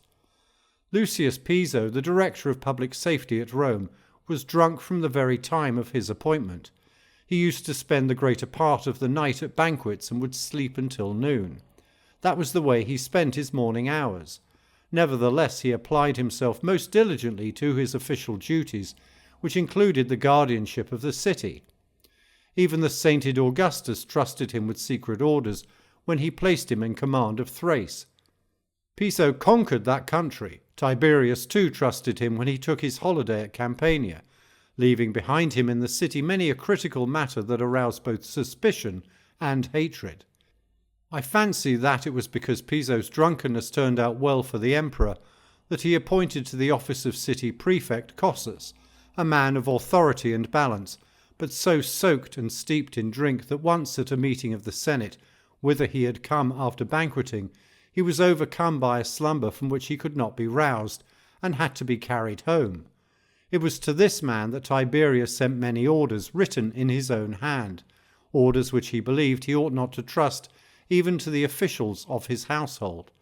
Cossus never let a single secret slip out, whether personal or public. So let us abolish all such harangues as this: no man in the bonds of drunkenness has power over his soul. As the very vats are burst by new wine, and as the dregs at the bottom are raised to the surface by the strength of the fermentation, so when the wine effervesces, whatever lies hidden below is brought up and made visible. As a man overcome by liquor cannot keep down his food when he is overindulged in wine, so he cannot keep back a secret either. He pours forth impartially both his own secrets and those of other persons. This, of course, is what commonly happens, but so does this, that we take counsel on serious subjects with those whom we know to be in the habit of drinking freely. Therefore this proposition, which is laid down in the guise of a defence of Zeno's syllogism, is false, that secrets are not entrusted to the habitual drunkard. How much better it is to arraign drunkenness frankly and to expose its vices, for even the middling good man avoids them, not to mention the perfect sage, who is satisfied with slaking his thirst. The sage, even if now and then he is led on by good cheer, which for a friend's sake is carried somewhat too far, yet always stops short of drunkenness. We shall investigate later the question whether the mind of the sage is upset by too much wine and commits follies like those of the toper. But meanwhile, if you wish to prove that a good man ought not to get drunk, why work it out by logic? Show how base it is to pour down more liquor than one can carry, and not to know the capacity of one's own stomach. Show how often the drunkard does things which make him blush when he is sober. State that drunkenness is nothing but a condition of insanity purposely assumed. Prolong the drunkard's condition to several days. Will you have any doubt about his madness? Even as it is, the madness is no less. It merely lasts a shorter time. Think of Alexander of Macedon, who stabbed Clytus, his dearest and most loyal friend, at a banquet. After Alexander understood what he had done, he wished to die, and assuredly he ought to have died. Drunkenness kindles and discloses every kind of vice, and removes the sense of shame that veils our evil undertakings. For more men abstain from forbidden actions because they are ashamed of sinning than because their inclinations are good. When the strength of wine has become too great and has gained control over the mind, every lurking evil comes forth from its hiding place. Drunkenness does not create vice, it merely brings it into view. At such times the lustful man does not wait even for the privacy of a bedroom, but without postponement gives free play to the demands of his passions. At such times the unchaste man proclaims and publishes his malady. At such times your cross-grained fellow does not restrain his tongue or his hand. The haughty man increases his arrogance, the ruthless man his cruelty, the slanderer his spitefulness. Every vice is given free play and comes to the front. Besides, we forget who we are. We utter words that are halting and poorly enunciated. The glance is unsteady, the step falters, the head is dizzy, the very ceiling moves about as if a cyclone were whirling the whole house, and the stomach suffers torture when the wine generates gas and causes our very bowels to swell. However, at the time, these troubles can be endured, so long as the man retains his natural strength. But what can he do when sleep impairs his powers, and when that which was drunkenness becomes indigestion? Think of the calamities caused by drunkenness in a nation. This evil has betrayed to their enemies the most spirited and warlike races. This evil has made breaches in walls defended by the stubborn warfare of many years. This evil has forced under alien sway peoples who are utterly unyielding and defiant of the yoke. This evil has conquered by the wine cup those who in the field were invincible.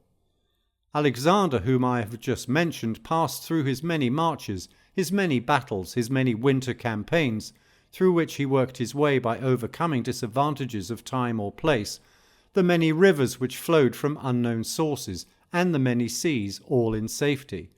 It was intemperance in drinking that laid him low, and the famous death-dealing bowl of Hercules. What glory is there in carrying much liquor, when you have won the prize and the other banqueters, sprawling asleep or vomiting, have declined your challenge to still other toasts, when you are the last survivor of the revels, when you have vanquished everyone by your magnificent show of prowess, and there is no man who has proved himself of so great capacity as you. You are vanquished by the cask. Mark Antony was a great man, a man of distinguished ability. But what ruined him and drove him into foreign habits and un-Roman vices, if it was not drunkenness, and, no less potent than wine, love of Cleopatra? This it was that made him an enemy of the state. This it was that rendered him no match for his enemies. This it was that made him cruel, when, as he sat at table, the heads of the leaders of the state were brought in, when amid the most elaborate feasts and royal luxury he would identify the faces and hands of men whom he had proscribed, when, though heavy with wine, he yet thirsted for blood. It was intolerable that he was getting drunk while he did such things. How much more intolerable that he did these things while actually drunk. Cruelty usually follows wine-bibbing, for a man's soundness of mind is corrupted and made savage. Just as a lingering illness makes men querulous and irritable and drives them wild at the least crossing of their desires, so continued bouts of drunkenness bestialize the soul. For when people are often beside themselves, the habit of madness lasts on, and the vices which liquor generated retain their power even when the liquor is gone. Therefore you should state why the wise man ought not to get drunk. Explain by facts, and not by mere words, the hideousness of the thing and its haunting evils. Do that which is easiest of all, namely, demonstrate that what men call pleasures are punishments as soon as they have exceeded due bounds. For if you try to prove that the wise man can souse himself with much wine, and yet keep his course straight, even though he be in his cups, you may go on to infer by syllogisms that he will not die if he swallows poison, that he will not sleep if he takes a sleeping potion, that he will not vomit and reject the matter which clogs his stomach when you give him hellebore. But when a man's feet totter and his tongue is unsteady, what reason have you for believing that he is half sober and half drunk? Farewell. Letter 84. On gathering ideas. The journeys to which you refer, journeys that shake the laziness out of my system, I hold to be profitable both for my health and for my studies. You see why they benefit my health. Since my passion for literature makes me lazy and careless about my body, I can take exercise by deputy. As for my studies, I shall show you why my journeys help them, for I have not stopped my readings in the slightest degree. And reading, I hold, is indispensable, primarily to keep me from being satisfied with myself alone, and besides, after I have learned what others have found out by their studies, to enable me to pass judgment on their discoveries, and reflect upon discoveries that remain to be made. Reading nourishes the mind, and refreshes it when it is wearied with study. Nevertheless, this refreshment is not obtained without study. We ought not to confine ourselves either to writing or to reading. The one, continuous writing, will cast a gloom over our strength and exhaust it. The other will make our strength flabby and watery. It is better to have recourse to them alternately, and to blend one with the other, so that the fruits of one's reading may be reduced to concrete form by the pen. We should follow, men say, the example of the bees, who flit about and cull the flowers that are suitable for producing honey, and then arrange and assort in their cells all that they have brought in. These bees, as our Virgil says, pack close the flowing honey, and swell their cells with nectar sweet. It is not certain whether the juice which they obtain from the flowers forms at once into honey, or whether they change that which they have gathered into this delicious object by blending something therewith and by a certain property of their breath. For some authorities believe that bees do not possess the art of making honey, but only of gathering it, and they say that in India honey has been found on the leaves of certain reeds, produced by a dew peculiar to that climate, or by the juice of the reed itself, which has an unusual sweetness and richness. And in our own grasses too, they say, the same quality exists, although less clear and less evident, and a creature born to fulfil such a function could hunt it out and collect it. Certain others maintain that the materials which the bees have culled from the most delicate of blooming and flowering plants is transformed into this peculiar substance by a process of preserving and carefully storing away, aided by what might be called fermentation, whereby separate elements are united into one substance. But I must not be led astray into another subject than that which we are discussing. We also, I say, ought to copy these bees and sift whatever we have gathered from a varied course of reading, for such things are better preserved if they are kept separate. Then, by applying the supervising care with which our nature has endowed us, in other words, our natural gifts, we should so blend those several flavours into one delicious compound, that even though it betrays its origin, yet it nevertheless is clearly a different thing from that whence it came. This is what we see nature doing in our own bodies without any labour on our part. The food we have eaten, as long as it retains its original quality and floats in our stomachs as an undiluted mass, is a burden, but it passes into tissue and blood only when it has been changed from its original form. So it is with the food which nourishes our higher nature. We should see to it that whatever we have absorbed should not be allowed to remain unchanged, or it will be no part of us. We must digest it, otherwise it will merely enter the memory and not the reasoning power.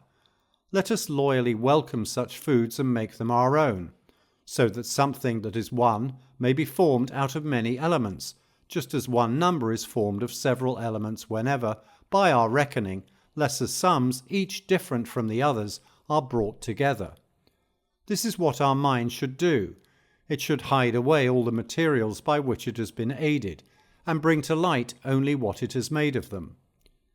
Even if there shall appear in you a likeness to him who, by reason of your admiration, has left a deep impress upon you, I would have you resemble him as a child resembles his father, and not as a picture resembles its original, for a picture is a lifeless thing.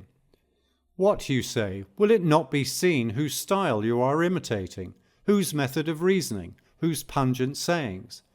I think that sometimes it is impossible for it to be seen who is being imitated, if the copy is a true one, for a true copy stamps its own form upon all the features which it has drawn from what we may call the original, in such a way that they are combined into a unity.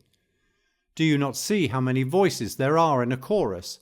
Yet out of the many only one voice results. In that chorus one voice takes the tenor, another the bass, another the baritone. There are women too, as well as men, and the flute is mingled with them. In that chorus the voices of the individual singers are hidden. What we hear is the voices of all together. To be sure, I am referring to the chorus which the old-time philosophers knew.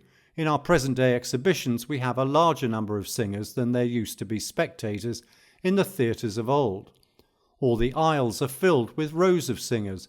Brass instruments surround the auditorium. The stage resounds with flutes and instruments of every description, and yet from the discordant sounds a harmony is produced. I would have my mind of such a quality as this. It should be equipped with many arts, many precepts and patterns of conduct, taken from many epochs of history, but all should blend harmoniously into one. How, you ask, can this be accomplished? By constant effort, and by doing nothing without the approval of reason.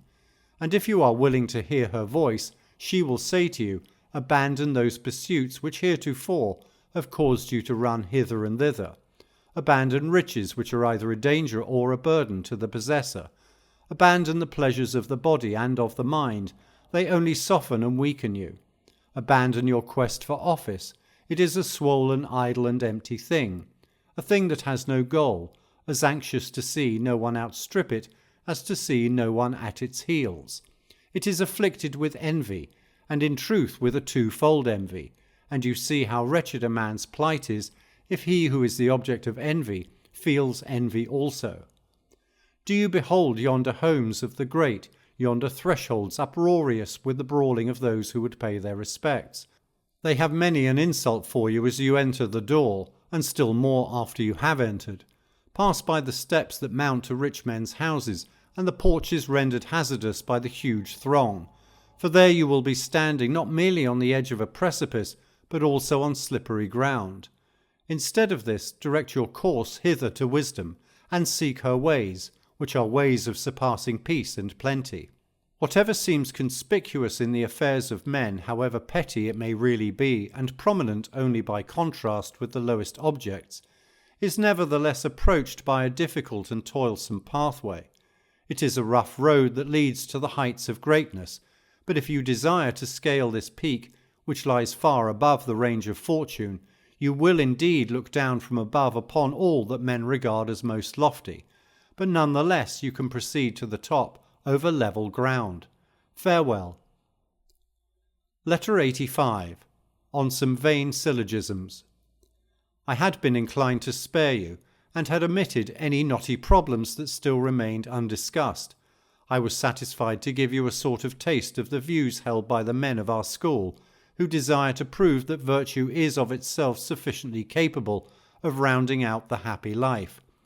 But now you bid me include the entire bulk either of our own syllogisms or of those which have been devised by other schools for the purpose of belittling us. If I shall be willing to do this, the result will be a book instead of a letter, and I declare again and again that I take no pleasure in such proofs. I am ashamed to enter the arena and undertake battle on behalf of gods and men, armed only with an awl. He that possesses prudence is also self-restrained. He that possesses self-restraint is also unwavering. He that is unwavering is unperturbed. He that is unperturbed is free from sadness. He that is free from sadness is happy. Therefore the prudent man is happy, and prudence is sufficient to constitute the happy life. Certain of the peripatetics reply to this syllogism by interpreting unperturbed, unwavering, and free from sadness in such a way as to make unperturbed mean one who is rarely perturbed, and only to a moderate degree, and not one who is never perturbed. Likewise they say that a person is called free from sadness who is not subject to sadness, one who falls into this objectionable state not often, nor in too great a degree. It is not, they say, the way of human nature that a man's spirit should be exempt from sadness, or that the wise man is not overcome by grief, but is merely touched by it, and other arguments of this sort, all in accordance with the teachings of their school. They do not abolish the passions in this way, they only moderate them. But how petty is the superiority which we attribute to the wise man if he is merely braver than the most craven, happier than the most dejected, more self-controlled than the most unbridled, and greater than the lowliest. Would Lardus boast his swiftness in running by, comparing himself with the halt and the weak? For she could skim the topmost blades of corn, and touch them not, nor bruise the tender ears, or travel over seas well poised above the swollen floods, nor dip her flying feet in ocean's waters. This is speed estimated by its own standard, not the kind which wins praise by comparison with that which is slowest.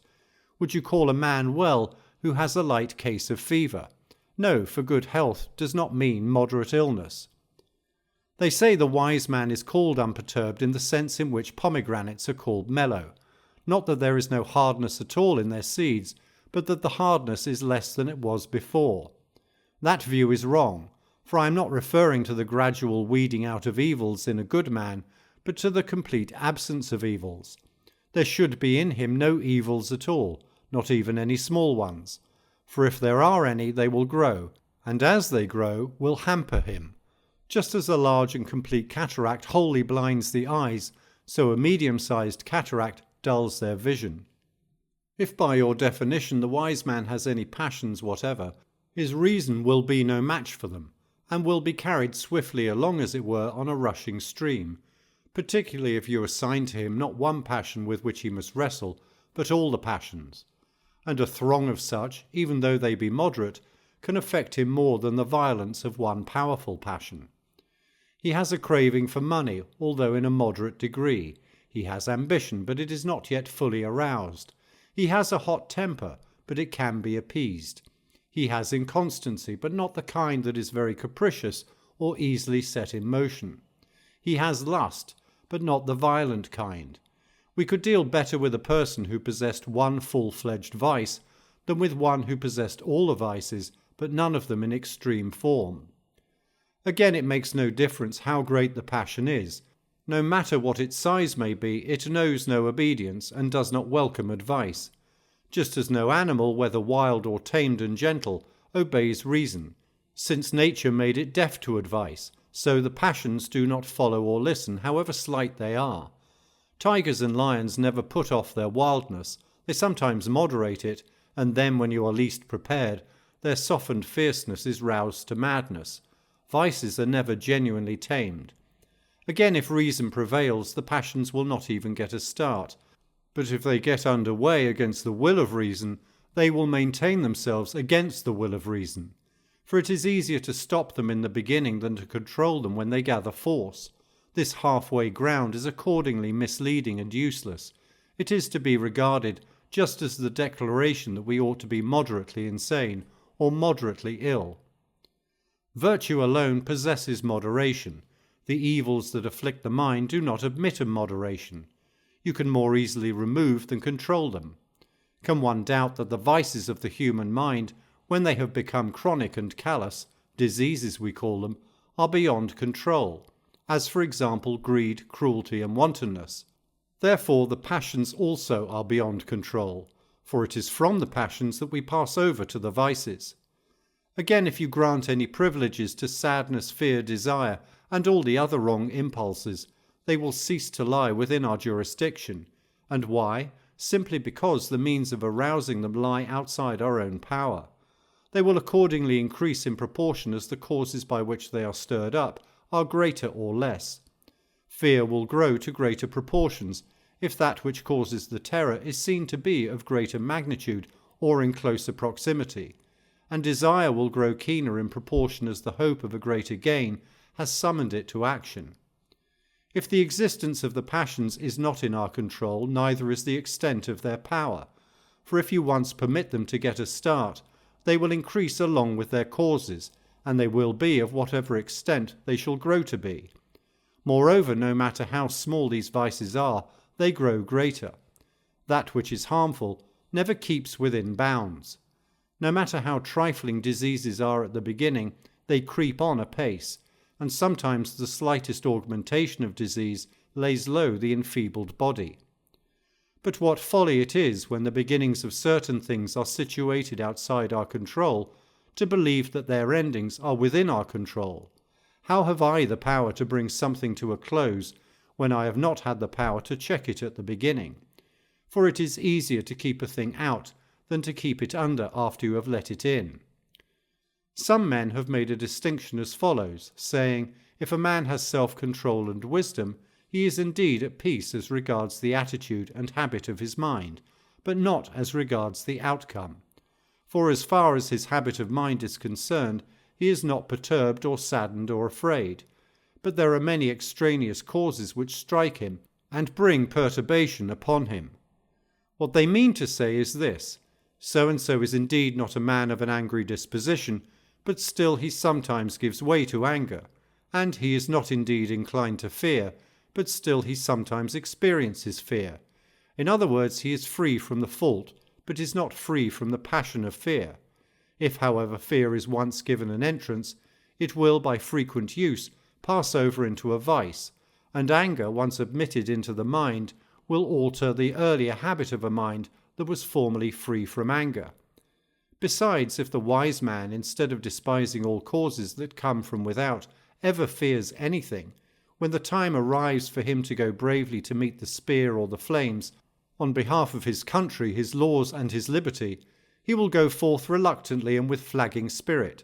Such inconsistency of mind, however, does not suit the character of a wise man.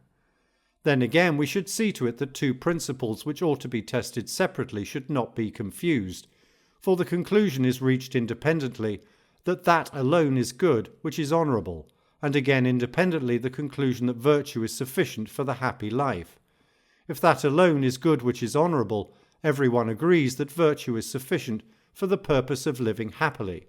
But on the contrary, if virtue alone makes men happy, it will not be conceded that that alone is good which is honourable. Xenocrates and Speusippus hold that a man can become happy even by virtue alone, not, however, that that which is honourable is the only good. Epicurus also decides that one who possesses virtue is happy, but that virtue of itself is not sufficient for the happy life, because the pleasure that results from virtue and not virtue itself makes one happy. This is a futile distinction, for the same philosopher declares that virtue never exists without pleasure, and therefore if virtue is always connected with pleasure and always inseparable therefrom, virtue is of itself sufficient. For virtue keeps pleasure in its company, and does not exist without it even when alone. But it is absurd to say that a man will be happy by virtue alone, and yet not absolutely happy. I cannot discover how that may be, since the happy life contains in itself a good that is perfect, and cannot be excelled. If a man has this good, life is completely happy. Now if the life of the goods contains nothing greater or better, and the happy life is divine, then there is no further height to which a man can be raised. Also, if the happy life is in want of nothing, then every happy life is perfect. It is happy and at the same time most happy. Have you any doubt that the happy life is the supreme good? Accordingly, if it possesses the supreme good, it is supremely happy. Just as the supreme good does not admit of increase for what will be superior to that which is supreme, exactly so the happy life cannot be increased either, for it is not without the supreme good. If then you bring in one man who is happier than another, you will also bring in one who is much happier. You will then be making countless distinctions in the supreme good, although I understand the supreme good to be that good which admits of no degree above itself. If one person is less happy than another, it follows that he eagerly desires the life of that other and happier man in preference to his own. But the happy man prefers no other man's life to his own. Either of these two things is incredible, that there should be anything left for a happy man to wish for in preference to what is, or that he should not prefer the thing which is better than what he already has. For certainly the more prudent he is, the more he will strive after the best, and he will desire to attain it by every possible means. But how can one be happy who is still able, or rather who is still bound, to crave something else? I will tell you what is the source of this error. Men do not understand that the happy life is a unit, for it is its essence, and not its extent, that establishes such a life on the noblest plane. Hence there is complete equality between the life that is long and the life that is short, between that which is spread out and that which is confined, between that whose influence is felt in many places and in many directions, and that which is restricted to one interest. Those who reckon life by number or by measure or by parts rob it of its distinctive quality. Now in the happy life, what is the distinctive quality? It is its fullness. Satiety, I think, is the limit to our eating or drinking. A eats more and B eats less. What difference does it make? Each is now sated. Or A drinks more and B drinks less. What difference does it make?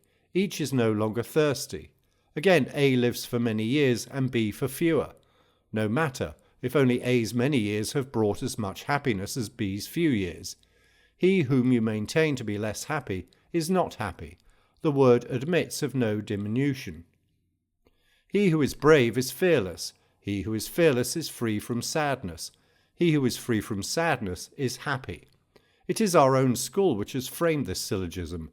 They attempt to refute it by this answer, namely that we Stoics are assuming, as admitted, a premise which is false and distinctly controverted, that the brave man is fearless. What, they say, will the brave man have no fear of evils that threaten him? That would be the condition of a madman, a lunatic, rather than of a brave man.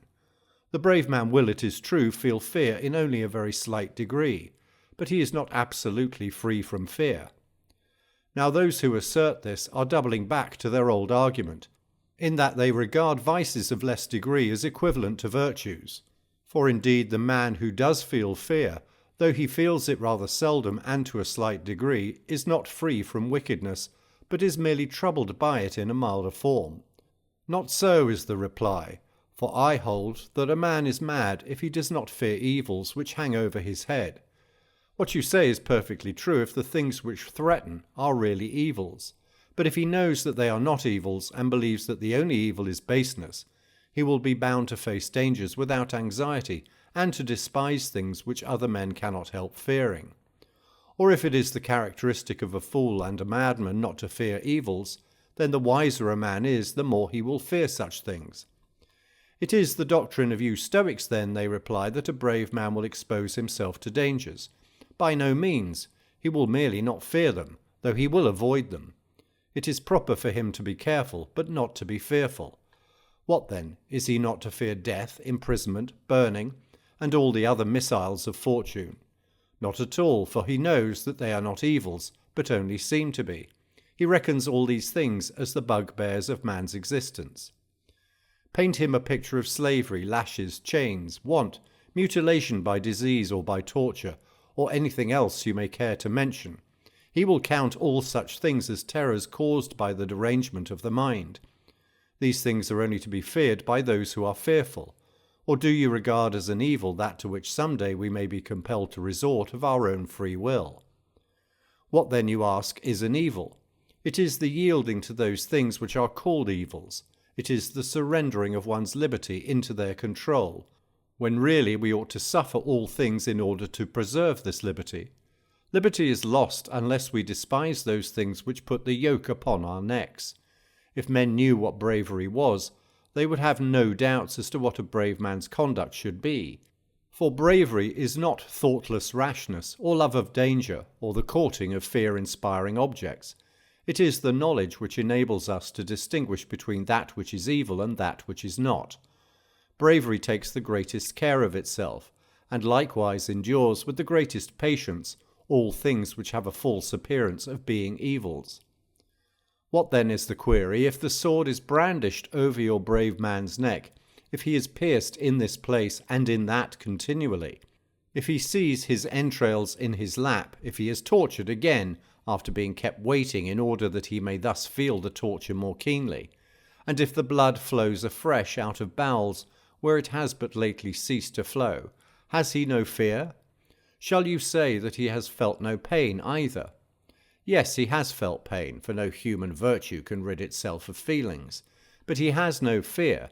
Unconquered, he looks down from a lofty height upon his sufferings. Do you ask me what spirit animates him in these circumstances? It is the spirit of one who is comforting a sick friend. That which is evil does harm.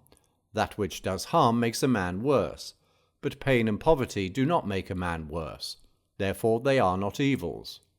Your proposition, says the objector, is wrong. For what harms one does not necessarily make one worse. The storm and the squall work harm to the pilot, but they do not make a worse pilot of him for all that. Certain of the Stoic school reply to this argument as follows. The pilot becomes a worse pilot because of storms or squalls, inasmuch as he cannot carry out his purpose and hold to his course. As far as his art is concerned, he becomes no worse a pilot, but in his work he does become worse. To this the Peripatetics retort, therefore poverty will make even the wise man worse, and so will pain, and so will anything else of that sort. For although those things will not rob him of his virtue, yet they will hinder the work of virtue. This would be a correct statement, were it not for the fact that the pilot and the wise man are two different kinds of person. The wise man's purpose in conducting his life is not to accomplish at all hazards what he tries, but to do all things rightly. The pilot's purpose, however, is to bring his ship into port at all hazards. The arts are handmaids. They must accomplish what they promise to do. But wisdom is mistress and ruler. The arts render a slave's service to life. Wisdom issues the commands.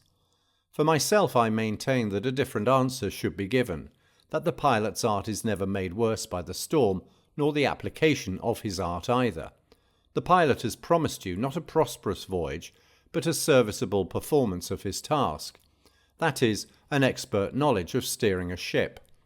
And the more he is hampered by the stress of fortune, so much the more does his knowledge become apparent. He who has been able to say, "Neptune, you shall never sink this ship except on an even keel," has fulfilled the requirements of his art. The storm does not interfere with the pilot's work, but only with his success. What then, you say, is not a pilot harmed by any circumstance which does not permit him to make port, frustrates all his efforts, and either carries him out to sea, or holds the ship in irons, or strips her masts? No, it does not harm him as a pilot, but only as a voyager. Otherwise he is no pilot. It is indeed so far from hindering the pilot's art that it even exhibits the art. For anyone, in the words of the proverb, is a pilot on a calm sea. These mishaps obstruct the voyage, but not the steersman, qua steersman.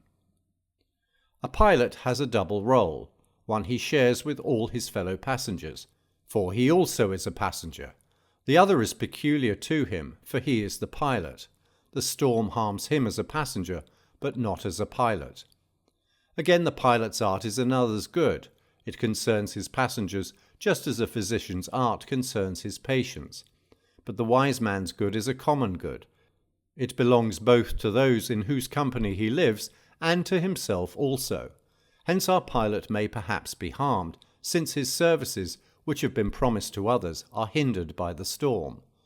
But the wise man is not harmed by poverty or by pain, or by any other of life's storms, for all his functions are not checked, but only those which pertain to others. He himself is always in action, and is greatest in performance at the very time when fortune has blocked his way. For then he is actually engaged in the business of wisdom, and this wisdom I have declared already to be both the good of others and also his own. Besides, he is not prevented from helping others, even at the time when constraining circumstances press him down. Because of his poverty, he is prevented from showing how the state should be handled, but he teaches nonetheless how poverty should be handled. His work goes on throughout his whole life. Thus no fortune, no external circumstance can shut off the wise man from action, for the very thing which engages his attention prevents him from attending to other things. He is ready for either outcome. If it brings goods, he controls them. If evils, he conquers them. So thoroughly, I mean, has he schooled himself that he makes manifest his virtue in prosperity as well as in adversity, and keeps his eyes on virtue itself, not on the objects with which virtue deals. Hence neither poverty nor pain, nor anything else that deflects the inexperienced and drives them headlong, restrains him from his course.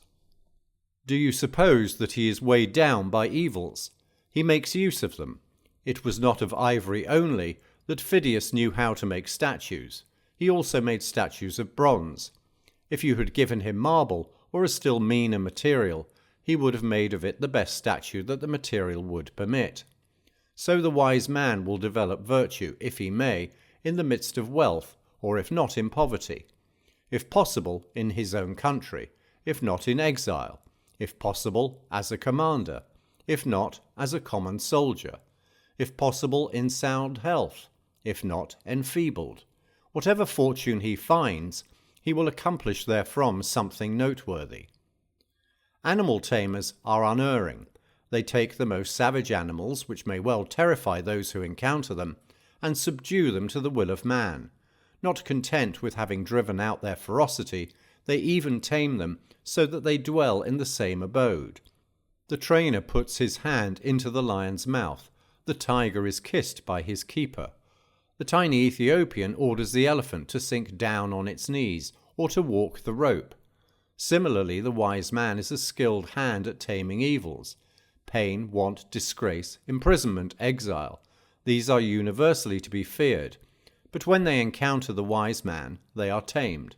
Farewell. Letter 86. On Scipio's Villa. I am resting at the country house which once belonged to Scipio Africanus himself, and I write to you after doing reverence to his spirit, and to an altar which I am inclined to think is the tomb of that great warrior. That his soul has indeed returned to the skies whence it came, I am convinced, not because he commanded mighty armies, for Cambyses also had mighty armies, and Cambyses was a madman who made successful use of his madness, but because he showed moderation and a sense of duty to a marvellous extent. I regard this trait in him as more admirable after his withdrawal from his native land than while he was defending her. For there was the alternative: Scipio should remain in Rome, or Rome should remain free. It is my wish, said he, not to infringe in the least upon our laws, or upon our customs. Let all Roman citizens have equal rights. O my country, make the most of the good that I have done, but without me. I have been the cause of your freedom, and I shall also be its proof. I go into exile, if it is true that I have grown beyond what is to your advantage. What can I do but admire this magnanimity, which led him to withdraw into voluntary exile, and to relieve the state of its burden? Matters had gone so far that either liberty must work harm to Scipio, or Scipio to liberty. Either of these things was wrong in the sight of heaven. So he gave way to the laws and withdrew to Liternum, thinking to make the state a debtor for his own exile, no less than for the exile of Hannibal. I have inspected the house, which is constructed of hewn stone, the wall which encloses a forest, the towers also, buttressed out on both sides for the purpose of defending the house, the well concealed among buildings and shrubbery, large enough to keep a whole army supplied, and the small bath, buried in darkness according to the old style, for our ancestors did not think that one could have a hot bath except in darkness. It was therefore a great pleasure for me to contrast Scipio's ways with our own. Think, in this tiny recess, the terror of Carthage, to whom Rome should offer thanks because she was not captured more than once, used to bathe a body wearied with work in the fields, for he was accustomed to keep himself busy and to cultivate the soil with his own hands, as the good old Romans were wont to do. Beneath this dingy roof he stood, and this floor, mean as it is, bore his weight. But who in these days could bear to bathe in such a fashion? We think ourselves poor and mean if our walls are not resplendent with large and costly mirrors, if our marbles from Alexandria are not set off by mosaics of Numidian stone, if their borders are not faced over on all sides with difficult patterns, arranged in many colours like paintings, if our vaulted ceilings are not buried in glass, if our swimming pools are not lined with Thasian marble, once a rare and wonderful sight in any temple, pools into which we let down our bodies after they have been drained weak by abundant perspiration, and finally, if the water has not poured from silver spigots. I have so far been speaking of the ordinary bathing establishments. What shall I say when I come to those of the freedmen? What a vast number of statues, of columns that support nothing, but are built for decoration, merely in order to spend money. And what masses of water that fall crashing from level to level. We have become so luxurious that we will have nothing but precious stones to walk upon. In this bath of Scipio's there are tiny chinks, you cannot call them windows, cut out of the stone wall in such a way as to admit light without weakening the fortifications. Nowadays, however, people regard baths as fit only for moths if they have not been so arranged that they receive the sun all day long through the widest of windows, if men cannot bathe and get a coat of tan at the same time, and if they cannot look out from their bathtubs over stretches of land and sea. So it goes. The establishments which had drawn crowds and had won admiration when they were first opened are avoided and put back in the category of venerable antiques as soon as luxury has worked out some new device to her own ultimate undoing. In the early days, however, there were few baths, and they were not fitted out with any display. For why should men elaborately fit out that which costs a penny only, and was invented for use, not merely for delight? The bathers of those days did not have water poured over them, nor did it always run fresh as if from a hot spring. And they did not believe that it mattered at all how perfectly pure was the water into which they were to leave their dirt. Ye gods, what a pleasure it is to enter that dark bath, covered with a common sort of roof, knowing that therein your hero Cato, as Aedile, or Fabius Maximus, or one of the Cornelii, has warmed the water with his own hands.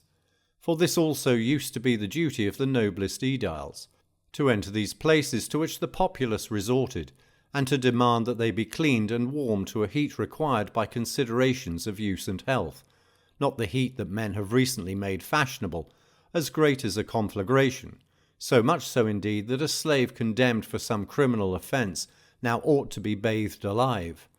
It seems to me that nowadays there is no difference between the bath is on fire and the bath is warm. How some persons nowadays condemn Scipio as a boor because he did not let daylight into his perspiring room through wide windows, or because he did not roast in the strong sunlight and dawdle about until he could stew in the hot water. Poor fool, they say, he did not know how to live. He did not bathe in filtered water. It was often turbid, and after heavy rains almost muddy.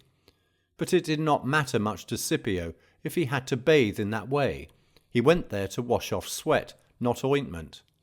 And how do you suppose certain persons will answer me? They will say, I don't envy Scipio.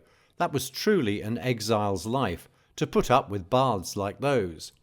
Friend, if you were wiser, you would know that Scipio did not bathe every day.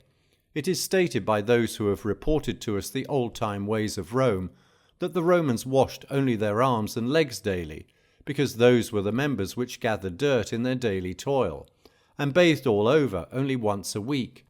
Here someone will retort, yes, pretty dirty fellows they evidently were. How they must have smelled. But they smelled of the camp, the farm, and heroism. Now that spick and span bathing establishments have been devised, men are really fouler than of yore. What says Horatius Flaccus when he wishes to describe a scoundrel, one who is notorious for his extreme luxury?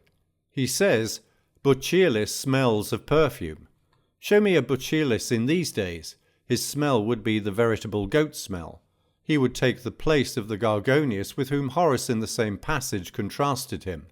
It is nowadays not enough to use ointment, unless you put on a fresh coat 2 or 3 times a day, to keep it from evaporating on the body. But why should a man boast of this perfume as if it were his own? If what I am saying shall seem to you too pessimistic, charge it up against Scipio's country house, where I have learned a lesson from Aegialus, a most careful householder and now the owner of this estate. He taught me that a tree can be transplanted no matter how far gone in years. We old men must learn this precept, for there is none of us who is not planting an oliveyard for his successor. I have seen them bearing fruit in due season after 3 or 4 years of unproductiveness. And you too shall be shaded by the tree, which is slow to grow, but bringeth shade to cheer your grandsons in the far-off years. As our poet Virgil says. Virgil sought, however, not what was nearest to the truth, but what was most appropriate, and aimed not to teach the farmer, but to please the reader. For example, omitting all other errors of his, I will quote the passage in which it was incumbent upon me today to detect a fault. In spring sow beans then too, O clover plant, thou art welcomed by the crumbling furrows, and the millet calls for yearly care. You may judge by the following incident whether those plants should be set out at the same time, or whether both should be sowed in the spring. It is June at the present writing, and we are well on towards July, and I have seen on this very day farmers harvesting beans and sowing millet. But to return to our olive yard again, I saw it planted in 2 ways. If the trees were large, Aegialus took their trunks and cut off the branches to the length of 1 foot each. He then transplanted along with the ball after cutting off the roots, leaving only the thick part from which the roots hang. He smeared this with manure, and inserted it in the hole, not only heaping up the earth about it, but stamping and pressing it down. There is nothing, he says, more effective than this packing process. In other words, it keeps out the cold and the wind.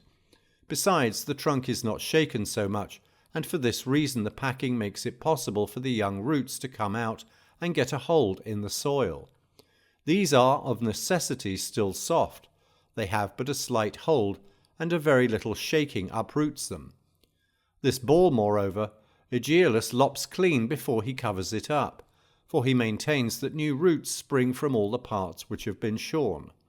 Moreover, the trunk itself should not stand more than 3 or 4 feet out of the ground, for there will thus be at once a thick growth from the bottom, nor will there be a large stump, all dry and withered, as is the case with old oliveyards. The second way of setting them out was the following.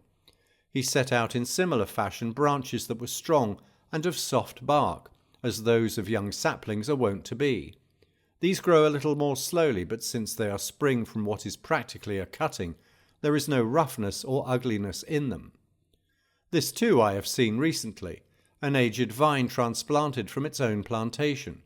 In this case the fibres also should be gathered together if possible, and then you should cover up the vine stem more generously, so that roots may spring up even from the stock. I have seen such plantings made not only in February, but at the very end of March. The plants take hold of and embrace alien elms. But all trees, he declares, which are, so to speak, thick-stemmed, should be assisted with tank water. If we have this help, we are our own rainmakers. I do not intend to tell you any more of these precepts, lest, as Aegialus did with me, I may be training you up to be my competitor. Farewell. Letter 87. Some arguments in favour of the simple life. I was shipwrecked before I got aboard. I shall not add how that happened, lest you may reckon this also as another of the Stoic paradoxes, and yet I shall, whenever you are willing to listen, nay, even though you be unwilling, prove to you that these words are by no means untrue, nor so surprising as one at first sight would think. Meantime the journey showed me this, how much we possess that is superfluous, and how easily we can make up our minds to do away with things whose loss, whenever it is necessary to part with them, we do not feel. My friend Maximus and I have been spending a most happy period of 2 days, taking with us very few slaves, 1 carriage load, and no paraphernalia except what we wore on our persons. The mattress lies on the ground, and I upon the mattress. There are 2 rugs, one to spread beneath us and one to cover us. Nothing could have been subtracted from our luncheon. It took not more than an hour to prepare, and we were nowhere without dried figs, never without writing tablets. If I have bread, I use figs as a relish. If not, I regard figs as a substitute for bread. Hence they bring me a New Year feast every day, and I make the New Year happy and prosperous by good thoughts and greatness of soul. For the soul is never greater than when it has laid aside all extraneous things, and has secured peace for itself by fearing nothing, and riches by craving no riches. The vehicle in which I have taken my seat is a farmer's cart. Only by walking do the mules show that they are alive. The driver is barefoot, and not because it is summer either. I can scarcely force myself to wish that others shall think this cart mine. My false embarrassment about the truth still holds out, you see, and whenever we meet a more sumptuous party, I blush in spite of myself. Proof that this conduct, which I approve and applaud, has not yet gained a firm and steadfast dwelling-place within me. He who blushes at riding in a rattletrap will boast when he rides in style. So my progress is still insufficient. I have not yet the courage openly to acknowledge my thriftiness. Even yet I am bothered by what other travellers think of me.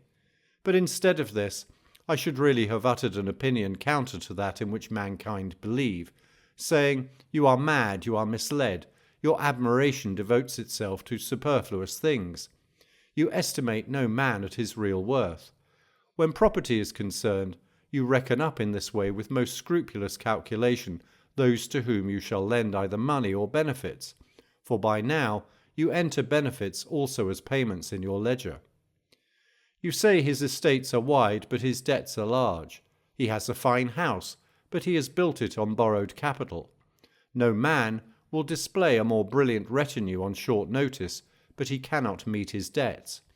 If he pays off his creditors, he will have nothing left. So you will feel bound to do in all other cases as well, to find out by elimination the amount of every man's actual possessions. I suppose you call a man rich just because his gold plate goes with him even on his travels, because he farms land in all the provinces, because he unrolls a large account book, because he owns estates near the city so great that men would grudge his holding them in the wastelands of Apulia. But after you have mentioned all these facts, he is poor. And why? He is in debt. To what extent, you ask? For all that he has. Or perchance you think it matters whether one has borrowed from another man or from fortune.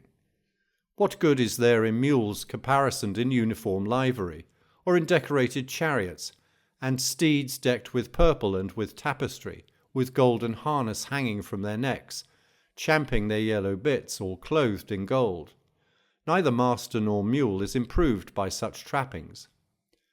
Marcus Cato the censor, whose existence helped the state as much as did Scipio's, for while Scipio fought against our enemies, Cato fought against our bad morals, used to ride a donkey, and a donkey at that which carried saddlebags containing the master's necessaries. Oh, how I should love to see him meet today on the road of one of our coxcombs, with his outriders and Numidians and a great cloud of dust before him. Your dandy would no doubt seem refined and well attended in comparison with Marcus Cato, your dandy who, in the midst of all his luxurious paraphernalia, is chiefly concerned whether to turn his hand to the sword or to the hunting knife. Oh, what a glory to the times in which he lived, for a general who had celebrated a triumph, a censor, and what is most noteworthy of all, a Cato, to be content with a single nag, and with less than a whole nag at that. For part of the animal was preempted by the baggage that hung down on either flank. Would you not therefore prefer Cato's steed, that single steed, saddle worn by Cato himself, to the coxcomb's whole retinue of plump ponies, Spanish cobs and trotters? I see that there will be no end in dealing with such a theme, unless I make an end myself. So I shall now become silent, at least with reference to superfluous things like these. Doubtless the man who first called them hindrances had a prophetic inkling that they would be the very sort of thing they now are. At present I should like to deliver to you the syllogisms, as yet very few, belonging to our school and bearing upon the question of virtue, which in our opinion is sufficient for the happy life. That which is good makes men good. For example, that which is good in the art of music makes the musician. But chance events do not make a good man. Therefore chance events are not goods. The Peripatetics reply to this by saying that the premise is false, that men do not in every case become good by means of that which is good, that in music there is something good, like a flute, a harp, or an organ suited to accompany singing, but that none of these instruments makes the musician. We shall then reply, you do not understand in what sense we have used the phrase, that which is good in music, for we do not mean that which equips the musician, but that which makes the musician. You, however, are referring to the instruments of the art, and not to the art itself. If, however, anything in the art of music is good, that will in every case make the musician. And I should like to put this idea still more clearly. We define the good in the art of music in two ways. First, that by which the performance of the musician is assisted, and second, that by which his art is assisted. Now the musical instruments have to do with his performance, such as flutes and organs and harps, but they do not have to do with the musician's art itself, for he is an artist even without them. He may perhaps be lacking in the ability to practice his art, but the good in man is not in the same way twofold, for the good of man and the good of life are the same. That which can fall to the lot of any man, no matter how base or despised he may be, is not a good, but wealth falls to the lot of the pander and the trainer of gladiators, therefore wealth is not a good. Another wrong premise, they say, for we notice that goods fall to the lot of the very lowest sort of men, not only in the scholar's art, but also in the art of healing or in the art of navigating. These arts, however, make no profession of greatness of soul. They do not rise to any heights, nor do they frown upon what fortune may bring. It is virtue that uplifts man, and places him superior to what mortals hold dear. Virtue neither craves overmuch, nor fears to excess that which is called good, or that which is called bad. Chelidonas, one of Cleopatra's eunuchs, possessed great wealth, and recently Natalis, a man whose tongue was as shameless as it was dirty, a man whose mouth used to perform the vilest offices, was the heir of many, and also made many his heirs. What then, was it his money that made him unclean, or did he himself besmirch his money? Money tumbles into the hands of certain men as a shilling tumbles down a sewer. Virtue stands above all such things. It is appraised in coin of its own minting, and it deems none of these random windfalls to be good. But medicine and navigation do not forbid themselves and their followers to marvel at such things. One who is not a good man can nevertheless be a physician or a pilot or a scholar, yes, just as well as he can be a cook. He to whose lot it falls to possess something which is not of a random sort cannot be called a random sort of man. A person is of the same sort as that which he possesses. A strong box is worth just what it holds, or rather it is a mere accessory of that which it holds. Whoever sets any price upon a full purse, except the price established by the count of the money deposited therein. This also applies to the owners of great estates. They are only accessories and incidentals to their possessions. Why then is the wise man great? Because he has a great soul. Accordingly, it is true that that which falls to the lot even of the most despicable person is not a good. Thus I should never regard inactivity as a good, for even the tree frog and the flea possess this quality. Nor should I regard rest and freedom from trouble as a good, for what is more at leisure than a worm? Do you ask what it is that produces the wise man, that which produces a god? You must grant that the wise man has in an element of godliness, heavenliness, grandeur. The good does not come to everyone, nor does it allow any random person to possess it. Behold, what fruits each country bears, or will not bear, here corn, and there the vine, grow richlier. And elsewhere still the tender tree and grass, unbidden, clothe themselves in green. Seest thou how Tmolus ships its saffron perfumes forth, and ivory comes from Ind? Soft Sheba sends its incense, and the unclad Calibes their iron. These products are apportioned to separate countries in order that human beings may be constrained to traffic among themselves, each seeking something from his neighbour in his turn. So the supreme good has also its own abode. It does not grow where ivory grows, or iron. Do you ask where the supreme good dwells? In the soul, and unless the soul be pure and holy, there is no room in it for God. Good does not result from evil, but riches result from greed. Therefore riches are not a good. It is not true, they say, that good does not result from evil, for money comes from sacrilege and theft. Accordingly, although sacrilege and theft are evil, yet they are evil only because they work more evil than good. For they bring gain, but the gain is accompanied by fear, anxiety, and torture of mind and body. Whoever says this must perforce admit that sacrilege, though it be an evil because it works much evil, is yet partly good because it accomplishes a certain amount of good. What can be more monstrous than this? We have, to be sure, actually convinced the world that sacrilege, theft, and adultery are to be regarded as among the goods. How many men there are who do not blush at theft? How many who boast of having committed adultery? For petty sacrilege is punished, but sacrilege on a grand scale is honoured by a triumphal procession. Besides, sacrilege, if it is wholly good in some respect, will also be honourable, and will be called right conduct, for it is conduct which concerns ourselves. But no human being on serious consideration admits this idea.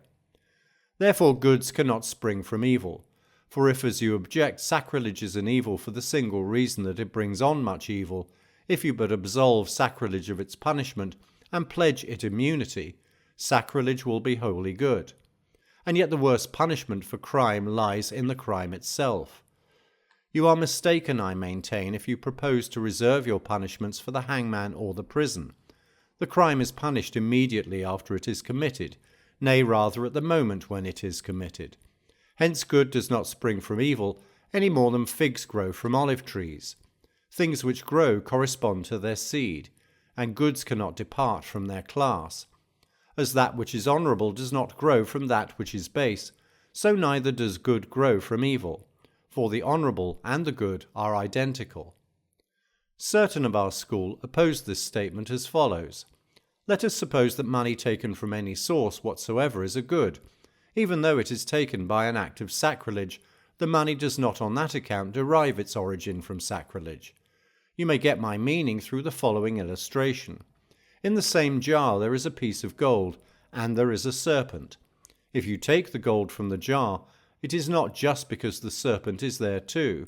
I say that the jar yields me the gold, because it contains the serpent as well, but it yields the gold in spite of containing the serpent also. Similarly, gain results from sacrilege, not just because sacrilege is a base and accursed act, but because it contains gain also. As the serpent in the jar is an evil, and not the gold which lies there beside the serpent, so in an act of sacrilege it is the crime, not the profit, that is evil. But I differ from these men, for the conditions in each case are not at all the same. In the one instance I can take the gold without the serpent, in the other I cannot make the profit without committing the sacrilege. The gain in the latter case does not lie side by side with the crime, it is blended with the crime. That which, while we are desiring to attain it, involves us in many evils is not a good. But while we are desiring to attain riches, we become involved in many evils, therefore riches are not a good. Your first premise, they say, contains two meanings. One is we become involved in many evils while we are desiring to attain riches. But we also become involved in many evils while we are desiring to attain virtue. One man, while travelling in order to prosecute his studies, suffers shipwreck, and another is taken captive. The second meaning is as follows, that through which we become involved in evils is not a good, and it will not logically follow from our proposition that we become involved in evils through riches or through pleasure. Otherwise, if it is through riches that we become involved in many evils, riches are not only not a good, but they are positively an evil. You, however, maintain merely that they are not a good. Moreover, the objector says, you grant that riches are of some use. You reckon them among the advantages, and yet on this basis they cannot even be an advantage, for it is through the pursuit of riches that we suffer much disadvantage. Certain men answer this objection as follows. You are mistaken if you ascribe disadvantages to riches. Riches injure no one. It is a man's own folly or his neighbour's wickedness that harms him in each case, just as a sword by itself does not slay. It is merely the weapon used by the slayer. Riches themselves do not harm you, just because it is on account of riches that you suffer harm. I think that the reasoning of Posidonius is better. He holds that riches are a cause of evil, not because of themselves they do any evil, but because they goad men on so that they are ready to do evil. For the efficient cause which necessarily produces harm at once is one thing, and the antecedent cause is another. It is this antecedent cause which inheres in riches. They puff up the spirit and beget pride. They bring on unpopularity and unsettle the mind to such an extent that the mere reputation of having wealth, though it is bound to harm us, nevertheless affords delight. All goods, however, ought properly to be free from blame. They are pure, they do not corrupt the spirit, and they do not tempt us. They do indeed uplift and broaden the spirit, but without puffing it up. Those things which are goods produce confidence, but riches produce shamelessness. The things which are goods give us greatness of soul, but riches give us arrogance, and arrogance is nothing else than a false show of greatness. According to that argument, the objector says riches are not only not a good, but are a positive evil. Now they would be an evil if they did harm of themselves, and if, as I remarked, it were the efficient cause which inheres in them. In fact, however, it is the antecedent cause which inheres in riches, and indeed it is that cause which, so far from merely arousing the spirit, actually drags it along by force. Yes, riches shower upon us a semblance of the good. which is like the reality and wins credence in the eyes of many men. The antecedent cause inheres in virtue also. It is this which brings on envy, for many men become unpopular because of their wisdom, and many men because of their justice. But this cause, though it inheres in virtue, is not the result of virtue itself, nor is it a mere semblance of the reality. Nay, on the contrary, far more like the reality is that vision which is flashed by virtue upon the spirits of men, summoning them to love it and marvel thereat. Posidonius thinks that the syllogism should be framed as follows: things which bestow upon the soul no greatness or confidence or freedom from care are not goods, but riches and health and similar conditions do none of these things. Therefore riches and health are not goods. This syllogism he then goes on to extend still further in the following way: things which bestow upon the soul no greatness or confidence or freedom from care, but on the other hand create in it arrogance, vanity, and insolence, are evils. But things which are the gift of fortune drive us into these evil ways. Therefore these things are not goods. But, says the objector, by such reasoning things which are the gift of fortune will not even be advantages. No, advantages and goods stand each in a different situation. An advantage is that which contains more of usefulness than of annoyance, but a good ought to be unmixed and with no element in it of harmfulness.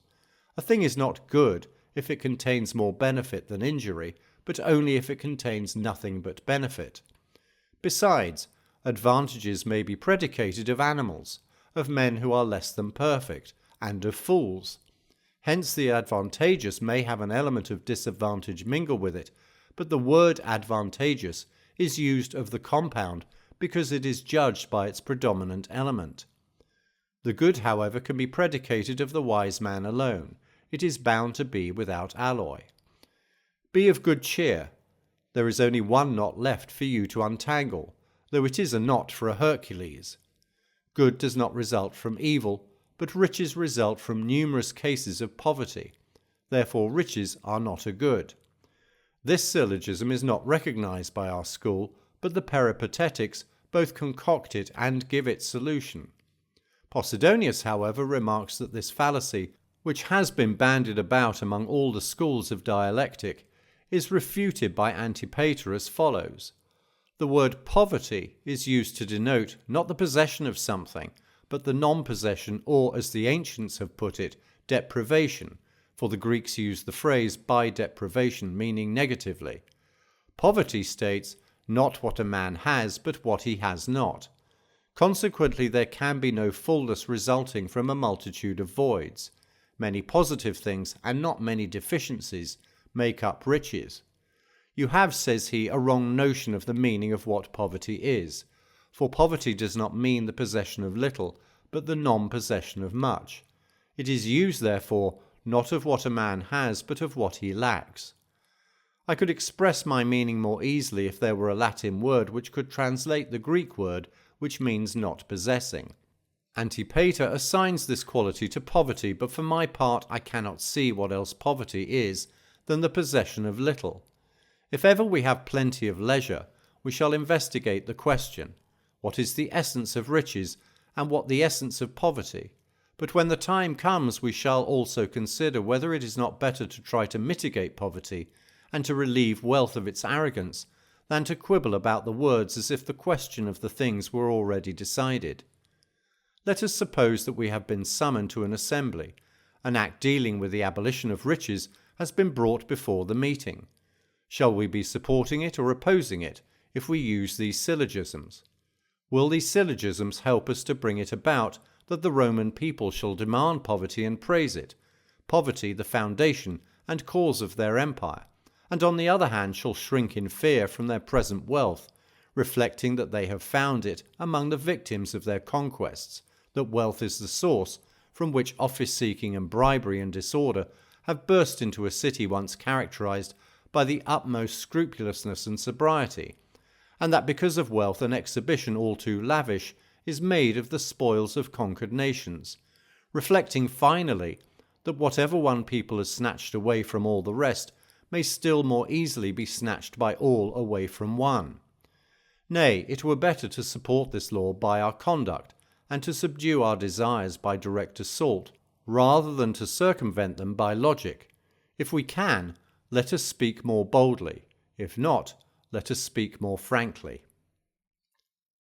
Letter 88. On Liberal and Vocational Studies.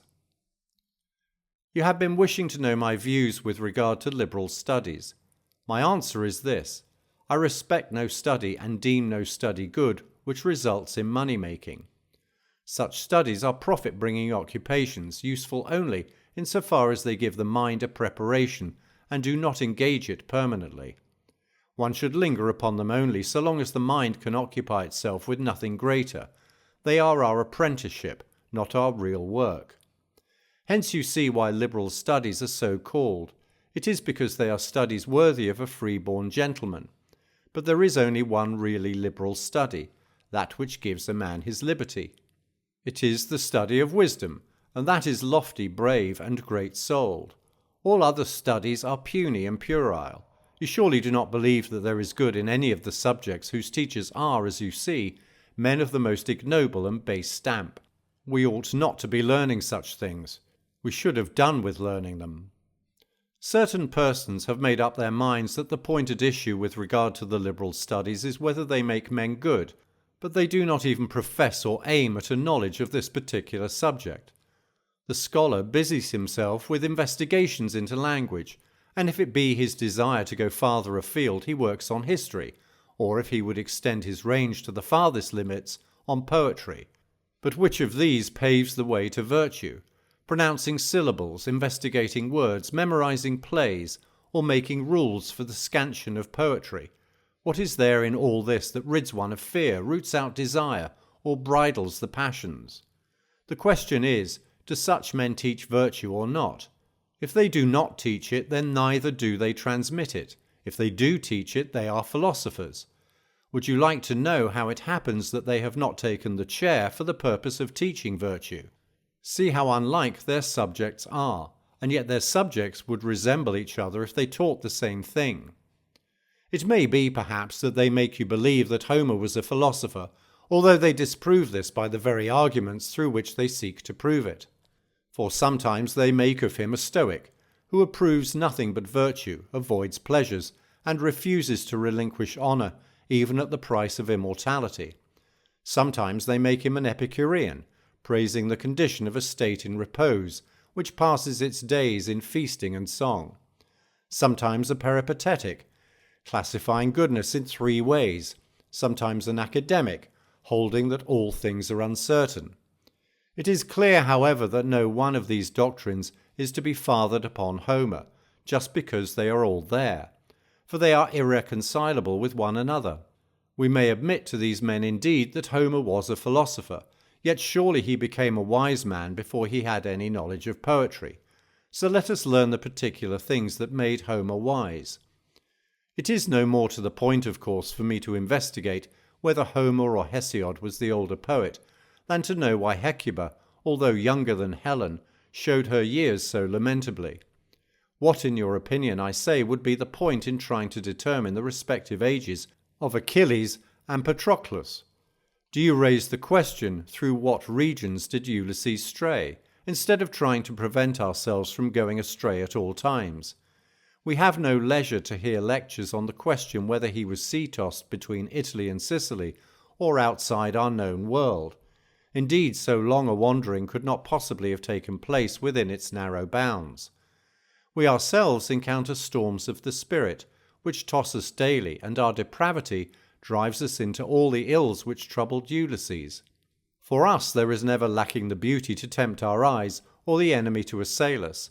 On this side are savage monsters that delight in human blood, on that side the treacherous allurements of the ear, and yonder is shipwreck, and all the varied categories of misfortunes. Show me rather by the example of Ulysses how I am to love my country, my wife, my father, and how, even after suffering shipwreck, I am to sail toward these ends, honourable as they are. Why try to discover whether Penelope was a pattern of purity, or whether she had the laugh on her contemporaries, or whether she suspected that the man in her presence was Ulysses before she knew it was he? Teach me rather what purity is, and how great a good we have in it, and whether it is situated in the body or in the soul. Now I will transfer my attention to the musician. You, sir, are teaching me how the treble and the bass are in accord with one another, and how, though the strings produce different notes, the result is a harmony. Rather bring my soul into harmony with itself, and let not my purposes be out of tune. You are showing me what the doleful keys are. Show me rather how, in the midst of adversity, I may keep from uttering a doleful note. The mathematician teaches me how to lay out the dimensions of my estates, but I should rather he taught how to lay out what is enough for a man to own. He teaches me to count, and adapts my fingers to avarice, but I should prefer him to teach me that there is no point in such calculations, and that one is none the happier for tiring out the bookkeepers with his possessions, or rather how useless property is to any man, who would find it the greatest misfortune if he should be required to reckon out, by his own wits, the amount of his holdings. What good is there for me in knowing how to parcel out a piece of land, if I know not how to share it with my brother? What good is there in working out to a nicety the dimensions of an acre, and in detecting the error if a piece has so much as escaped my measuring rod, if I am embittered when an ill-tempered neighbour merely scrapes off a bit of my land? The mathematician teaches me how I may lose none of my boundaries. I, however, seek to learn how to lose them all with a light heart. But, comes the reply, I am being driven from the farm which my father and grandfather owned. Well, who owned the land before your grandfather? Can you explain what people, I will not say what person, held it originally? You did not enter upon it as a master, but merely as a tenant. And whose tenant are you? If your claim is successful, you are tenant of the heir. The lawyers say that public property cannot be acquired privately by possession. What you hold and call your own is public property. Indeed, it belongs to mankind at large. Oh, what marvellous skill! You know how to measure the circle. You find the square of any shape which is set before you. You compute the distances between the stars. There is nothing which does not come within the scope of your calculations. But if you are a real master of your profession, measure me the mind of man. Tell me how great it is, or how puny. You know what a straight line is, but how does it benefit you if you do not know what is straight in this life of ours? I come next to the person who boasts his knowledge of the heavenly bodies, who knows whither the chilling star of Saturn hides, and through what orbit Mercury doth stray.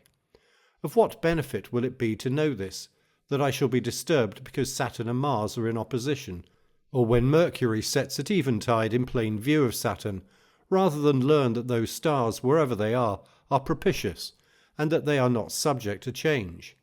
They are driven along by an unending round of destiny, on a course from which they cannot swerve. They return at stated seasons. They either set in motion or mark the intervals of the whole world's work.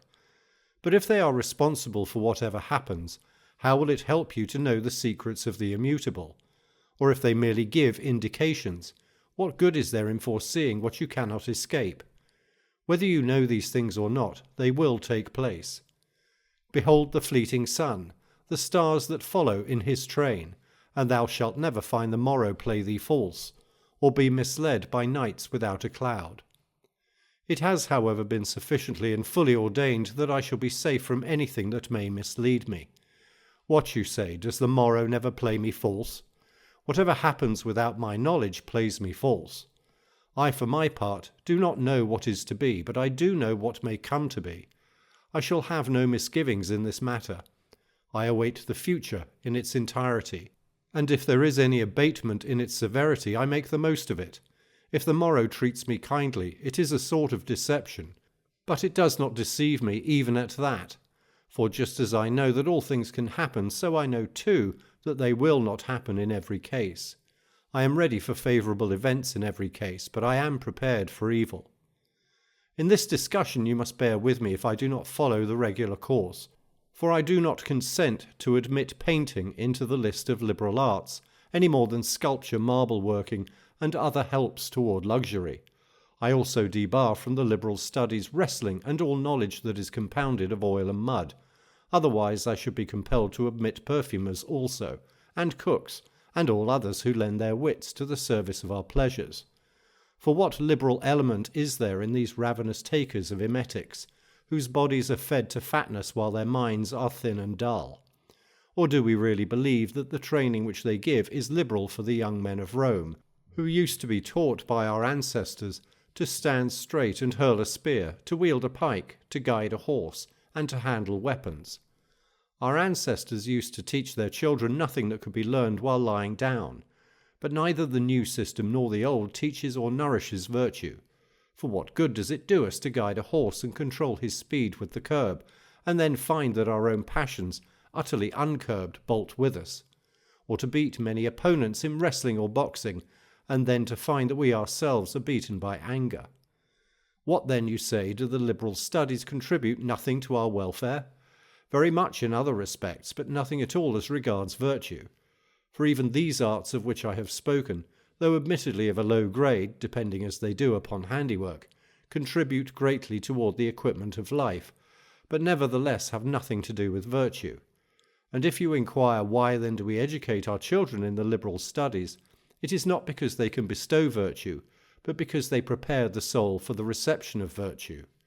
Just as that primary course, as the ancients called it, in grammar, which gave boys their elementary training, does not teach them the liberal arts, but prepares the ground for their early acquisition of these arts, so the liberal arts do not conduct the soul all the way to virtue, but merely set it going in that direction.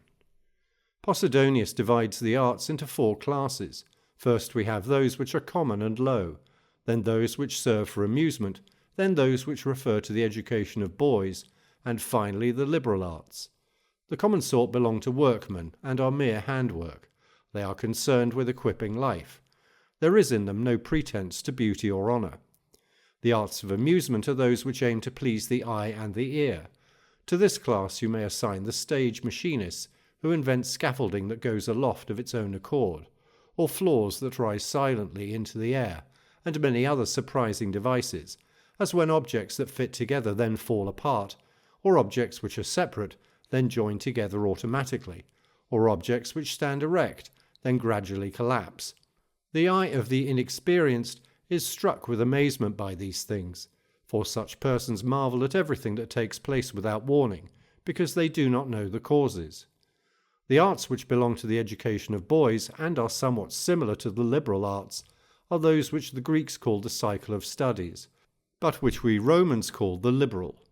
However, those alone are really liberal, or rather, to give them a truer name, free, whose concern is virtue.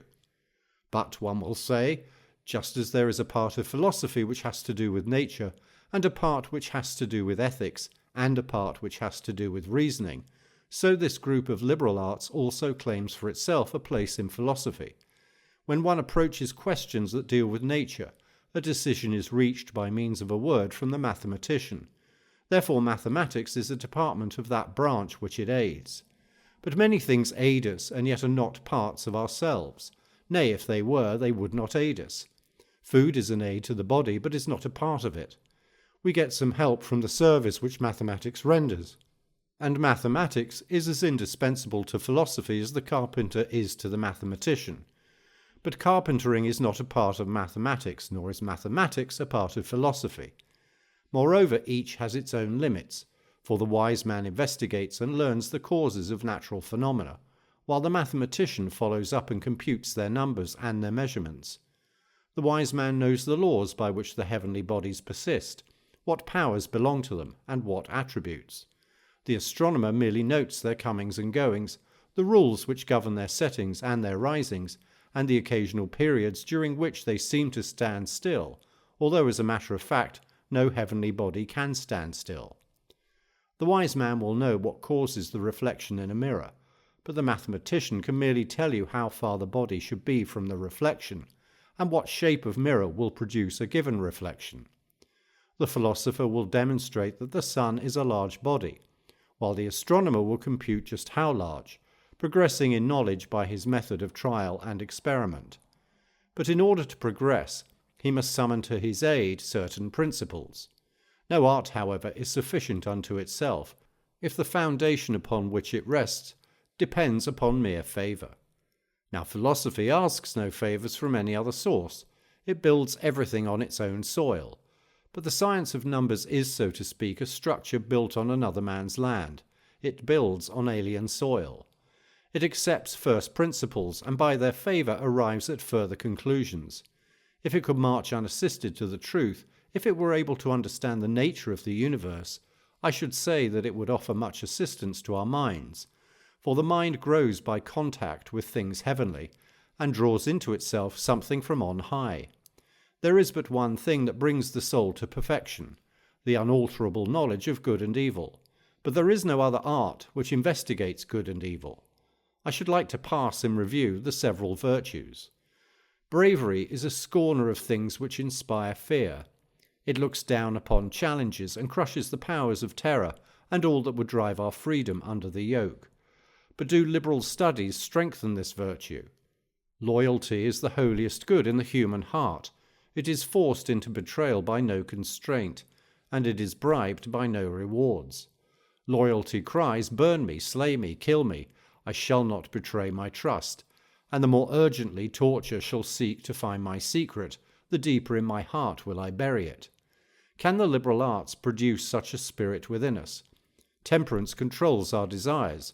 Some it hates and routs, others it regulates and restores to a healthy measure. Nor does it ever approach our desires for their own sake. Temperance knows that the best measure of the appetites is not what you want to take, but what you ought to take. Kindliness forbids you to be overbearing towards your associates, and it forbids you to be grasping. In words and in deeds and in feelings it shows itself gentle and courteous to all men. It counts no evil as another's solely, and the reason why it loves its own good is chiefly because it will some day be the good of another. Do liberal studies teach a man such character as this? No more than they teach simplicity, moderation, and self-restraint, thrift and economy, and that kindliness which spares a neighbour's life as if it were one's own, and knows that it is not for man to make wasteful use of his fellow man. But, one says, since you declare that virtue cannot be attained without the liberal studies, how is it that you deny that they offer any assistance to virtue? Because you cannot attain virtue without food either, and yet food has nothing to do with virtue. Wood does not offer assistance to a ship, although a ship cannot be built except of wood. There is no reason, I say, why you should think that anything is made by the assistance of that without which it cannot be made. We might even make the statement that it is possible to attain wisdom without the liberal studies, for although virtue is a thing that must be learned, yet it is not learned by means of these studies. What reason have I, however, for supposing that one who is ignorant of letters will never be a wise man, since wisdom is not to be found in letters? Wisdom communicates facts and not words, and it may be true that the memory is more to be depended upon when it has no support outside itself. Wisdom is a large and spacious thing. It needs plenty of free room. One must learn about things divine and human, the past and the future, the ephemeral and the eternal, and one must learn about time. See how many questions arise concerning time alone. In the first place, whether it is anything in and by itself. In the second place, whether anything exists prior to time and without time. And again, did time begin along with the universe, or because there was something even before the universe began, did time also exist then? There are countless questions concerning the soul alone, whence it comes, what is its nature, when it begins to exist, and how long it exists, whether it passes from one place to another and changes its habitation, being transferred successively from one animal shape to another, or whether it is a slave but once, roaming the universe after it is set free, whether it is corporeal or not, what will become of it when it ceases to use us as its medium, how it will employ its freedom when it has escaped from this present prison, whether it will forget all its past, and at that moment begin to know itself when, released from the body, it has withdrawn to the skies. Thus, whatever phase of things human and divine you have apprehended, you will be wearied by the vast number of things to be answered and things to be learned. And in order that these manifold and mighty subjects may have free entertainment in your soul, you must remove therefrom all superfluous things. Virtue will not surrender herself to these narrow bounds of ours. A great subject needs wide space in which to move. Let all other things be driven out, and let the breast be emptied to receive virtue. But it is a pleasure to be acquainted with many arts. Therefore let us keep only as much of them as is essential. Do you regard that man as blameworthy who puts superfluous things on the same footing with useful things, and in his house makes a lavish display of costly objects, but do not deem him blameworthy who has allowed himself to become engrossed with the useless furniture of learning? This desire to know more than is sufficient is a sort of intemperance. Why? Because this unseemly pursuit of the liberal arts makes men troublesome, wordy, tactless, self-satisfied bores who fail to learn the essentials just because they have learned the non-essentials. Didymus the scholar wrote 4,000 books. I should feel pity for him if he had only read the same number of superfluous volumes. In these books he investigates Homer's birthplace, who was really the mother of Aeneas, whether Anacreon was more of a rake or more of a drunkard, whether Sappho was a bad lot, and other problems the answers to which, if found, were forthwith to be forgotten. Come now, do not tell me that life is long. Nay, when you come to consider our own countrymen also, I can show you many works which ought to be cut down with the axe. It is at the cost of a vast outlay of time and of vast discomfort to the ears of others that we win such praise as this. What a learned man you are! Let us be content with this recommendation, less citified though it be. What a good man you are! Do I mean this? Well, would you have me unroll the annals of the world's history and try to find out who first wrote poetry? Or, in the absence of written records, shall I make an estimate of the number of years which lie between Orpheus and Homer? Or shall I make a study of the absurd writings of Aristarchus, wherein he branded the text of other men's verses and wear my life away upon syllables? Shall I then wallow in the geometrician's dust? Have I so far forgotten that useful saw, save your time? Must I know these things, and what may I choose not to know? Appian the scholar, who drew crowds to his lectures all over Greece in the days of Gaius Caesar, and was acclaimed a Homerid by every state, used to maintain that Homer, when he had finished his 2 poems, the Iliad and the Odyssey, added a preliminary poem to his work, wherein he embraced the whole Trojan War. The argument which Appian adduced to prove this statement was that Homer had purposely inserted in the opening line 2 letters which contained a key to the number of his books. A man who wishes to know many things must know such things as these, and must take no thought of all the time which one loses by ill health, public duties, private duties, daily duties, and sleep. Apply the measure to the years of your life. They have no room for all these things. I have been speaking so far of liberal studies, but think how much superfluous and unpractical matter the philosophers contain. Of their own accord, they also have descended to establishing nice divisions of syllables, to determining the true meaning of conjunctions and prepositions. They have been envious of the scholars, envious of the mathematicians. They have taken over into their own art all the superfluities of these other arts. The result is that they know more about careful speaking than about careful living. Let me tell you what evils are due to over-nice exactness, and what an enemy it is of truth. Protagoras declares that one can take either side on any question and debate it with equal success, even on this very question whether every subject can be debated from either point of view. Nausiphanes holds that in things which seem to exist, there is no difference between existence and non-existence. Parmenides maintains that nothing exists of all this which seems to exist, except the universe alone. Zeno of Elea removed all the difficulties by removing one, for he declares that nothing exists. The Pyrenean, Megarian, Eretrian, and academic schools are all engaged in practically the same task. They have introduced a new knowledge, non-knowledge. You may sweep all these theories in with the superfluous troops of liberal studies. The one class of men give me a knowledge that will be of no use to me. The other class do away with any hope of attaining knowledge. It is better, of course, to know useless things than to know nothing. One set of philosophers offers no light by which I may direct my gaze toward the truth. The other digs out my very eyes and leaves me blind.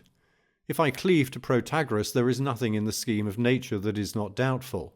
If I hold with Nausiphanes, I am sure only of this, that everything is unsure.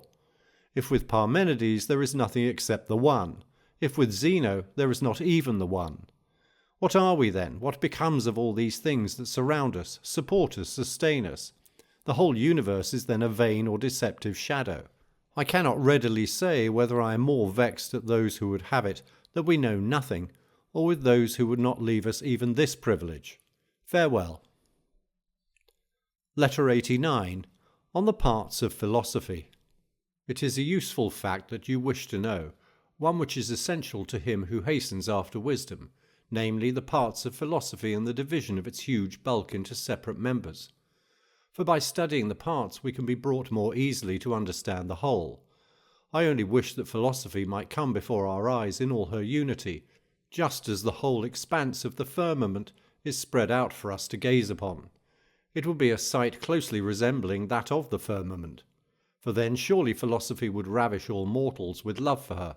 We should abandon all those things which in our ignorance of what is great we believe to be great.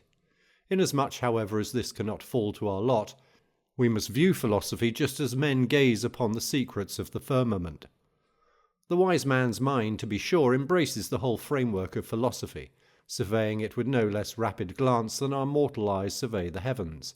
We, however, who must break through the gloom, we whose vision falls even for that which is near at hand, can be shown with greater ease each separate object, even though we cannot yet comprehend the universe. I shall therefore comply with your demand, and shall divide philosophy into parts, but not into scraps. For it is useful that philosophy should be divided, but not chopped into bits. Just as it is hard to take in what is indefinitely large, so it is hard to take in what is indefinitely small. The people are divided into tribes, the army into centuries. Whatever has grown to greater size is more easily identified if it is broken up into parts. But the parts, as I have remarked, must not be countless in number and diminutive in size, for over-analysis is faulty in precisely the same way as no analysis at all. Whatever you cut so fine that it becomes dust is as good as blended into a mass again. In the first place, therefore, if you approve, I shall draw the distinction between wisdom and philosophy. Wisdom is the perfect good of the human mind. Philosophy is the love of wisdom and the endeavour to attain it. The latter strives toward the goal which the former has already reached, and it is clear why philosophy was so called, for it acknowledges by its very name the object of its love. Certain persons have defined wisdom as the knowledge of things divine and things human. Still others say, wisdom is knowing things divine and things human, and their causes also. This added phrase seems to me to be superfluous, since the causes of things divine and things human are a part of the divine system. Philosophy also has been divined in various ways. Some have called it the study of virtue. Others have referred to it as the study of the way to amend the mind. And some have named it the search for right reason. One thing is practically settled, that there is some difference between philosophy and wisdom. Nor indeed is it possible that that which is sought and that which seeks are identical. As there is a great difference between avarice and wealth, the one being the subject of the craving and the other its object, so between philosophy and wisdom. For the one is a result and a reward of the other. Philosophy does the going, and wisdom is the goal. Wisdom is that which the Greeks call sophia. The Romans also will want to use this word in the sense in which they now use philosophy also. This will be proved to your satisfaction by our old national plays, as well as by the epitaph that is carved on the tomb of Decenus. Pause, stranger, and read the wisdom of Decenus. Certain of our school, however, although philosophy meant to them the study of virtue, and though virtue was the object sought and philosophy the seeker, have maintained nevertheless that the two cannot be sundered. For philosophy cannot exist without virtue, nor virtue without philosophy. Philosophy is the study of virtue, by means, however, of virtue itself. But neither can virtue exist without the study of itself, nor can the study of virtue exist without virtue itself. For it is not like trying to hit a target at long range, where the shooter and the object to be shot at are in different places, nor as roads which lead into a city are the approaches to virtue situated outside virtue herself. The path by which one reaches virtue leads by way of virtue herself. Philosophy and virtue cling closely together. The greatest authors and the greatest number of authors have maintained that there are three divisions of philosophy: moral, natural, and rational. The first keeps the soul in order, the second investigates the universe, the third works out the essential meanings of words, their combinations, and the proofs which keep falsehood from creeping in and displacing truth. But there have also been those who divided philosophy on the one hand into fewer divisions, on the other hand into more. Certain of the peripatetic school have added a fourth division, civil philosophy, because it calls for a special sphere of activity and is interested in a different subject matter. Some have added a department for which they use the Greek term economics, the science of managing one's own household. Still others have made a distinct heading for the various kinds of life. There is no one of these subdivisions, however, which will not be found under the branch called moral philosophy. The Epicureans held that philosophy was twofold, natural and moral. They did away with the rational branch. Then, when they were compelled by the facts themselves to distinguish between equivocal ideas and to expose fallacies that lay hidden under the cloak of truth, they themselves also introduced a heading to which they give the name forensic and regulative, which is merely rational under another name, although they hold that this section is accessory to the department of natural philosophy.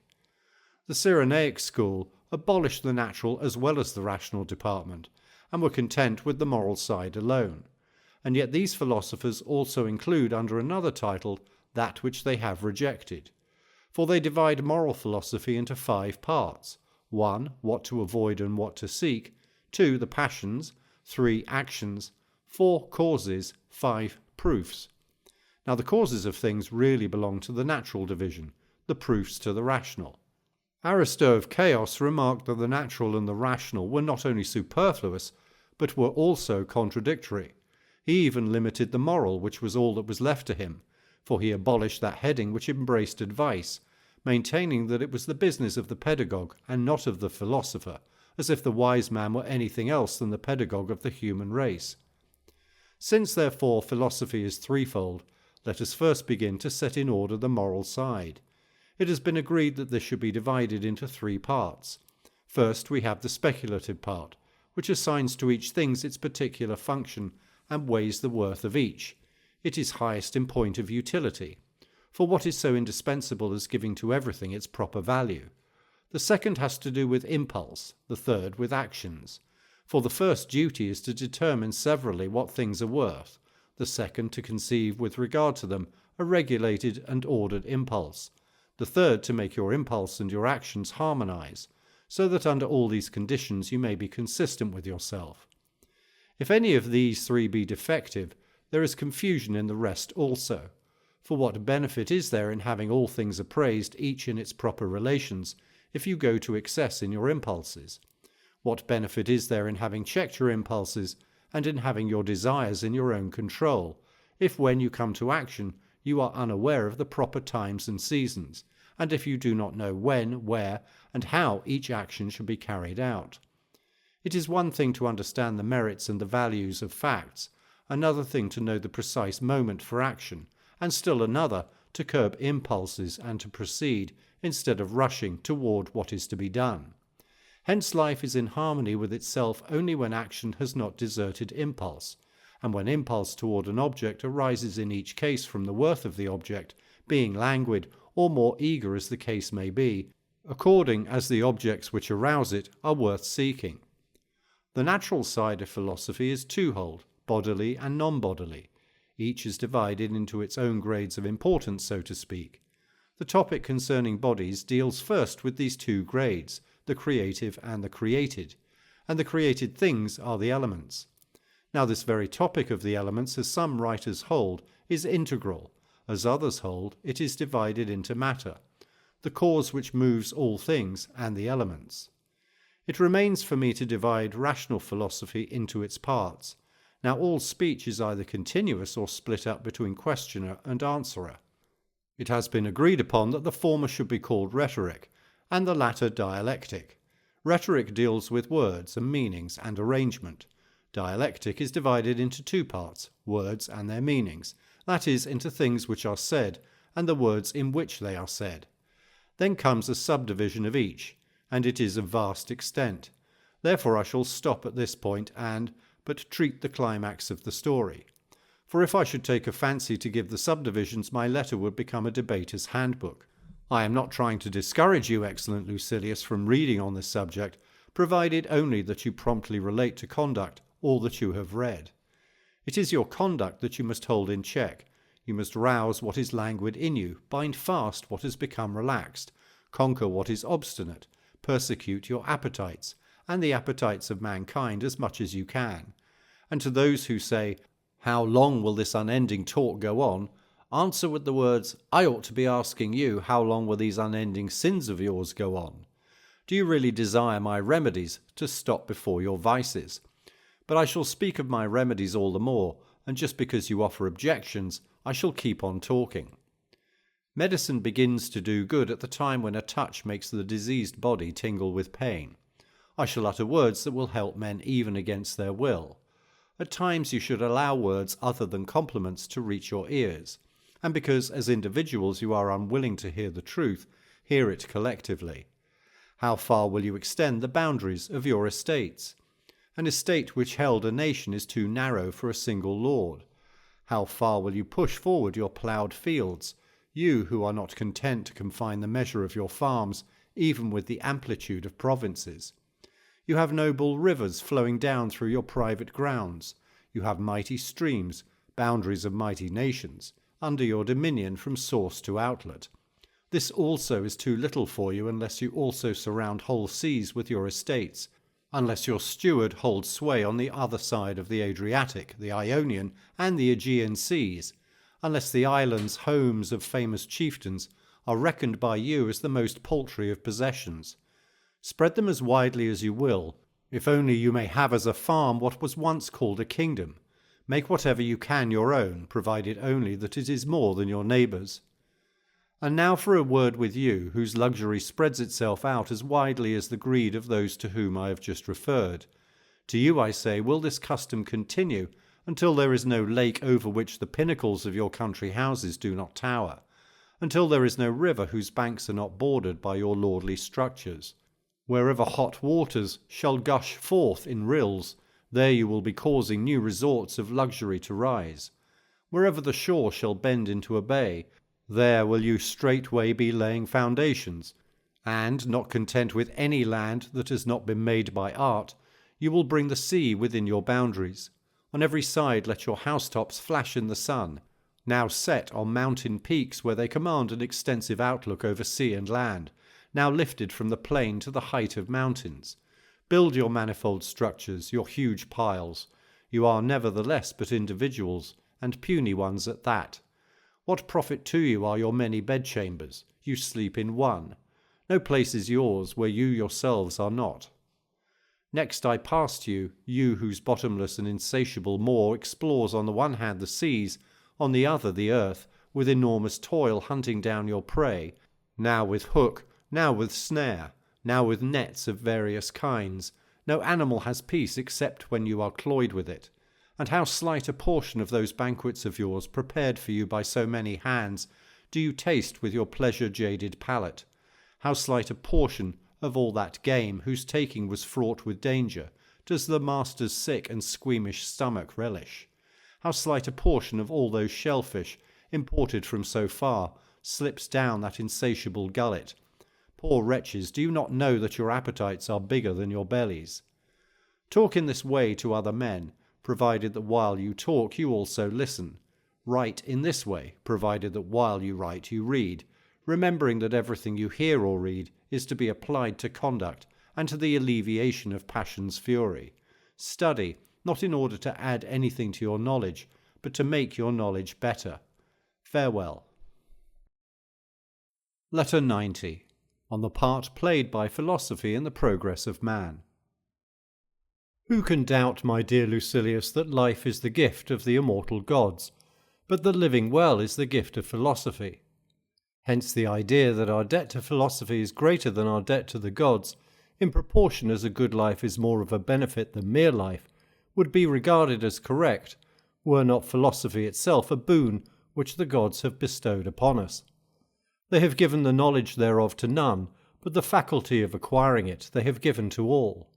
For if they had made philosophy also a general good, and if we were gifted with understanding at our birth, wisdom would have lost her best attribute, that she is not one of the gifts of fortune. For as it is, the precious and noble characteristics of wisdom is that she does not advance to meet us, that each man is indebted to himself for her, and that we do not seek her at the hands of others. What would there be in philosophy worthy of your respect if she were a thing that came by bounty? Her sole function is to discover the truth about things divine and things human. From her side religion never departs, nor duty, nor justice, nor any of the whole company of virtues which cling together in close united fellowship. Philosophy has taught us to worship that which is divine, to love that which is human. She has told us that with the gods lies dominion, and among men fellowship. This fellowship remained unspoiled for a long time, until avarice tore the community asunder and became the cause of poverty, even in the case of those whom she herself had most enriched. For men cease to possess all things the moment they desire all things for their own. But the first men and those who sprang from them, still unspoiled, followed nature, having one man as both their leader and their law, entrusting themselves to the control of one better than themselves. For nature has the habit of subjecting the weaker to the stronger. Even among the dumb animals, those which are either biggest or fiercest hold sway. It is no weakling bull that leads the herd. It is one that has beaten the other males by his might and his muscle. In the case of elephants, the tallest goes first. Among men the best is regarded as the highest. That is why it was to the mind that a ruler was assigned, and for that reason the greatest happiness rested with those peoples among whom a man could not be the more powerful unless he were the better. For that man can safely accomplish what he will, who thinks he can do nothing except what he ought to do. Accordingly, in that age which is maintained to be the Golden Age, Posidonius holds that the government was under the jurisdiction of the wise. They kept their hands under control and protected the weaker from the stronger. They gave advice both to do and not to do. They showed what was useful and what was useless. Their forethought provided that their subjects should lack nothing. Their bravery warded off dangers. Their kindness enriched and adorned their subjects. For them ruling was a service, not an exercise of royalty. No ruler tried his power against those to whom he owed the beginnings of his power, and no one had the inclination or the excuse to do wrong, since the ruler ruled well and the subject obeyed well, and the king could utter no greater threat against disobedient subjects than that they should depart from the kingdom. But when once vice stole in and kingdoms were transformed into tyrannies, a need arose for laws, and these very laws were in turn framed by the wise. Solon, who established Athens upon a firm basis by just laws, was one of the 7 men renowned for their wisdom. Had Lycurgus lived in the same period, an 8th would have been added to that hallowed number 7. The laws of Zeuxis and Charondas are praised. It was not in the forum or in the offices of skilled counsellors, but in the silent and holy retreat of Pythagoras, that these 2 men learned the principles of justice which they were to establish in Sicily, which at that time was prosperous, and throughout Grecian Italy. Up to this point I agree with Posidonius, but that philosophy discovered the arts of which life makes use in its daily round, I refuse to admit, nor will I ascribe to it an artisan's glory.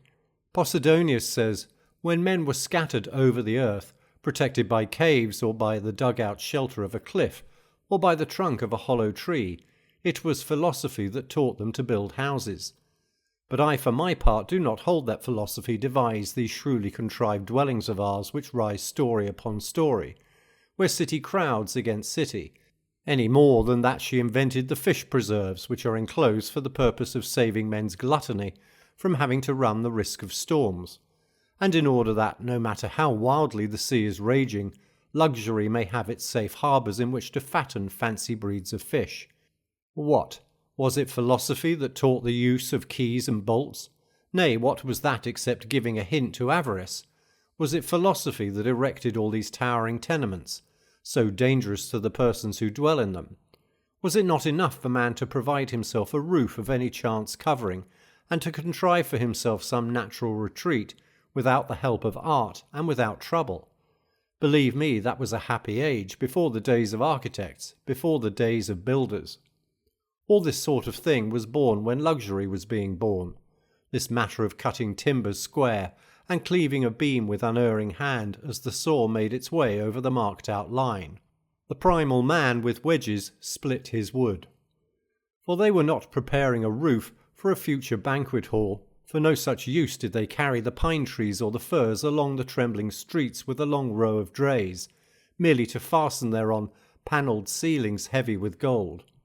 Forked poles erected at either end propped up their houses. With close-packed branches and with leaves heaped up and laid sloping, they contrived a drainage for even the heaviest rains. Beneath such dwellings they lived, but they lived in peace.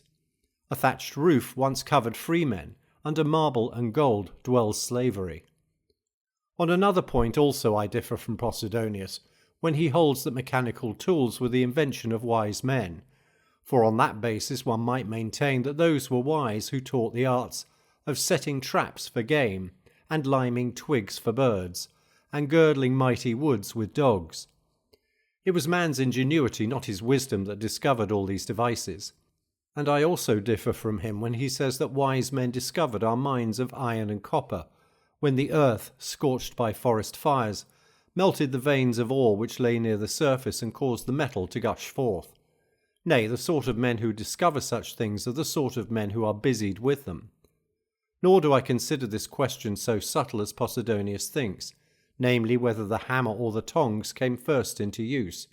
They were both invented by some man whose mind was nimble and keen, but not great or exalted, and the same holds true of any other discovery which can only be made by means of a bent body and of a mind whose gaze is upon the ground.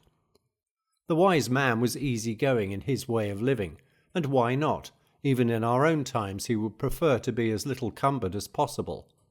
How, I ask, can you consistently admire both Diogenes and Daedalus? Which of these two seems to you a wise man, the one who devised the saw, or the one who, on seeing a boy drink water from the hollow of his hand, forthwith took his cup from his wallet and broke it, upbraiding himself with these words, "Fool that I am to have been carrying superfluous baggage all this time," and then curled himself up in his tub and lay down to sleep? In these our own times, which man, pray, do you deem the wiser? The one who invents a process for spraying saffron perfumes to a tremendous height from hidden pipes, who fills or empties canals by a sudden rush of waters, who so cleverly constructs a dining room with a ceiling of movable panels that it presents one pattern after another, the roof changing as often as the courses, or the one who proves to others, as well as to himself, that nature has laid upon us no stern and difficult law, when she tells us that we can live without the marble cutter and the engineer, that we can clothe ourselves without traffic in silk fabrics, that we can have everything that is indispensable to our use, provided only that we are content with what the earth has placed on its surface. If mankind were willing to listen to this sage, they would know that the cook is as superfluous to them as the soldier. Those were wise men, or at any rate like the wise, who found the care of the body a problem easy to solve. The things that are indispensable require no elaborate pains for their acquisition. It is only the luxuries that call for labour. Follow nature, and you will need no skilled craftsman. Nature did not wish us to be harassed. For whatever she forced upon us, she equipped us. But cold cannot be endured by the naked body. What then, are there not skins of wild beasts and other animals, which can protect us well enough, and more than enough, from the cold? Do not many tribes cover their bodies with the bark of trees? Are not the feathers of birds sewn together to serve for clothing? Even at the present day, does not a large portion of the Scythian tribe garb itself in the skins of foxes and mice, soft to the touch and impervious to the winds? For all that, men must have some thicker protection than the skin, in order to keep off the heat of the sun in summer. What then, has not antiquity produced many retreats which, hollowed out either by the damage wrought by time, or by any other occurrence you will, have opened into caverns? What then, did not the very first comers take twigs and weave them by hand into wicker mats, smear them with common mud, and then with stubble and other wild grasses construct a roof, and thus pass their winters secure, the rains carried off by means of the sloping gables? What then, Do not the peoples on the edge of the Surts dwell in dug-out houses, and indeed all the tribes who, because of the too fierce blaze of the sun, possess no protection sufficient to keep off the heat except the parched soil itself? Nature was not so hostile to man that when she gave all the other animals an easy role in life, she made it impossible for him alone to live without all these artifices. None of these was imposed upon us by her. None of them had to be painfully sought out, that our lives might be prolonged. All things were ready for us at our birth. It is we that have made everything difficult for ourselves, through our disdain for what is easy. Houses, shelter, creature comforts, food, and all that has now become the source of vast trouble, were ready at hand, free to all, and obtainable for trifling pains. For the limit everywhere corresponded to the need. It is we that have made all those things valuable, we that have made them admired, we that have caused them to be sought for by extensive and manifold devices. Nature suffices for what she demands. Luxury turned her back upon nature. Each day she expands herself. In all the ages she has been gathering strength, and by her wit promoting the vices. At first luxury began to lust for what nature regarded as superfluous, then for that which was contrary to nature, and finally she made the soul a bondsman to the body, and bade it be an utter slave to the body's lusts. All these crafts by which the city is patrolled, or shall I say kept in uproar, are but engaged in the body's business. Time was when all things were offered to the body as to a slave, but now they are made ready for it as for a master. Accordingly, hence have come the workshops of the weavers and the carpenters, hence the savoury smells of the professional cooks, hence the wantonness of those who teach wanton postures, and wanton and affected singing. For that moderation which nature prescribes, which limits our desires by resources restricted to our needs, has abandoned the field. It has now come to this, that to want only what is enough is a sign both of boorishness and of utter destitution. It is hard to believe, my dear Lucilius, how easily the charm of eloquence wins even great men away from the truth. Take, for example, Posidonius, who in my estimation is of the number of those who have contributed most to philosophy, when he wishes to describe the art of weaving. He tells how first some threads are twisted and some drawn out from the soft, loose mass of wool. Next, how the upright warp keeps the threads stretched by means of hanging weights. Then, how the inserted thread of the woof, which softens the hard texture of the web which holds it fast on either side, is forced by the batten to make a compact union with the warp. He maintains that even the weaver's art was discovered by wise men, forgetting that the more complicated art which he describes was invented in later days, the art wherein the web is bound to frame, asunder now the reed doth part the warp. Between the threads is shot the woof by pointed shuttles borne, the broad combs well-notched teeth then drive it home. Suppose he had had the opportunity of seeing the weaving of our own day, which produces the clothing that will conceal nothing, the clothing which affords, I will not say no protection to the body, but none even to modesty.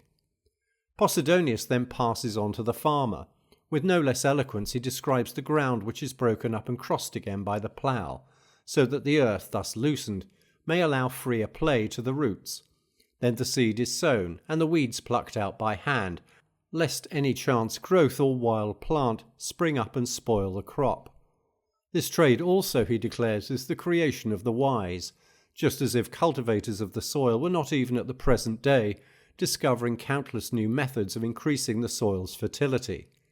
Furthermore, not confining his attention to these arts, he even degrades the wise man by sending him to the mill, for he tells us how the sage, by imitating the processes of nature, began to make bread.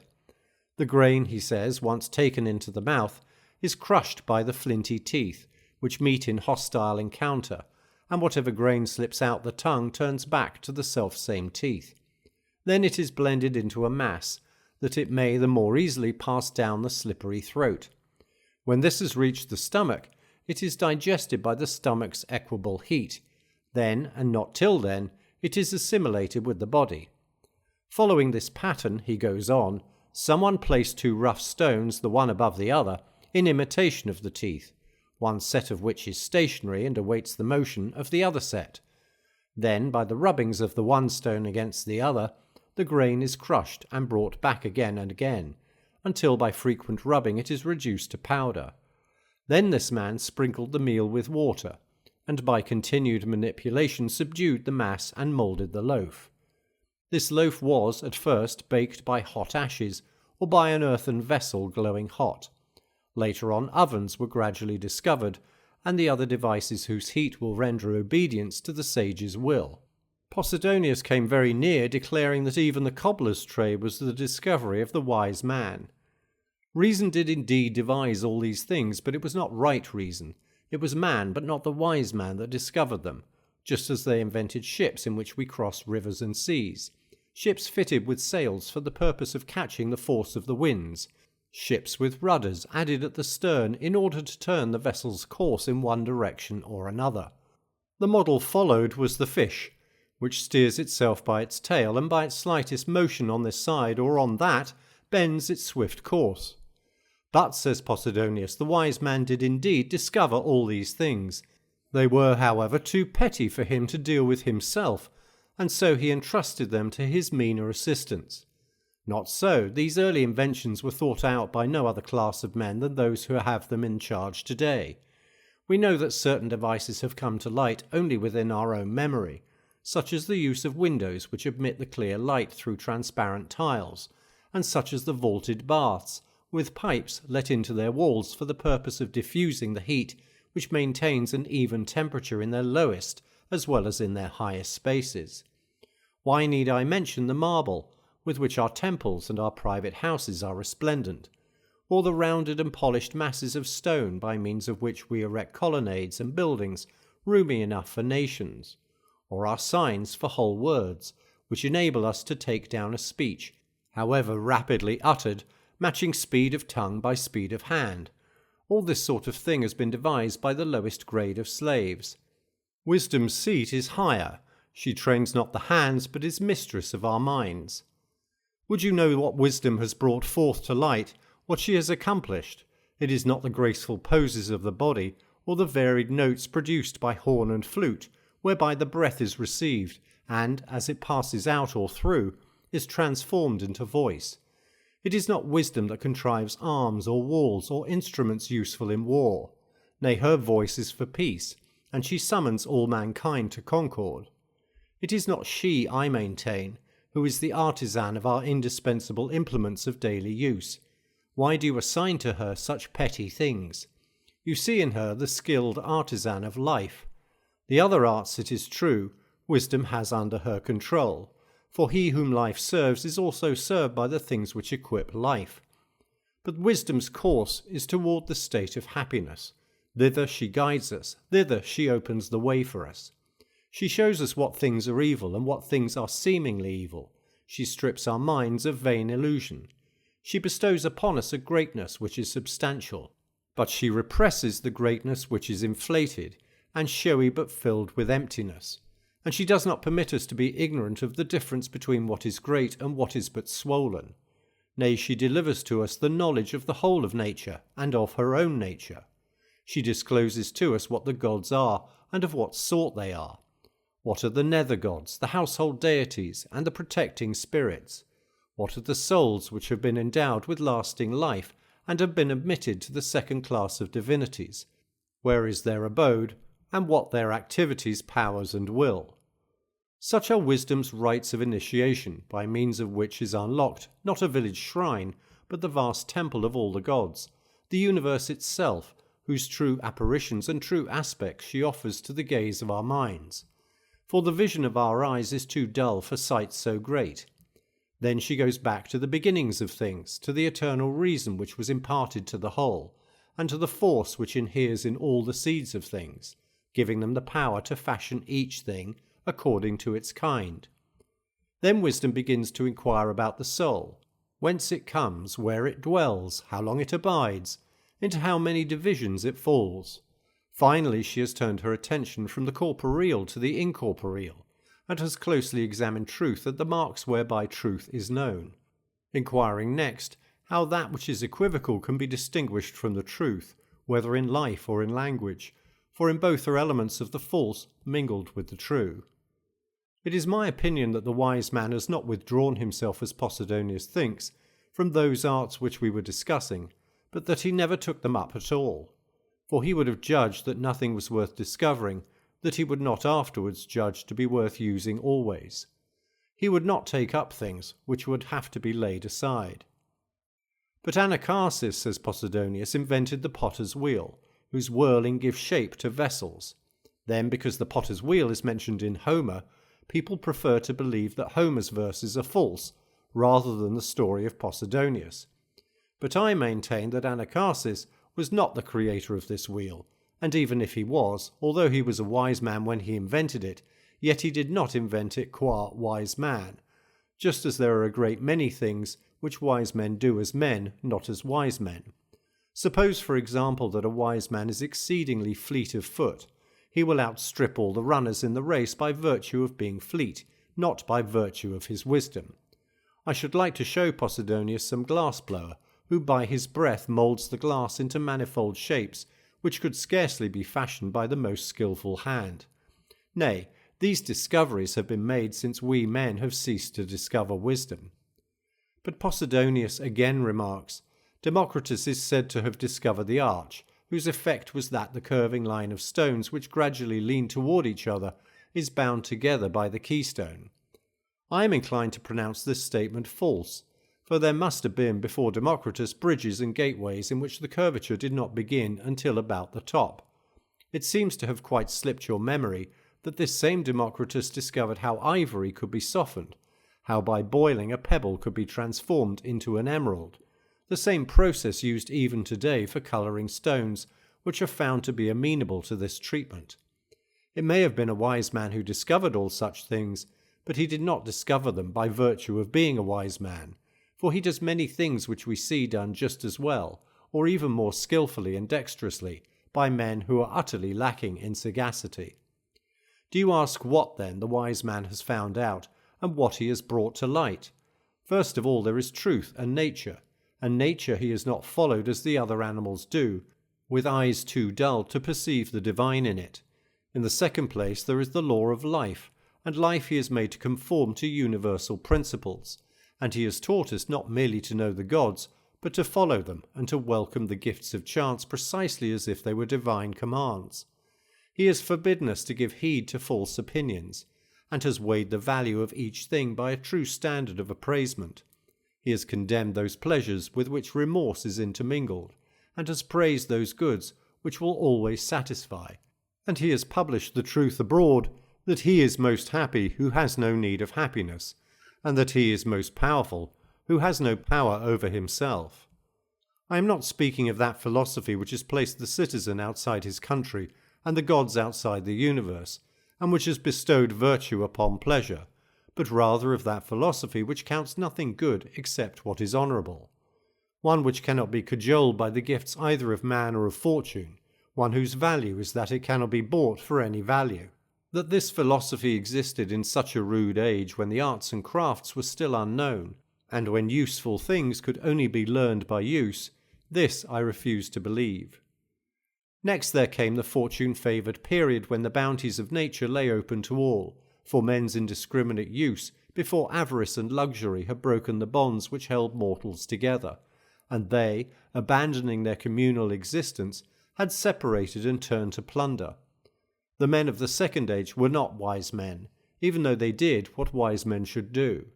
Indeed, there is no other condition of the human race that anyone would regard more highly, and if God should commission a man to fashion earthly creatures and to bestow institutions upon peoples, this man would approve of no other system than that which obtained among the men of that age, when no ploughman tilled the soil, nor was it right to portion off or bound one's property. Men shared their gains, and earth more freely gave her riches to her sons who sought them not. What race of men was ever more blessed than that race? They enjoyed all nature in partnership.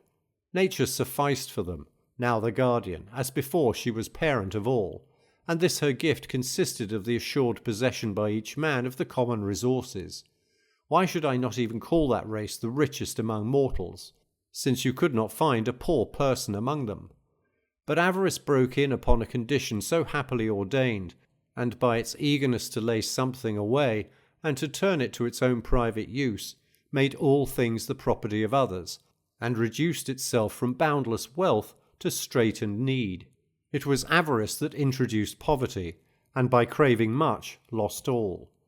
And so, although she now tries to make good her loss, although she adds one estate to another, evicting a neighbour either by buying him out or by wronging him, although she extends her country seats to the size of provinces, and defines ownership as meaning extensive travel through one's own property, in spite of all these efforts of hers, no enlargement of our boundaries will bring us back to the condition from which we have departed. When there is no more that we can do, we shall possess much, but we once possessed the whole world.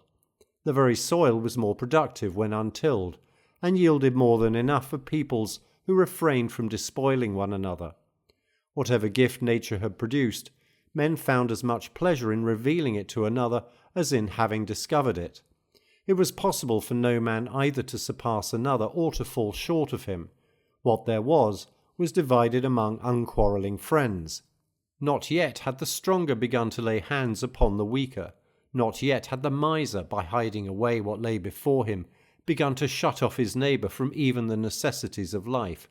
Each cared as much for his neighbour as for himself. Armour lay unused, and the hand unstained by human blood had turned all its hatred against wild beasts. The men of that day, who had found in some dense grove protection against the sun, and security against the severity of winter or of rain in their mean hiding places, spent their lives under the branches of the trees, and passed tranquil nights without a sigh. Care vexes us in our purple, and routs us from our beds with the sharpest of goads. But how soft was the sleep the hard earth bestowed upon the men of that day! No fretted and panelled ceilings hung over them, but as they lay beneath the open sky, the stars glided quietly above them, and the firmament, night's noble pageant, marched swiftly by, conducting its mighty task in silence. For them by day as well as by night, the visions of this most glorious abode were free and open.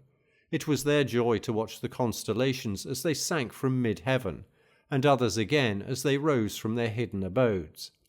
What else but joy could it be to wander among the marvels which dotted the heavens far and wide? But you of the present day shudder at every sound your houses make, and as you sit among your frescoes the slightest creak makes you shrink in terror. They had no houses as big as cities, the air, the breezes blowing free through the open spaces, the flitting shade of crag or tree, springs crystal clear and streams not spoiled by man's work, whether by water pipe or by any confinement of the channel, but running at will, and meadows beautiful without the use of art. Amid such scenes were their rude homes, adorned with rustic hand. Such a dwelling was in accordance with nature.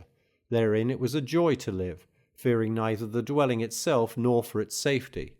In these days, however, our houses constitute a large portion of our dread.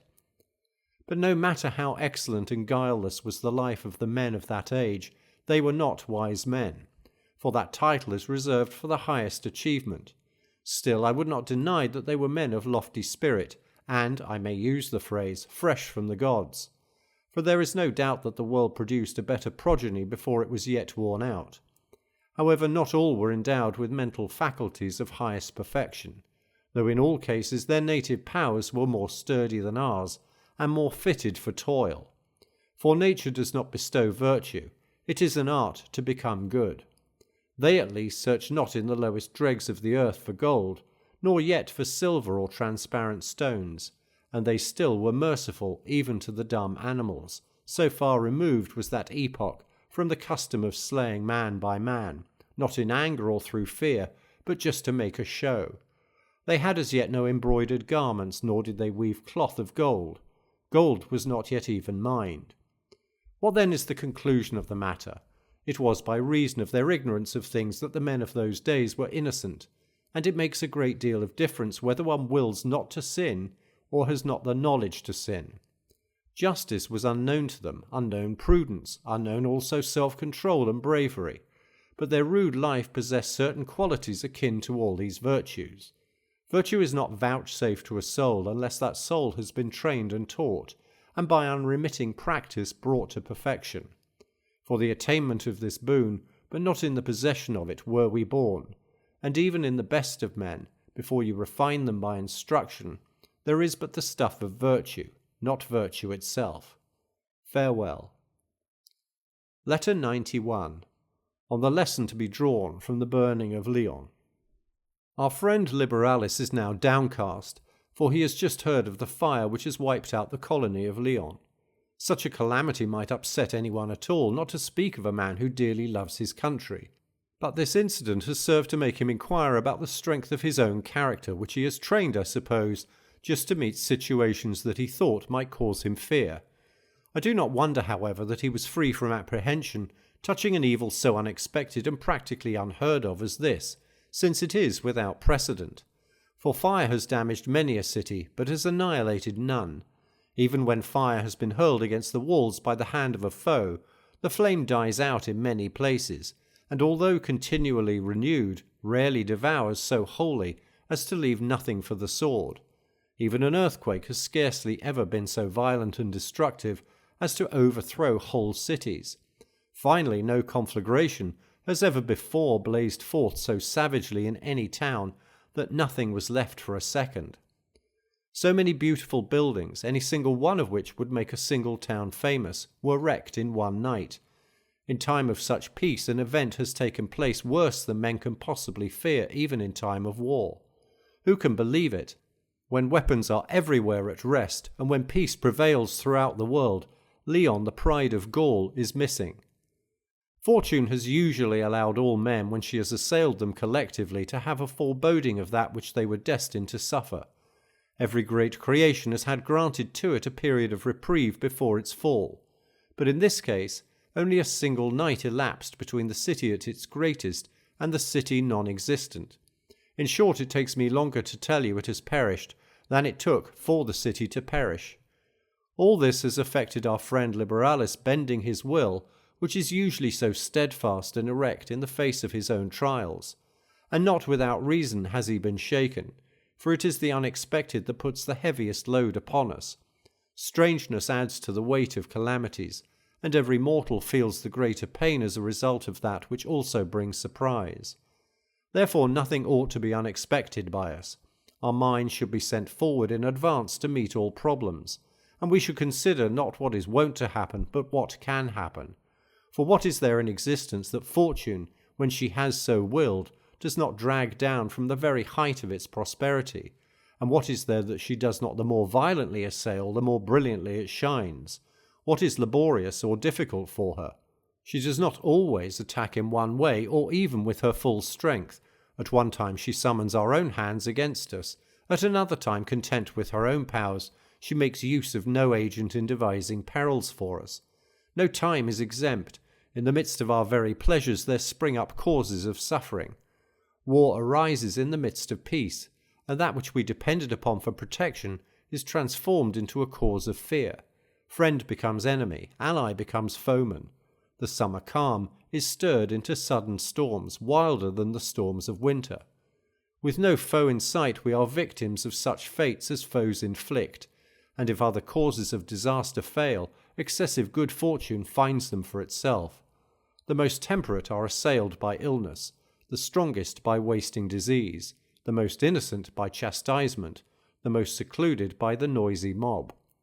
Chance chooses some new weapon by which to bring her strength to bear against us, thinking we have forgotten her. Whatever structure has been reared by a long sequence of years at the cost of great toil and through the great kindness of the gods is scattered and dispersed by a single day. Nay, he who has said a day has granted too long a postponement to swift-coming misfortune. An hour, an instant of time, suffices for the overthrow of empires. It would be some consolation for the feebleness of ourselves and our works, if all things should perish as slowly as they come into being. But as it is, increases are of sluggish growth, but the way to ruin is rapid. Nothing, whether public or private, is stable. The destinies of men, no less than those of cities, are in a whirl. Amid the greatest calm, terror arises, and though no external agencies stir up commotion, yet evils burst forth from sources whence they were least expected. Thrones which have stood the shock of civil and foreign wars crash to the ground, though no one sets them tottering. How few the states which have carried their good fortune through to the end. We should therefore reflect upon all contingencies, and should fortify our minds against the rivals which may possibly come. Exile, the torture of disease, wars, shipwreck, we must think on these. Chance may tear you from your country, or your country from you, or may banish you to the desert. This very place where throngs are stifling may become a desert. Let us place before our eyes in its entirety the nature of man's lot, and if we would not be overwhelmed or even dazed by those unwanted evils, as if they were novel, let us summon to our minds beforehand, not as great an evil as oftentimes happens, but the very greatest evil that possibly can happen. We must reflect upon fortune fully and completely. How often have cities in Asia, how often in Achaia, been laid low by a single shock of earthquake? How many towns in Syria, how many in Macedonia have been swallowed up? How often has this kind of devastation laid Cyprus in ruins? How often has Paphos collapsed? Not infrequently are tidings brought to us of the utter destruction of entire cities. Yet how small a part of the world are we, to whom such tidings often come? Let us rise therefore to confront the operations of fortune, and whatever happens, let us have the assurance that it is not so great as rumour advertises it to be. A rich city has been laid in ashes, the jewel of the provinces, counted as one of them and yet not included with them, rich though it was. Nevertheless it was set upon a single hill, and that not very large in extent. But of all those cities of whose magnificence and grandeur you hear today, the very traces will be blotted out by time. Do you not see how in Achaia the foundations of the most famous cities have already crumbled to nothing, so that no trace is left to show that they ever even existed? Not only does that which has been made with hands totter to the ground, not only is that which has been set in place by man's art and man's efforts overthrown by the passing days. Nay, the peaks of mountains dissolve, whole tracts have settled, and places which once stood far from the sight of the sea are now covered by the waves. The mighty power of fires has eaten away the hills, through whose sides they used to glow, and has levelled to the ground peaks which were once most lofty, the sailor's solace and his beacon. The works of nature herself are harassed, hence we ought to bear with untroubled minds the destruction of cities. They stand but to fall, the doom awaits them one and all.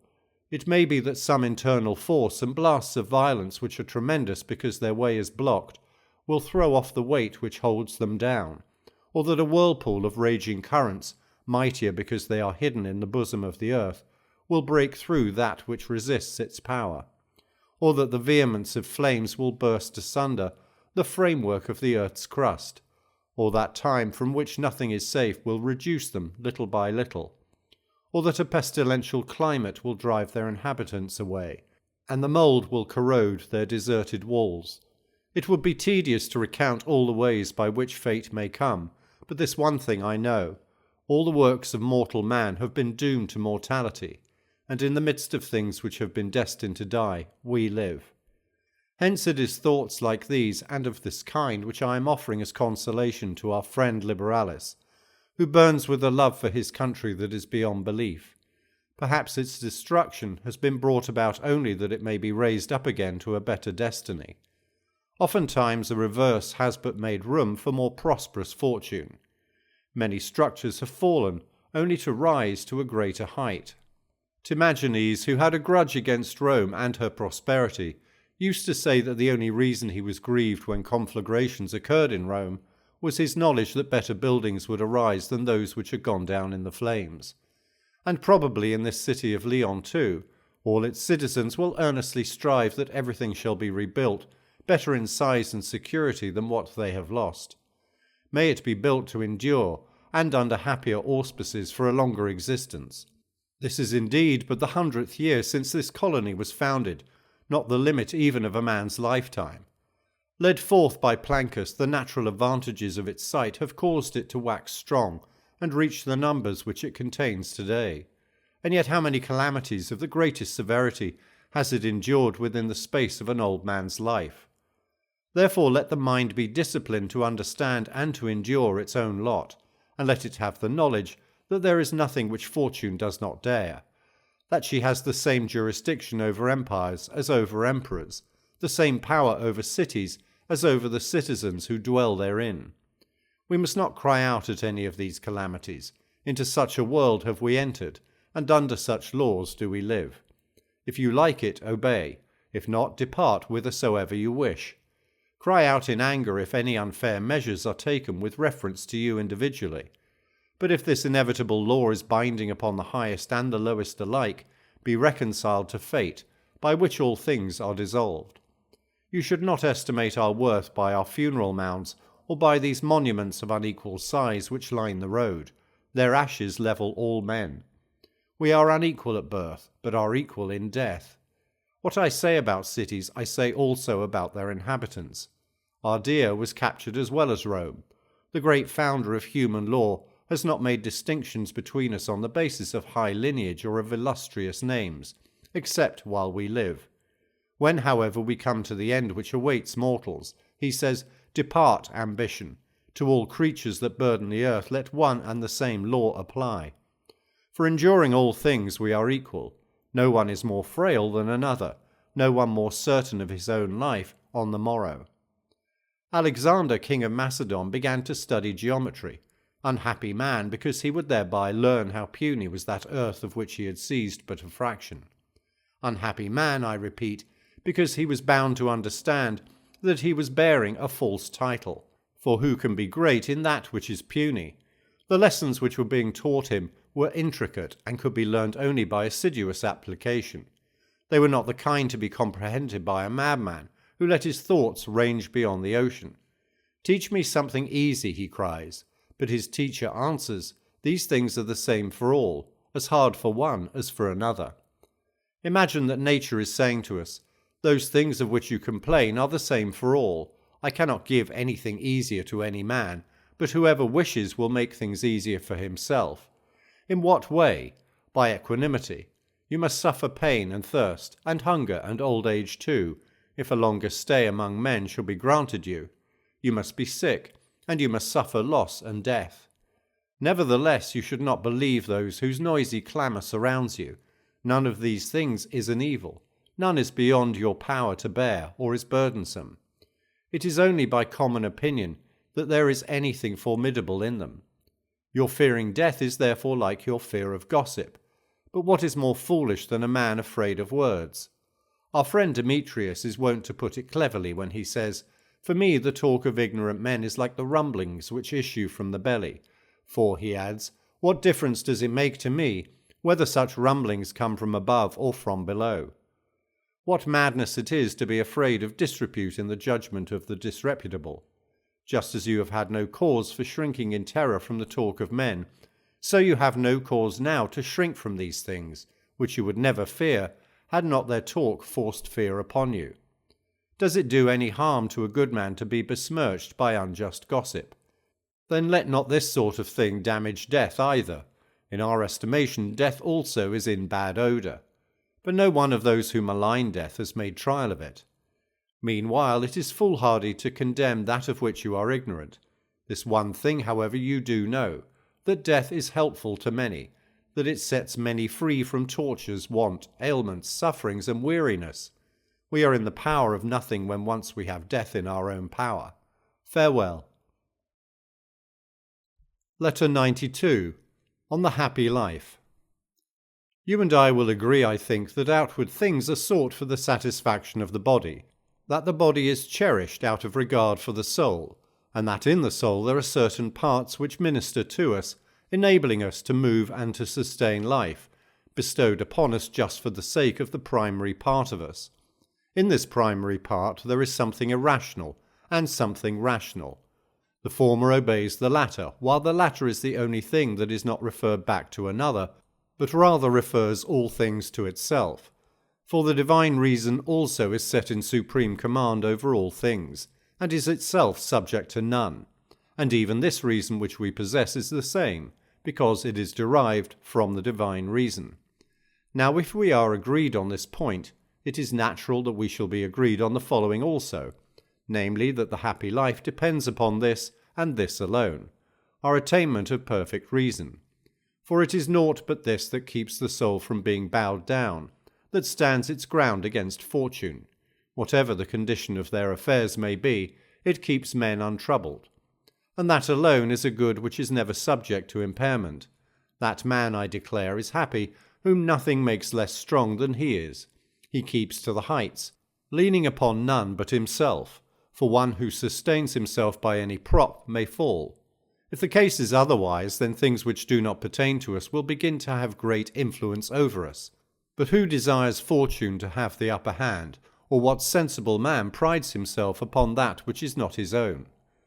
What is the happy life? It is peace of mind and lasting tranquility. This will be yours if you possess greatness of soul. It will be yours if you possess the steadfastness that resolutely clings to a good judgment just reached. How does a man reach this condition? By gaining a complete view of truth, by maintaining in all that he does order, measure, fitness, and a will that is inoffensive and kindly, that is intent upon reason and never departs therefrom, that commands at the same time love and admiration. In short, to give you the principle in brief compass, the wise man's soul ought to be such as would be proper for a god. What more can one desire who possesses all honourable things? For if dishonourable things can contribute to the best estate, then there will be the possibility of a happy life under conditions which do not include an honourable life. And what is more base or foolish than to connect the good of a rational soul with things irrational? Yet there are certain philosophers who hold that the supreme good admits of increase, because it is hardly complete when the gifts of fortune are adverse.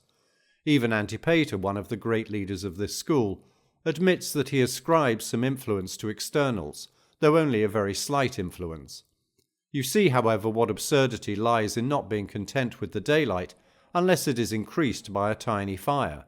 What importance can a spark have in the midst of this clear sunlight? If you are not contented with only that which is honourable, it must follow that you desire in addition either the kind of quiet which the Greeks call undisturbedness, or else pleasure. But the former may be attained in any case, for the mind is free from disturbance when it is fully free to contemplate the universe, and nothing distracts it from the contemplation of nature. The second, pleasure, is simply the good of cattle. We are but adding the irrational to the rational, the dishonourable to the honourable. A pleasant physical sensation affects this life of ours. Why, therefore, do you hesitate to say that all is well with a man just because all is well with his appetite? And do you rate, I will not say among heroes, but among men, the person whose supreme good is a matter of flavours and colours and sounds? Nay, let him withdraw from the ranks of this, the noblest class of living beings, second only to the gods. Let him herd with the dumb brutes, an animal whose delight is in fodder. The irrational part of the soul is twofold. The one part is spirited, ambitious, uncontrolled. Its seat is in the passions. The other is lowly, sluggish, and devoted to pleasure. Philosophers have neglected the former, which though unbridled is yet better, and is certainly more courageous and more worthy of a man, and have regarded the latter, which is nerveless and ignoble, as indispensable to the happy life. They have ordered reason to serve this latter. They have made the supreme good of the noblest living being an abject and mean affair, and a monstrous hybrid too, composed of various members which harmonize but ill. For as our Virgil, describing Scylla, says, above, a human face and maiden's breast, a beauteous breast, below a monster huge of bulk and shapeless, with a dolphin's tail joined to a wolf-like belly. And yet to this Scylla are tacked on the forms of wild animals, dreadful and swift. But from what monstrous shapes have these wiseacres compounded wisdom? Man's primary art is virtue itself. There is joined to this the useless and fleeting flesh, fitted only for the reception of food, as Posidonius remarks. This divine virtue ends in foulness, and to the higher parts, which are worshipful and heavenly, there is fastened a sluggish and flabby animal. As for the second desideratum, quiet, although it would indeed not of itself be of any benefit to the soul, yet it would relieve the soul of hindrances. Pleasure, on the contrary, actually destroys the soul and softens all its vigour. What elements so inharmonious as these can be found united? To that which is most vigorous is joined that which is most sluggish. To that which is austere, that which is far from serious. To that which is most holy, that which is unrestrained even to the point of impurity. What then, comes the retort? If good health, rest, and freedom from pain are not likely to hinder virtue, shall you not seek all these?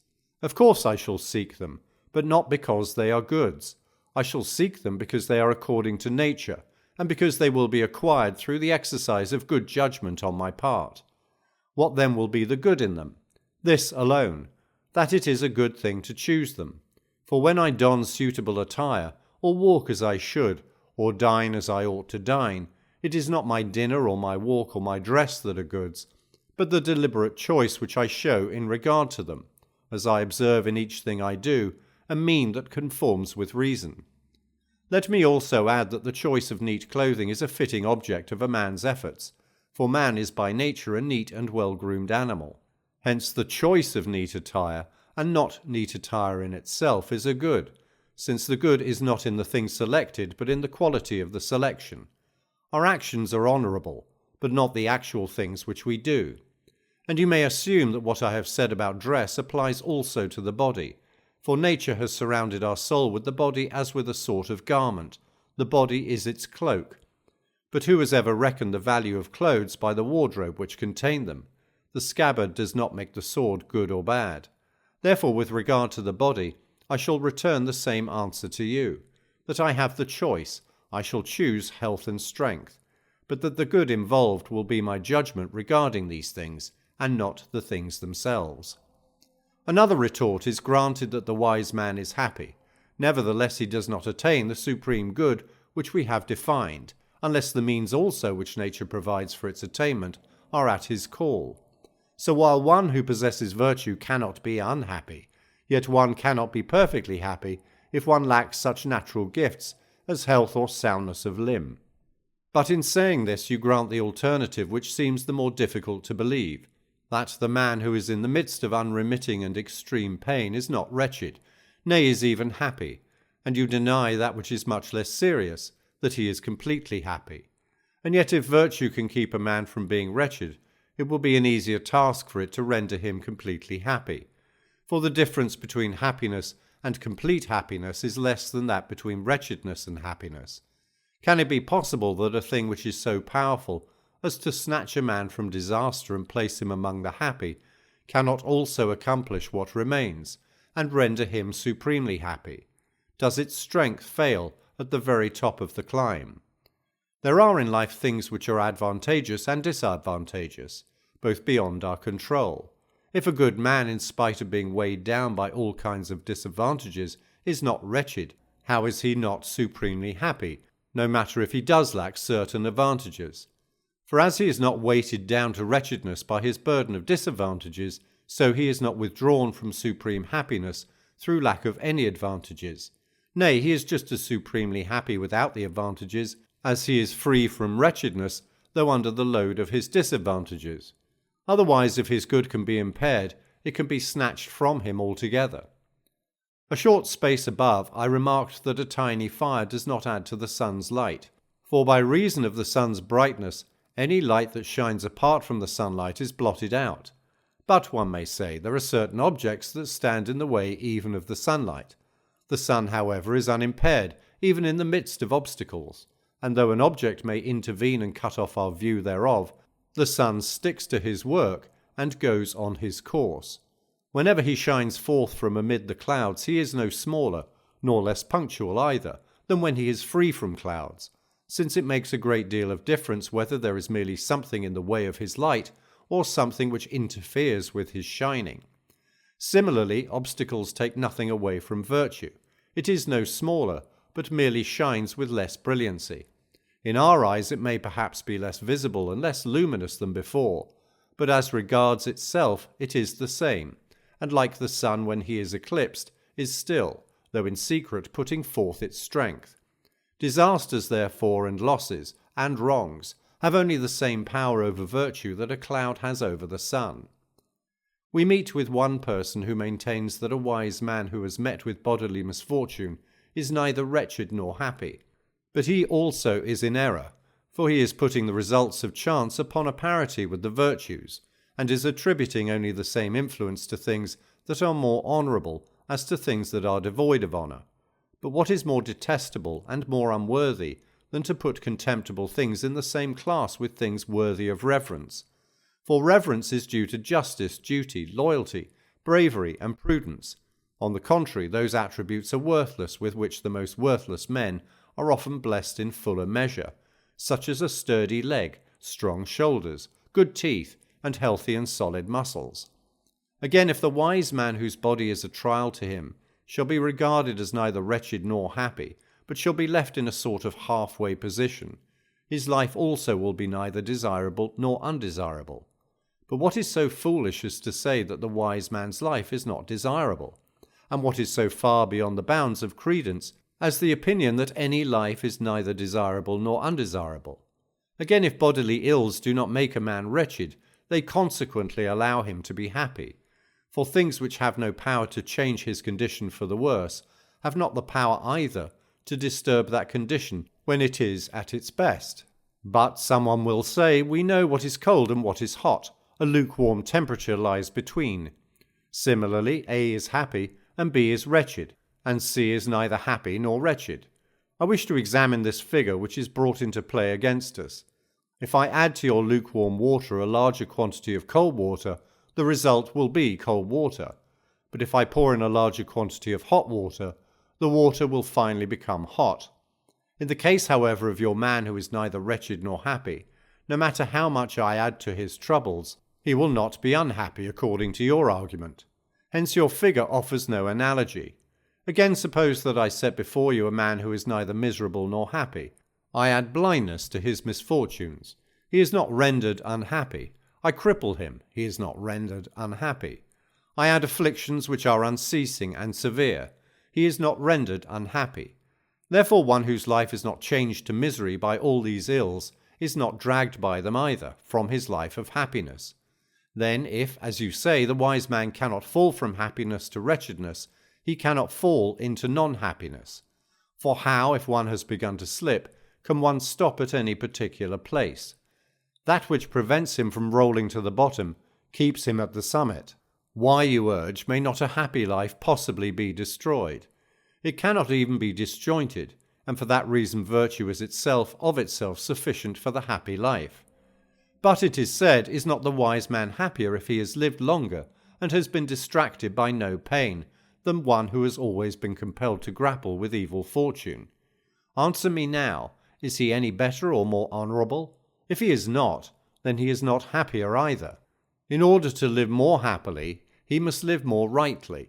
If he cannot do that, then he cannot live more happily either. Virtue cannot be strained tighter, and therefore neither can the happy life, which depends on virtue. For virtue is so great a good that it is not affected by such insignificant assaults upon it as shortness of life, pain, and the various bodily vexations.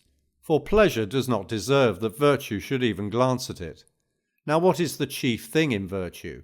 It is the quality of not needing a single day beyond the present, and of not reckoning up the days that are ours. In the slightest possible moment of time, virtue completes an eternity of good. These goods seem to us incredible and transcending man's nature, for we measure its grandeur by the standard of our own weakness, and we call our vices by the name of virtue. Furthermore, does it not seem just as incredible that any man in the midst of extreme suffering should say, "I am happy"? And yet this utterance was heard in the very factory of pleasure, when Epicurus said, "Today and one other day have been the happiest of all," although in the one case he was tortured by strangury, and in the other by the incurable pain of an ulcerated stomach. Why then should those goods which virtue bestows be incredible in the sight of us who cultivate virtue, when they are found even in those who acknowledge pleasure as their mistress?